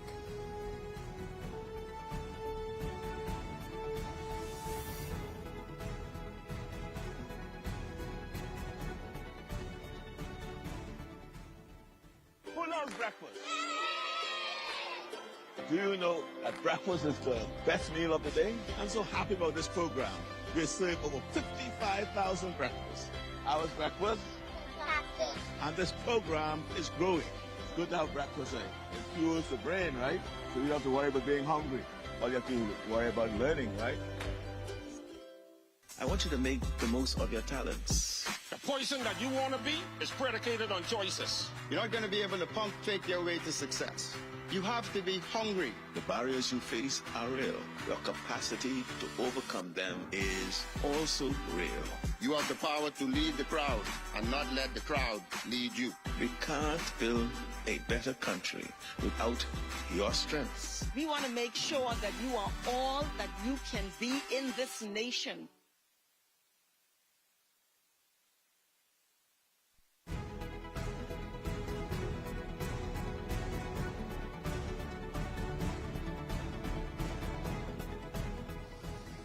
Welcome back, ladies and gentlemen. You're watching live coverage of Budget 2024 live from Rawson Square. This is ACL Presents. I'm Arabina Apia. Thanks so much for joining us.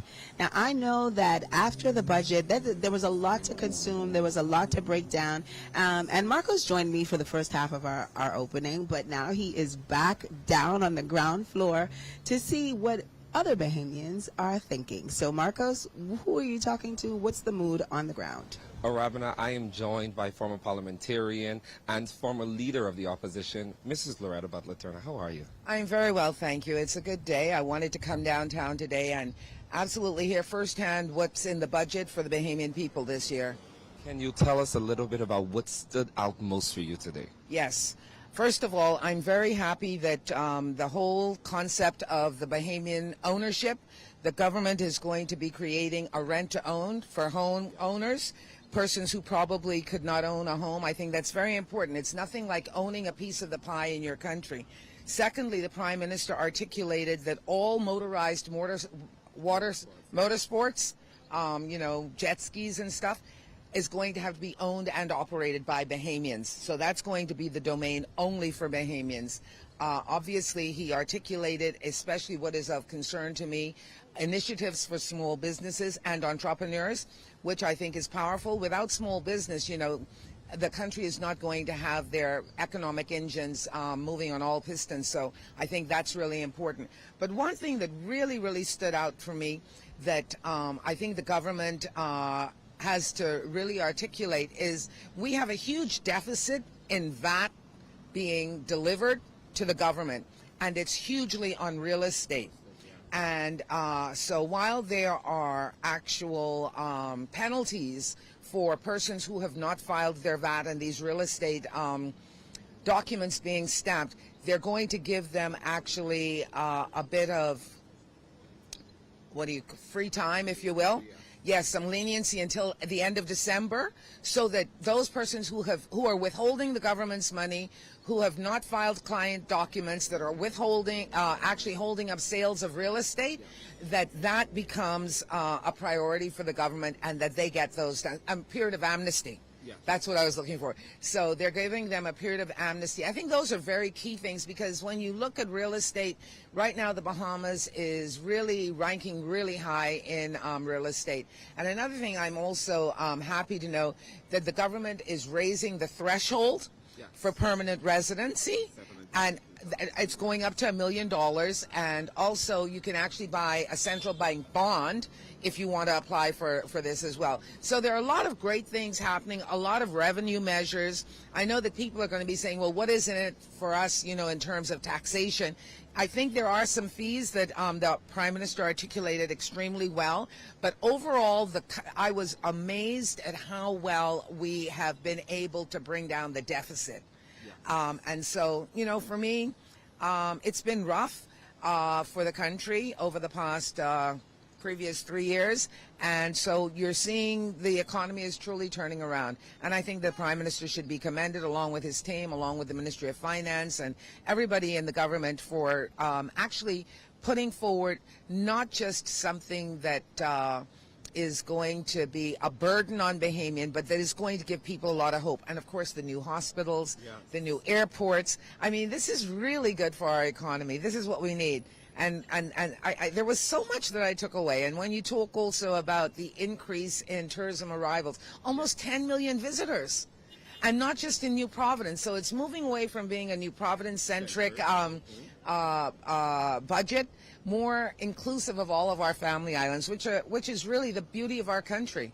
And I actually want to talk about that. You're a former representative for Long Island. So, of course, you know what it is to be representing those people on the family islands. One of the things that we spoke about today was that now those taxes and those licensing fees will now be sent right back to which local government has been crying out for years and years and years. So the new Family Island Development Fund, which the government has created, is so good, because if you're going to be raising revenue, you cannot be depositing that all right back into the central government depository and not reaping the benefits of that.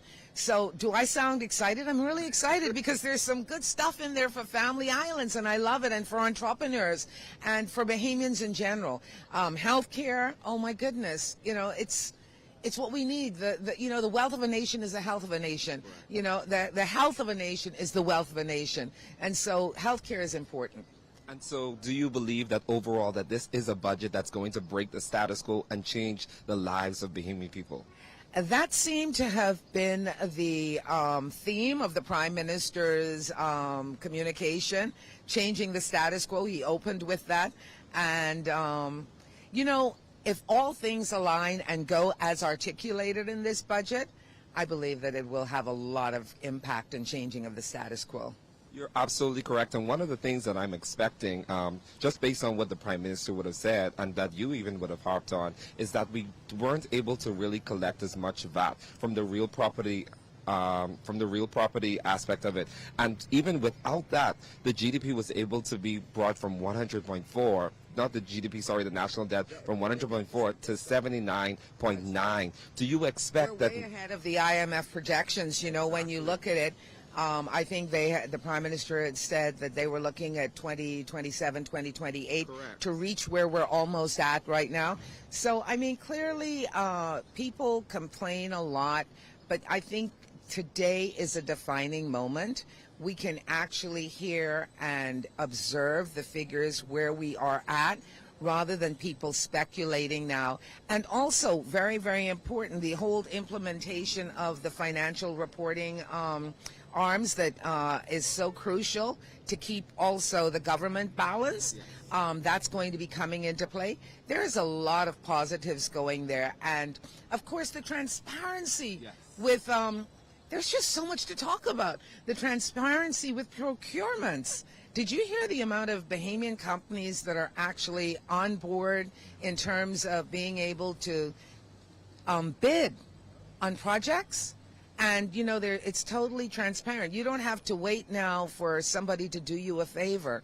You know, if you qualify and you're able to look at the transparency of it all, I think that is what good governance is all about. Having been in government, having seen various administrations, we've got to have checks and balances. And this government seems to be serious about putting in the legislation, the hard work to make sure there are checks and balances. And thank you so much, Loretta Butler-Turner. We appreciate so much, especially your perspective, being a member that has sat inside those rooms, presented on budget debates. And so we can't wait to see what's going to come out of this and how it's going to impact. Well, I just pray that it augurs for the betterment of all Bahamians. That's important, and I think it will. Thank you so much. I can't wait to see everything else that's going to unfold. Back to you, Arabina. Thank you so much, Marcos. Loretta Butler-Turner giving some really, really good insights into the current budget analysis conversation that's happening. Ladies and gentlemen, thank you so much for continuing to stay with us as we cover Budget 2024 live from Rawson Square. The Davis administration, Prime Minister the Honorable Philip Davis recently, or just a few minutes ago rather, giving his budget presentation outlining his administration's priorities, and making some bold declarations, particularly in the areas of energy reform. We can expect that new laws are on the books now to modernize the grid, to integrate solar energy into our energy plans, to reduce costs and improve reliability. We also heard the Prime Minister speak to a number of health upgrades or health industry upgrades. That includes the upgrades to the clinics that are ongoing, but that also means a brand new hospital here in New Providence, as well as one which is currently underway on Grand Bahama Island.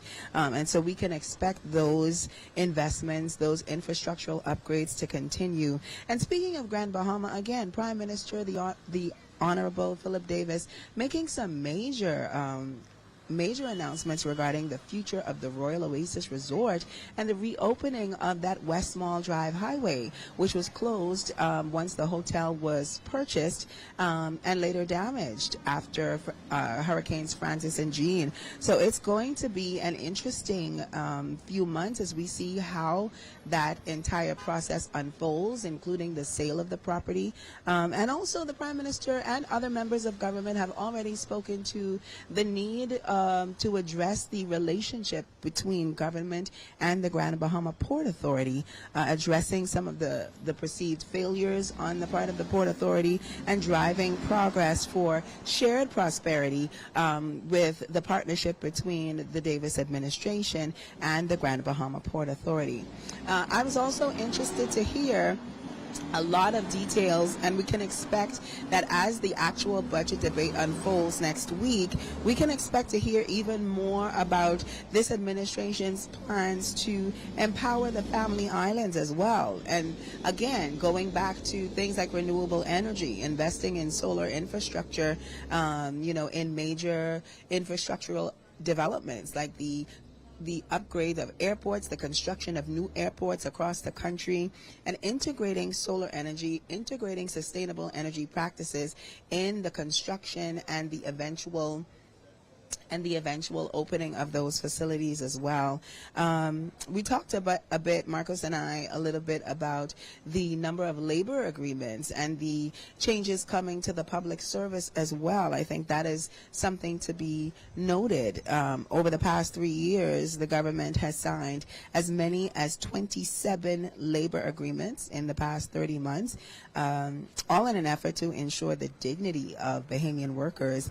And you heard Loretta Butler-Turner, ladies and gentlemen, speak to the increased threshold for permanent residencies, and similar action is also being taken regarding work permit enforcement and making sure that various employers are in fact lining up Bahamians to eventually take on some of these roles that are being offered. But you know, we always hear the stories about how there's no Bahamians, no qualified Bahamians available to take on certain roles. And so ensuring that Bahamians are receiving the necessary training and holding employers to that standard, I think, is going to be one of the most important things that we see moving forward in the next several months. I am excited to actually get into the meat and potatoes of the budget debate. We are going to hear so much more from the various ministers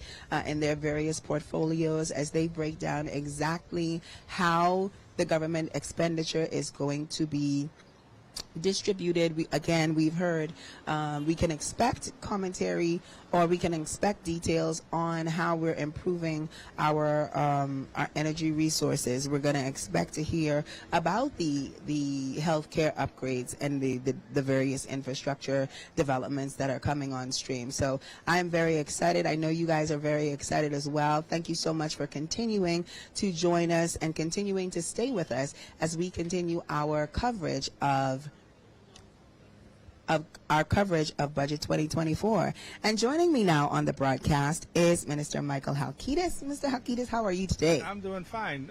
Pleasure to be here with you. Thank you so much for joining me. Thank you. You know, we try to do a little something. Oh, yeah, you're doing it right. Okay, so Ms. Halkitis, the budget presentation is officially over. Yes. And I know that this has been such a long time in the making for members of government. And now, just like that, it's done. What are you...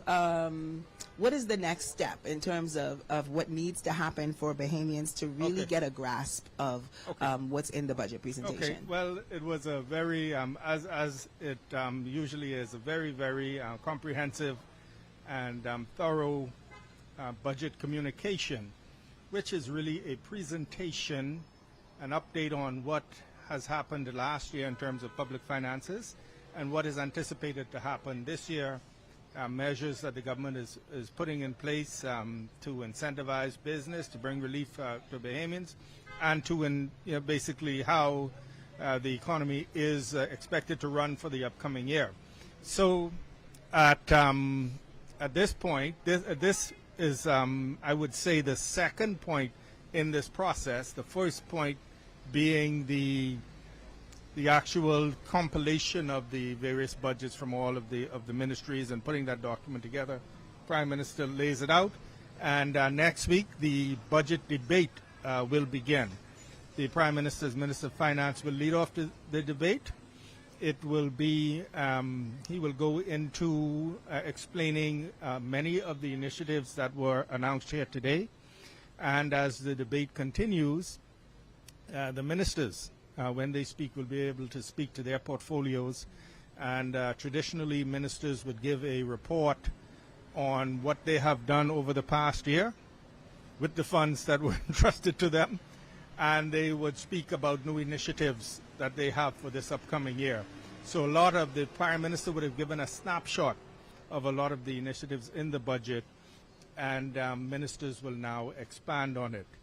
And that debate is expected to last approximately 2 weeks in the Parliament, in the House of Assembly.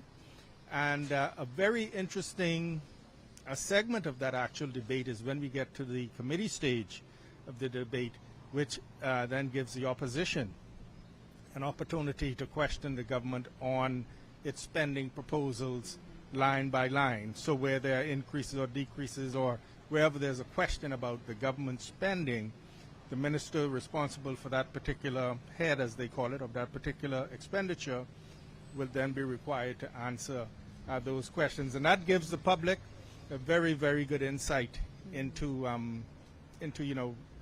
government expenditure, where the money is actually being allocated.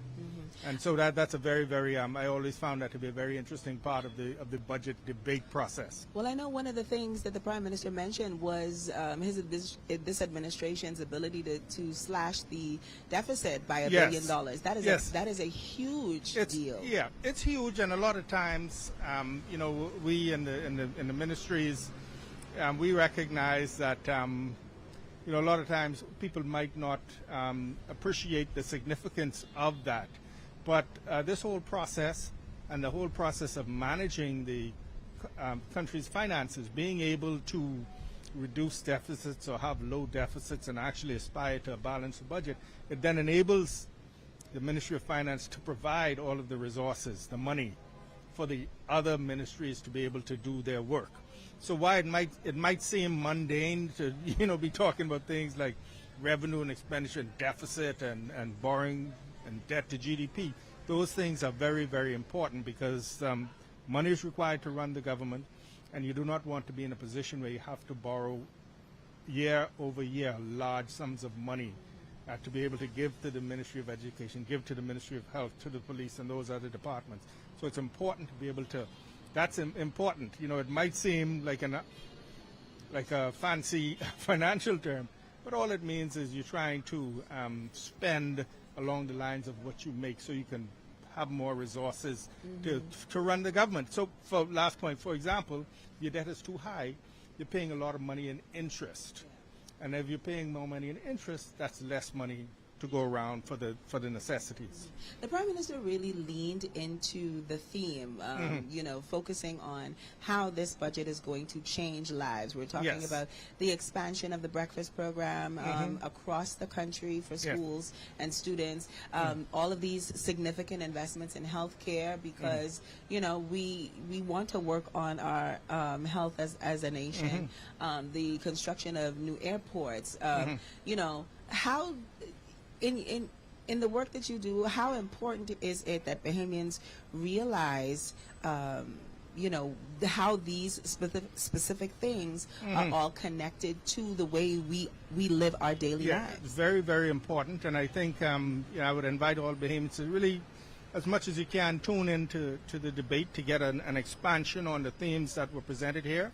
It's going to be, luckily now, we also have YouTube, and so you can go and watch it at night if you're working. You can't, of course, many people can't watch it during the day, but you are correct. And another big theme was moving away from this New Providence-centric attitude, and really focusing on the necessity to invest in infrastructure in the Family Islands, including airport infrastructure, health infrastructure, education infrastructure, so that we can encourage the development of the economies in those islands. I'm investing in the healthcare infrastructure here because, as you know, we have unfortunately a very high incidence of chronic non-communicable diseases, and when they present themselves, you need to have adequate facilities so that Bahamians can receive the service. We're all horrified at some of the images during COVID. COVID really put a stress on our health infrastructure, so it's important for us to invest in it. So it's all interrelated. What the Prime Minister did here today is sort of gave a report on our stewardship of the nation's finances. A good stewardship of that enables us to then be able to provide for all the other needs. Well, thank you very much, Minister Halkitis, for stopping by. Thank you. It's a pleasure to be here. Thank you for having me. Absolutely. Ladies and gentlemen, our coverage of Budget 2024 continues right after this. Stay tuned.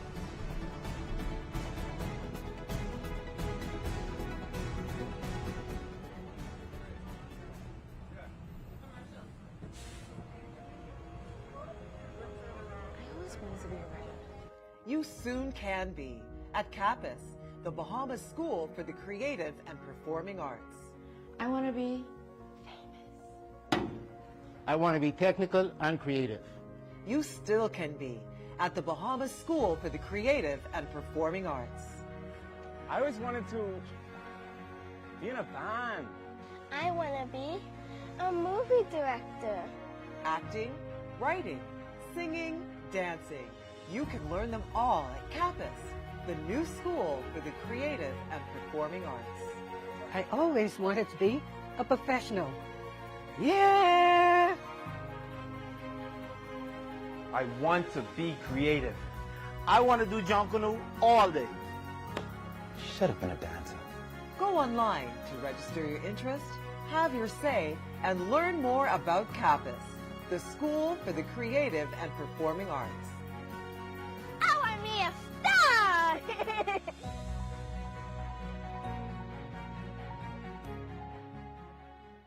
Who loves breakfast? Do you know that breakfast is the best meal of the day? I'm so happy about this program. We serve over 55,000 breakfasts. Ours breakfast, and this program is growing. It's good to have breakfast, right? It fuels the brain, right? So you don't have to worry about being hungry. All you have to worry about learning, right? This is the graduation of the National Youth Guard. Young Bahamians trained to assist on the front lines during national emergencies while gaining new skills to build their careers. They stepped forward to serve, growing stronger and making our country stronger too. If you think you have what it takes to join the next generation of leaders, then go online now to learn more and apply for the National Youth Guard. I want you to make the most of your talents. The person that you want to be is predicated on choices. You're not going to be able to pump fake your way to success. You have to be hungry. The barriers you face are real. Your capacity to overcome them is also real. You have the power to lead the crowd and not let the crowd lead you. We can't build a better country without your strengths. We want to make sure that you are all that you can be in this nation. Who loves breakfast? Do you know that breakfast is the best meal of the day? I'm so happy about this program. We serve over 55,000 breakfasts. Ours breakfast, and this program is growing. It's good to have breakfast, right? It fuels the brain, right? So you don't have to worry about being hungry. All you have to worry about learning, right?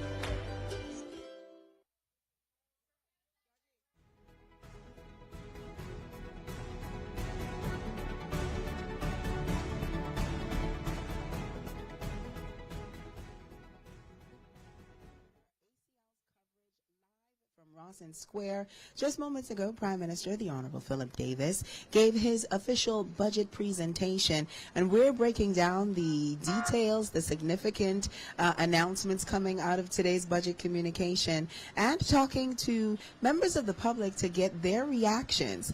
In just a moment, I will send it to Marcos Ambrister, who I believe is with Marcos. Tell me who you have, because I'm not sure. Today with Chief Superintendent Crystalline Skippings. How are you today? I am extremely awesome. How are you doing? I am excellent. A bit hot, but doing good nonetheless. It is a bit warm downtown, but we're all doing well and we're hanging in here. Thank God for the sunshine. I know, right? And he will bless us in a little bit with some more rain. He certainly will. That was one of the Prime Minister's themes today, that there's going to be rain. There's going to be rain, yes. Today he spoke a lot, especially as it relates to national security and the Royal Bahamas Police Force. One of the things the Prime Minister said was that we're supporting the increase in manpower with expanded CCTV surveillance capabilities powered by artificial intelligence and facial recognition technology. In the upcoming year, we have allocated funds to strengthen our electronic monitoring capabilities, strengthening the CCTV network, and expanding the use of body cameras on police officers, and also to add to the police vehicle fleet. How do you guys feel as police officers hearing information like this? As an organization, we are extremely elated, because all of those points that the Prime Minister indicated in his discourse this morning are things that are needed for the organization. Once we have the funding, it will definitely assist us in what is most needed in this country to reduce the fear of crime and to be able to address the crime problem itself.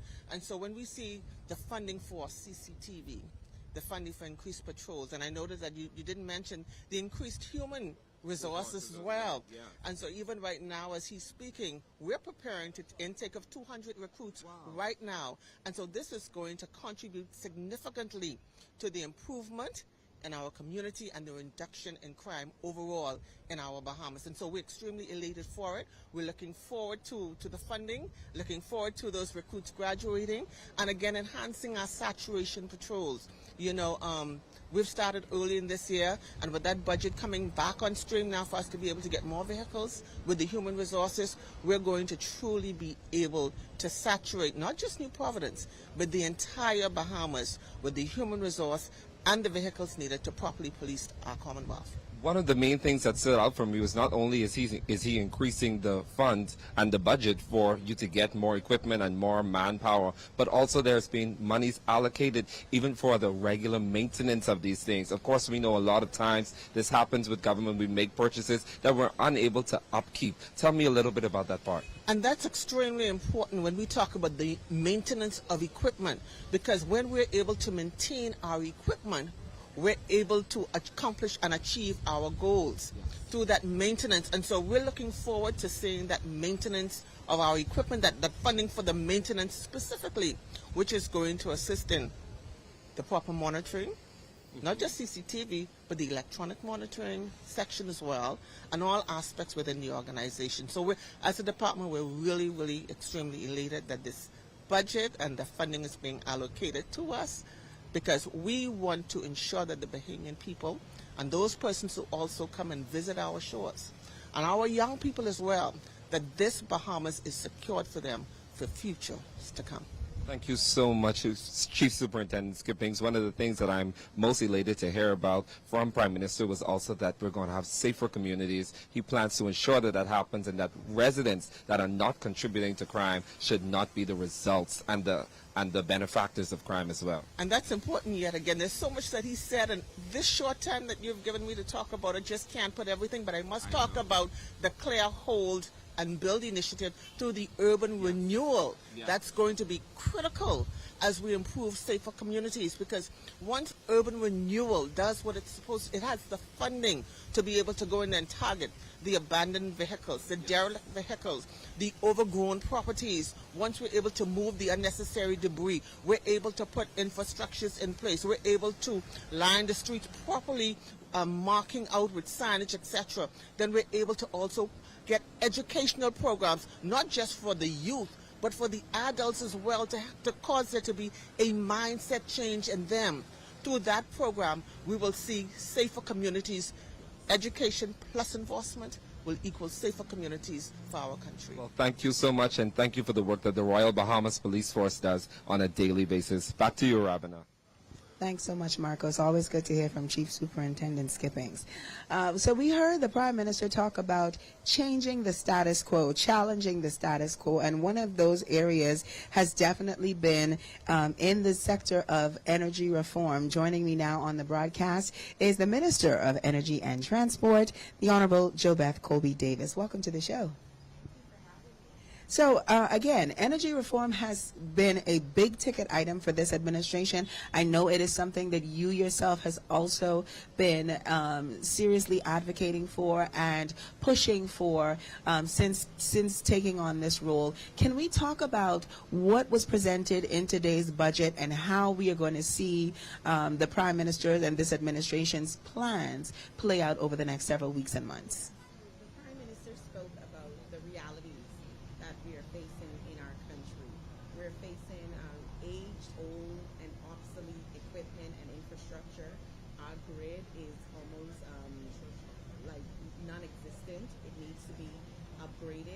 Our stability in supply, reliability, and our systems is basically aged, and so now we are working towards an energy reform plan that would bring it up to date, up to standard, modernize it, and make sure that it is sufficient enough to supply the demand that is on the system based on our residential customers, our commercial customers, and what we're seeing in development of our country and new investments coming in.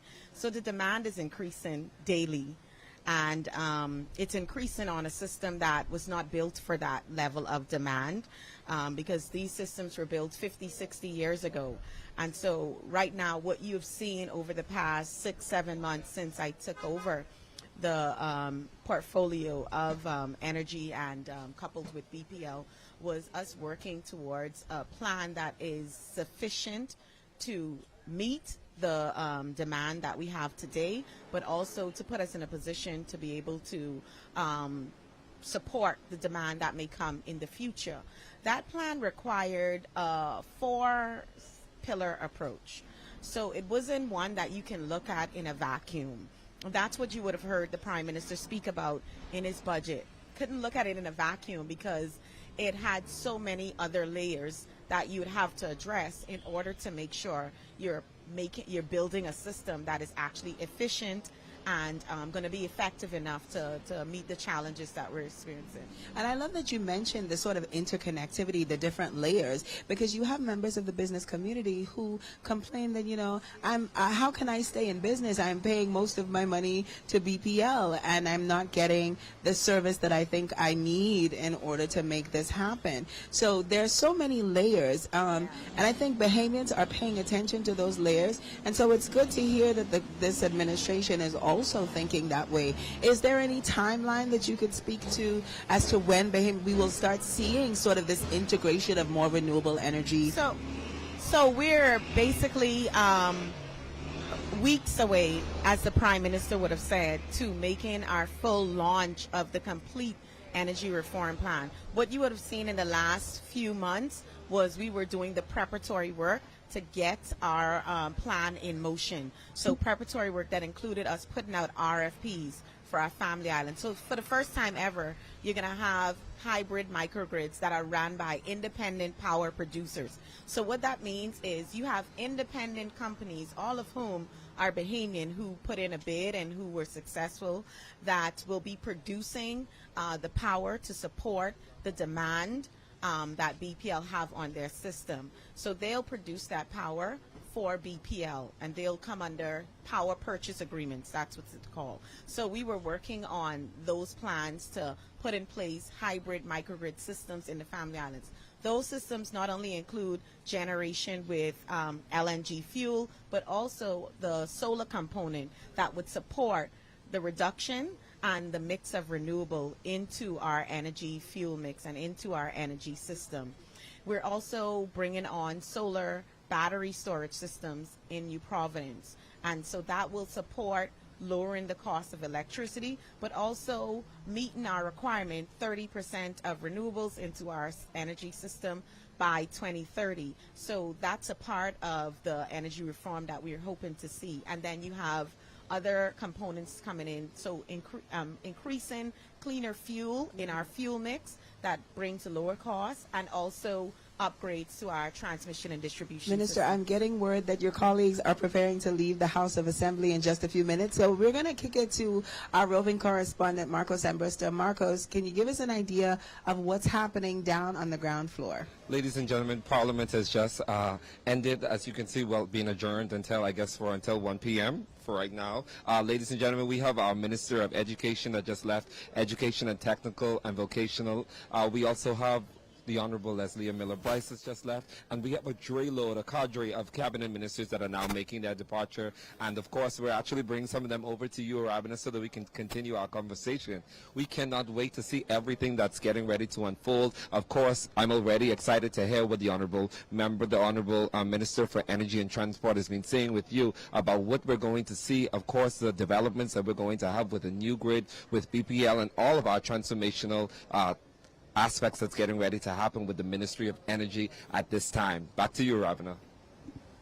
Thanks, Marcos. Now, Minister, before I let you go, I want to give you the opportunity to speak directly to the Bahamian people, to business owners, to residents in the Family Islands, residents here in the capital. Maybe discuss your commitment to really seeing these plans as laid out by the Prime Minister in this budget come to fruition.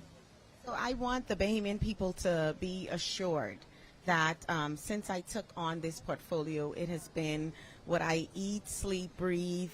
This has been the top priority and focus for myself, because I live too in the Bahamas. I will be here whether I'm the Minister of Energy and Transport or not. This is my home. So getting it right, fixing our energy sector, making sure that it's affordable, reliable, and it is able to sustain many of the challenges that we see during our hurricane season is a priority of mine. But ensuring that they see the benefits of modernization, upgrades to our system, and introducing renewables into our fuel mix right now or as soon as possible is also important for me. I don't want it to just be talk, but I like when it's a lot more action that comes after the talk. And so I haven't spoken much to the press simply because I was in the nitty-gritty of what needs to be done to make sure it's done correctly. But now is the time I'm ready to speak to the public and assure them that when we present the energy reform plan, it will be one that they are proud of. It'll be one that they can see the benefits right away,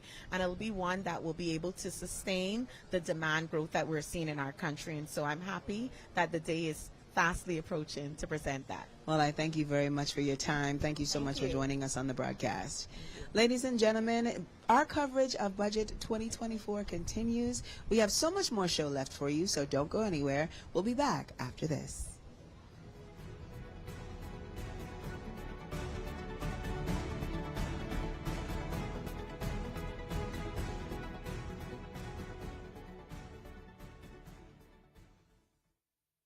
I want you to make the most of your talents. The person that you want to be is predicated on choices. You're not going to be able to pump fake your way to success. You have to be hungry. The barriers you face are real. Your capacity to overcome them is also real. You have the power to lead the crowd and not let the crowd lead you. We can't build a better country without your strengths. We want to make sure that you are all that you can be in this nation. This is the graduation of the National Youth Guard. Young Bahamians trained to assist on the front lines during national emergencies while gaining new skills to build their careers. They stepped forward to serve, growing stronger and making our country stronger too. If you think you have what it takes to join the next generation of leaders, then go online now to learn more and apply for the National Youth Guard. Who loves breakfast? Do you know that breakfast is the best meal of the day? I'm so happy about this program. We serve over 55,000 breakfasts. Ours breakfast, and this program is growing. It's good to have breakfast. It fuels the brain, right? So you don't have to worry about being hungry. All you have to worry about learning, right?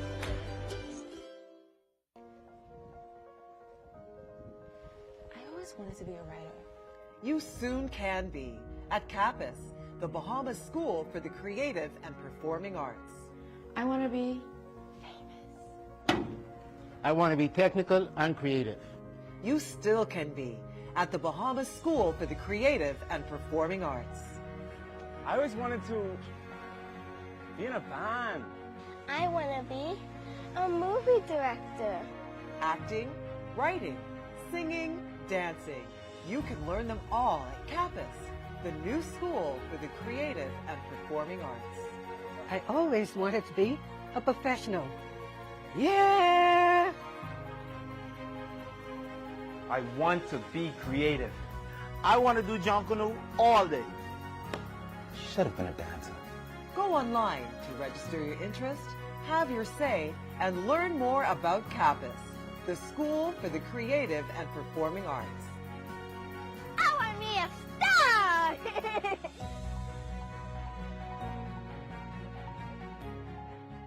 I want you to make the most of your talents. The person that you want to be is predicated on choices. You're not going to be able to pump fake your way to success. You have to be hungry. The barriers you face are real. Your capacity to overcome them is also real.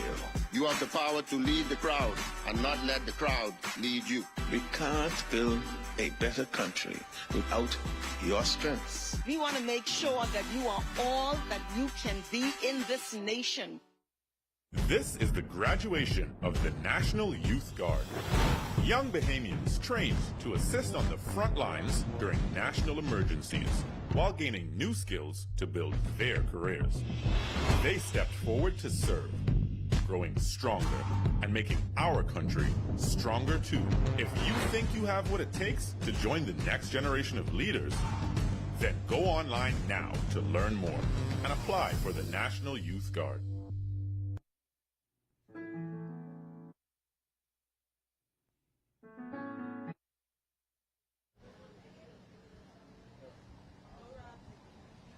Welcome back. You're watching A Closer Look Presents Budget 2024 live from Rawson Square. Just moments ago, we heard the Prime Minister outline his administration's fiscal strategy for the next fiscal year. And we have been talking about the major investments coming to various sectors, from healthcare to energy and also to education. Joining me now on the broadcast is Education Minister, the Honorable Gladys Hannah Martin, as well as the Director of Education, Dominique McCartney Russell. Welcome, ladies. How are you? Pleasure to be here. Thank you so much for being here. I want to talk to you about, the Prime Minister's budget presentation. He mentioned so many major improvements coming to education. I know education, especially in a post-COVID environment, has been a major priority of the Davis administration. And so we are working to make sure that, children everywhere are not only receiving an education, but that they're receiving a quality education. education, and that the hindrances to them receiving this quality education are being removed. Minister, how are you feeling post that communication? What are you most excited about in terms of what is coming for the Ministry of Education and educators in the country? Well, I think the one thing that the budget speech was reinforcement for me, because the one thing I'm clear on is that this Prime Minister understands the value of education to national development.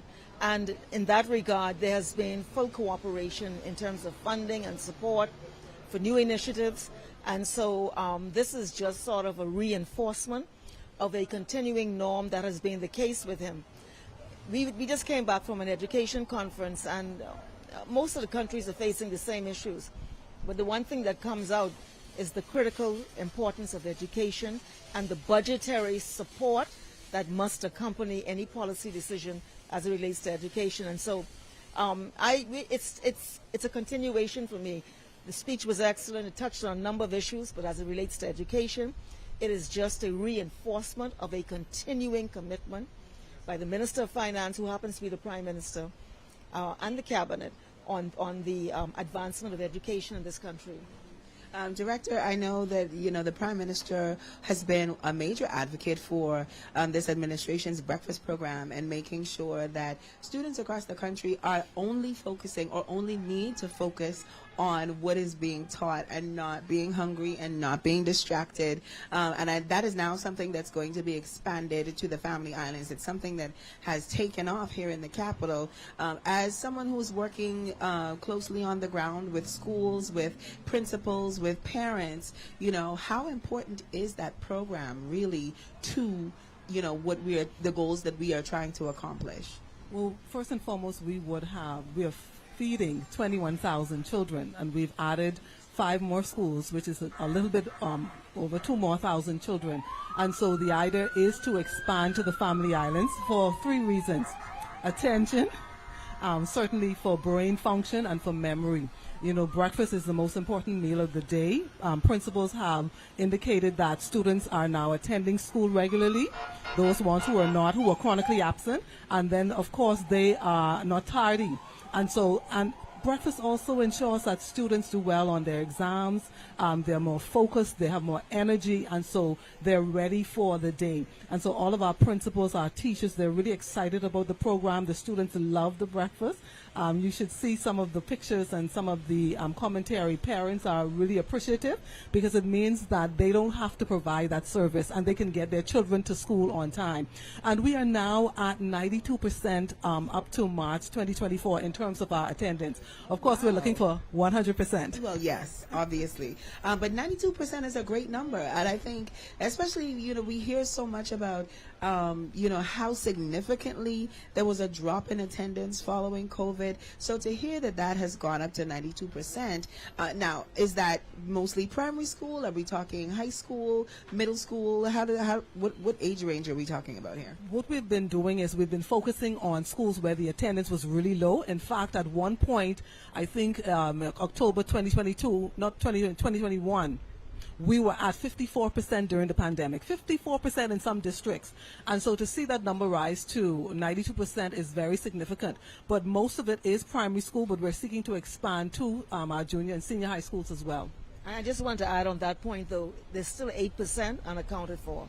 And so we are continuing our efforts, because if a school-age child is not in school, what's happening with that child? And so we established a hotline. We're engaging the community to help us get children back into school. It's a human right, but it's also a safety and security issue. And in the school environment, children are in a structured environment, and they get the breakfast, they get tuition, they have the support of guidance counselors, they have their peers. We want all of our children in. And so we are still working on even though we've made tremendous progress, we still have some ways to go.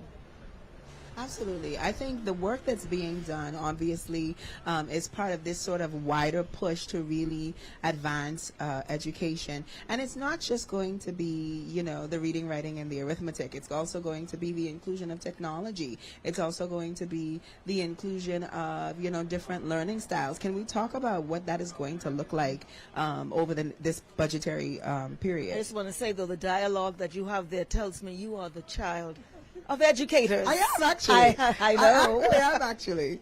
Both of my parents teach. We're seeking to provide a holistic education. Students are not just physical beings; they're spiritual beings, they're emotional beings. They have intellect, and so we want to wow our clients. We want to provide a holistic education that's individualized, that allows them to tap into, where they are bent, their the opportunities that they want to advance for themselves. And so we're seeking to provide opportunities in athletics, in the arts, as well as in academics, and then, of course, in the attitude. So we say the 4 A's. We're seeking to ensure that students are provided those opportunities to excel, to maximize their learning potential, and, of course, to maximize their earning potential. Yeah, on that point, I just want to add, though, what we're also doing is we're doing some research projects to help us learn how our children are learning. But we want them more than being just receptacles of information.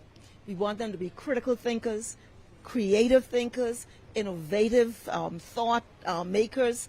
And so this is the real challenge, moving from the current construct, even though we are doing a lot, taking it to that level where we really activate our young people. They come of their own.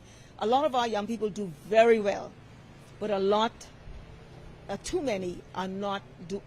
We're not seeing what we would want to see, and it's that category of student that we bring a special eye to.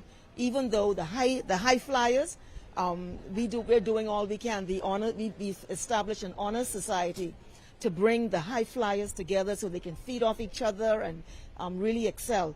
But we want to ensure in the issue of equity that those children who are facing challenges, whether it's learning disabilities, whether it's social imports that are happening in their lives, whether it's how they're learning, whatever the issue is, we want to bring a focus to that child so that child comes of their own. That's our commitment, and a lot of our effort is directed in that way.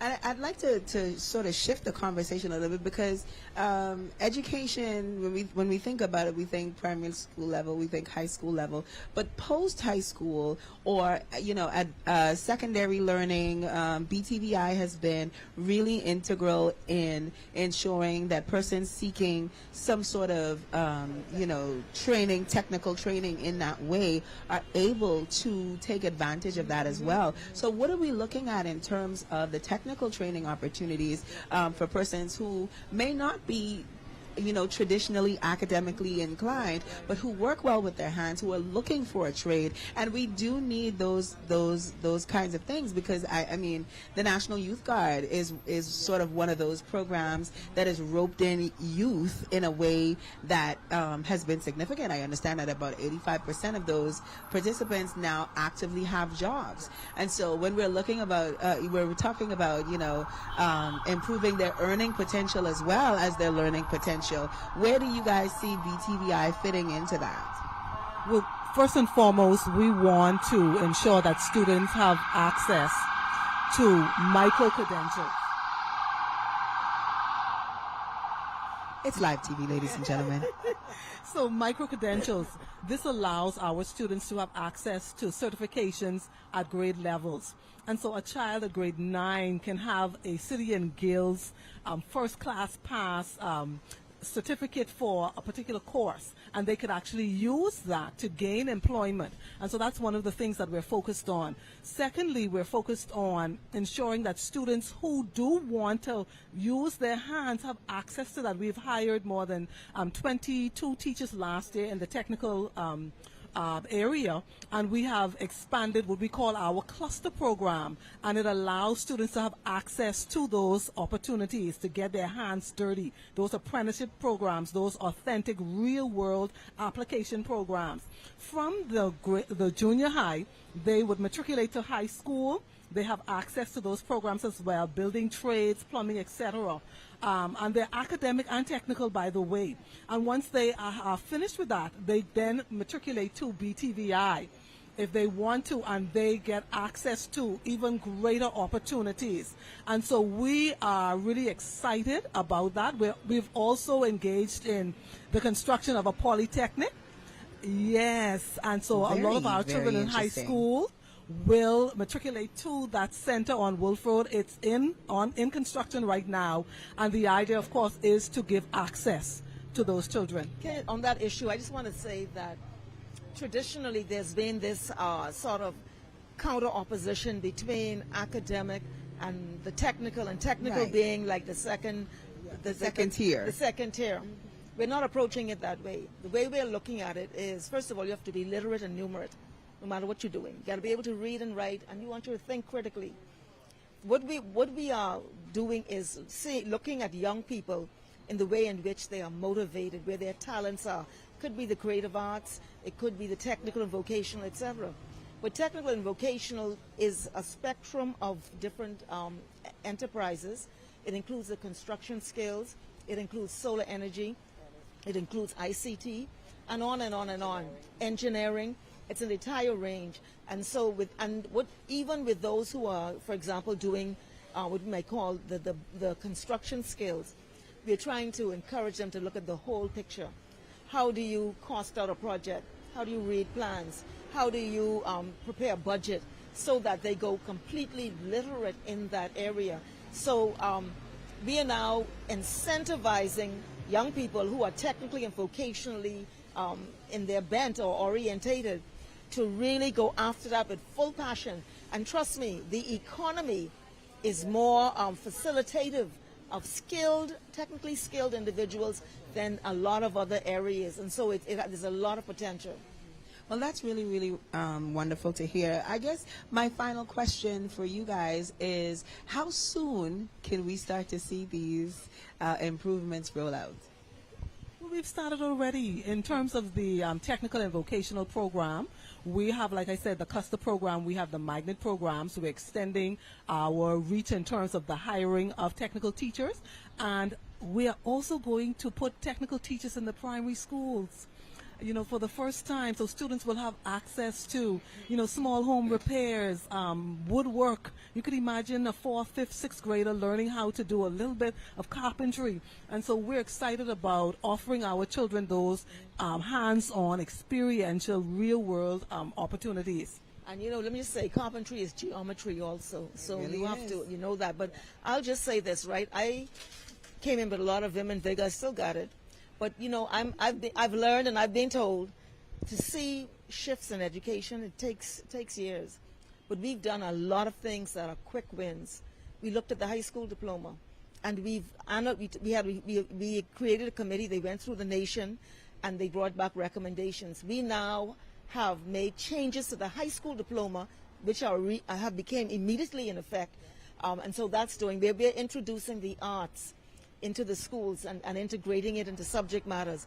We are bringing a singular focus into physical education, and we bring in swimming. We're going to announce it soon, but we're going to have pools in public schools by September in certain schools. So there are a lot of things happening. What we found, what we did, we wanted to, first of all, get children in school. We want to deal with learning loss. We did the testing universally. We want to build morale, give support where children have psychosocial, emotional issues coming out of the pandemic.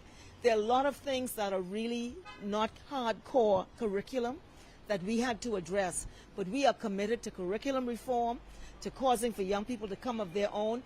And we are not upholding a status quo. Where we see unsatisfactory outcomes, we get disturbed. We're not just saying, oh, okay, no, we're not. We're not accepting statistical mediocrity, and we will continue to work and fight for the young people, the children, particularly in the public school system. And the commitment is there with the entire team. So, we're hopeful, and we're working. Awesome. Well, I want to thank you, ladies, so much for being Thank here. You guys were amazing guests. I always love talking education because, you know. Yes, both of we us- know. Yes, we do. I love talking education. So I want to thank you both for being Thank you here. so We're much. looking forward to all of those amazing changes and improvements. I know they've already started, and so we're looking to see even more of it happen. Thank you Yes. so much. Thank Ladies you. and gentlemen, we have so much more show. This has been such an insightful conversation from a number of directions. We have heard real budgetary analysis. We have heard people break down some of the Prime Minister's commentary. And we're going to continue those conversations, obviously, as we continue our live coverage of the Budget 2024 here live from Rawson Square. I want to thank you guys so much for sticking with us, for tuning in, for being a part of the conversation, and for being prepared to really engage with this year's budget in a substantive way. It's something that I know we have heard several ministers in government speak to already, the need for Bahamians to really tap in, to listen closely, to engage, and to be prepared to, be active participants in the governance of our country. I want to take a moment to go back to one of the things that we were talking about earlier with our roving correspondent, Marcos Ambrister, who spoke to Superintendent Chrislyn Skippings about some of the major changes coming to the police force. And so to continue that conversation, I am very pleased to welcome to the broadcast Wayne Monroe, who is the Minister of National Security. Welcome, sir. Thank you. Thank you very much. Thank you so much for being here. Minister, we have gotten through the Prime Minister's initial budget communication. We're expecting to hear so much more as the budget gets underway next week. Can you speak to some of the major changes that the Prime Minister foreshadowed in your specific ministry? Well, he just set out what we have been accomplishing. Before I reach there, can I say this, that, in my role as now leader of government business in the House, it's to marshal the actual debate so that we make sure that we get our message across. The Prime Minister spoke about things to come in the Ministry of National Security and its agency, and about things we have been doing. Before we move to what we are going to do, I think it's important that the public understands what we have done. Absolutely. So let's talk about some of the things that, this administration has accomplished. Some of the markers that I continue to say, the previous administration always raises up COVID and Dorian as reason for underperforming. Well, the public should know that we've been in power just as long as they were before COVID. And so you can judge what we have done. And so the Prime Minister pointed it out. We've recruited in 20 months more police officers, more Defense Force Marines, more correctional officers in 20 months than they did in 4.5 years. And so that was necessary to answer problems. We have moved to give the police vehicles, because you had the travesty of people having to pick up the police to take them to scenes. And so you have to address those things. And so when we're looking to the future, we really have to look for the Bahamian people to appreciate how far we have come. The Prime Minister has talked about the reduction of the national debt, $1 billion. He's talked about our debt to GDP ratio. All of that is positive work in the same amount of time as the previous administration had before COVID. And so the public ought to be focused, laser focused, on where we have come from to where we are now, as the Prime Minister sets the table now for greater progress into the future. Sure. He did allude to the introduction of even greater technological advancements as we work to expand the way we are able to respond to crime, the way we are able to respond to challenges in that area. We're talking about the recruitment of new officers. We're talking about the introduction of facial recognition, those kinds of things that are going to really be able to take our crime fighting, power to another level. What does that mean for you? A step back. There's a 5-pillar crime approach: prevention, policing, prosecution, punishment, and rehabilitation. The Prime Minister touched on all of them in some length with lesser focus on rehabilitation, but in prevention, he talked about the youth guard, because the key is to stop these young people joining the wrong gang, because that's when you talk about gang and gang violence, it's young people joining the wrong gang. So when we get them involved in youth guard and some of the other prevention schemes that we do have that will be funded from this budget, that's the first pillar. We're trying to move with prevention so they don't cause harm to the society and to their future. The Prime Minister focused on the policing. He indicated when he spoke earlier that people may be alarmed, and it's not that we're going to break any laws, but when you talk about CCTV with facial recognition, license plate reading, predictive analysis to say Monroe comes here on Tuesdays, Wednesdays, Thursdays. If you're the police and you want Monroe, here is where to get him. And by the way, Monroe right now is in Rawson Square, because we have cameras in Rawson Square that we'll apply the AI technology to. So we have to improve the way that we do things. And we're looking at tethered drones, which should have been gotten, so you can have overwatch 24 hours a day in problematic areas. The police are looking to up their game, as the Commissioner always says, and our job is to support them in that. But the Prime Minister also talked about prosecutions in the trial by judge alone provision that we have put. And there's going to be a lot more cooperation with the judiciary, which is independent, to move the backlog. And he talked about punishment, because we have stiffened the law on bail violations.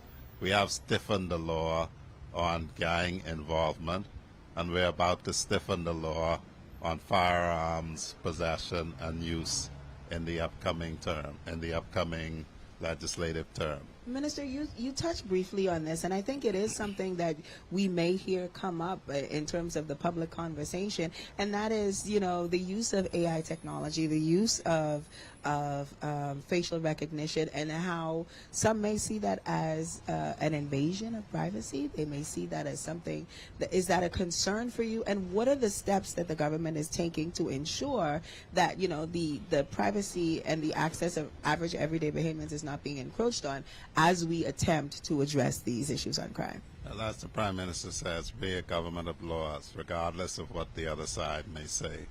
Firstly, our cameras only see public places, and they only see what a policeman could see if he was standing where the camera was standing. And so no member of the public has an expectation of privacy in a public place by definition. AI technology can make mistakes, but before you're dealt with, a human being sees you, sees the recording, and makes a judgment. It's a tool. It is not itself a judge. And so the public can be assured that we respect human rights, and we are a party and a government that governs ourselves by the laws of the land. Well, Minister, I want to thank you so much for taking the time out to come and chat with us.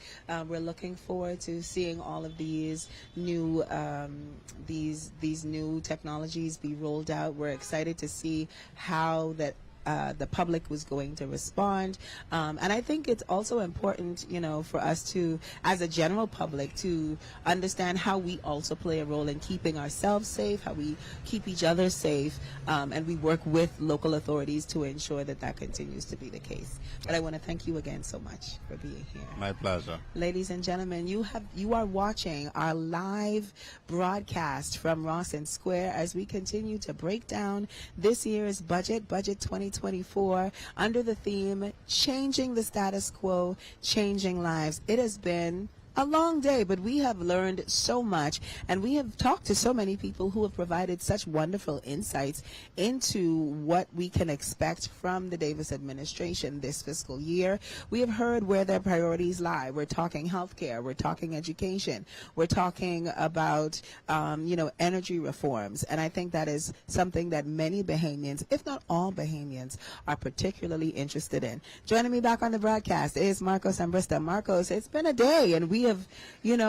been here through it all. It's been a long, hot, sunny day, Ravana, but it has been filled with such a great and enormous amount of information, letting us know exactly where our country is at, and of course letting us know where our country is headed. And so we cannot take that for light. We cannot take that lightly. We've gotten to speak to so many cabinet ministers Absolutely. and former ones as well. Absolutely. And then we even had the technical side. We had the director of education. So we're able to not just see it from a policy level, but even how it's going to be On the filtered. ground. Exactly. Yeah, on the ground. And so that's so important, and I'm just so privileged to be here. Well, I'm really excited again about the announcements coming out of the budget for Grand Bahama. Y'all know I am a Grand Bahama girl, and every chance I get, I am going to be here to plug the nation's advocating on behalf of my Grand Bahamian people. Get an amen. Amen. Hi. All right. So we are going to continue our conversation some more, but I think that is, for me, one of the major things coming out of, out of the budget. I'm interested to see how the relationship between the government and the Grand Bahama Port Authority is going to unfold. Yes. I am particularly interested to see what the timelines are going to look like for the proposed purchase of the Royal Oasis property. What is going to become of that? Once that West Atlantic Highway is reopened, what that's going to be and what that is going to mean for business opportunities in Freeport. I'm very excited about things like that. I can't wait, actually, because I've never been to Grand Bahama, and so it's going to be... This is news to me. What? I know, I've never been to Grand Bahama, so I'm actually... What does that mean? Are you even a Bahamian? A Ravana, not everybody. Are you even? Yes, I've done other islands. No, I don't. The ones where my heritage is. Cat Islands and Eleuthera. I am revoking your Bahamian passport. Exuma. Anyone who has never set foot on Grand Bahama Island cannot be considered full Bahamian. They are. We're just not Grand Bahama centric, Well, but that's going to be changing, Marcos, because we have heard from multiple ministers today that we are moving away from being Nassau-centric and embracing all of the family islands. I am looking in every way possible. I'm looking forward to, shameless plug here, the development of the Cat Island International Airport. Well, listen, I tell you. I grew up in Old Bight. I can tell you. That's where my people are from. I grew up in Old Bight. Old Bight, New Bight. All right, I know that Bristol's Lillian. Her house was right there. She's basically my Grammy. That's exactly what it is. We're going to see the development of the Exuma International Airport. There's Bimini that's also being done. And so we're going to see tourism numbers now already soaring. And so imagine what's going to happen. But what I do love about today is we got to break down the budget to the simplest terms where everybody's able to understand. So, of course, we know that after today, we have the cabinet approval that has to happen from within the cabinet ministers. You have your parliamentary approval. That's when it's presented to the House of Assembly. That's what happened today when everybody now gets to take a time to debate, including the opposition. And then we have Senate approval. Everything that happens in the House of Assembly, we know that it's sent over. And then lastly, we'll have the royal asset. And that's where the Governor General will actually, it's sent to the Governor General, and then the Governor General will grant asset, and the budget becomes law and is now enacted. So we have a full rundown of what happens after today's bidding, and so I can't wait to see what happens and how it changes the status quo, and it impacts every individual Bahamian. Yeah, I think that has really been the theme. The Prime Minister really leaned into that theme. His cabinet seems to be leaning into that theme, and we're seeing that being laid out in the budget communication, and I expect that it is even going to be even more apparent. This theme about changing lives and really bucking the status quo as the budget debate gets underway. And I'm interested to hear, the opposition's critiques.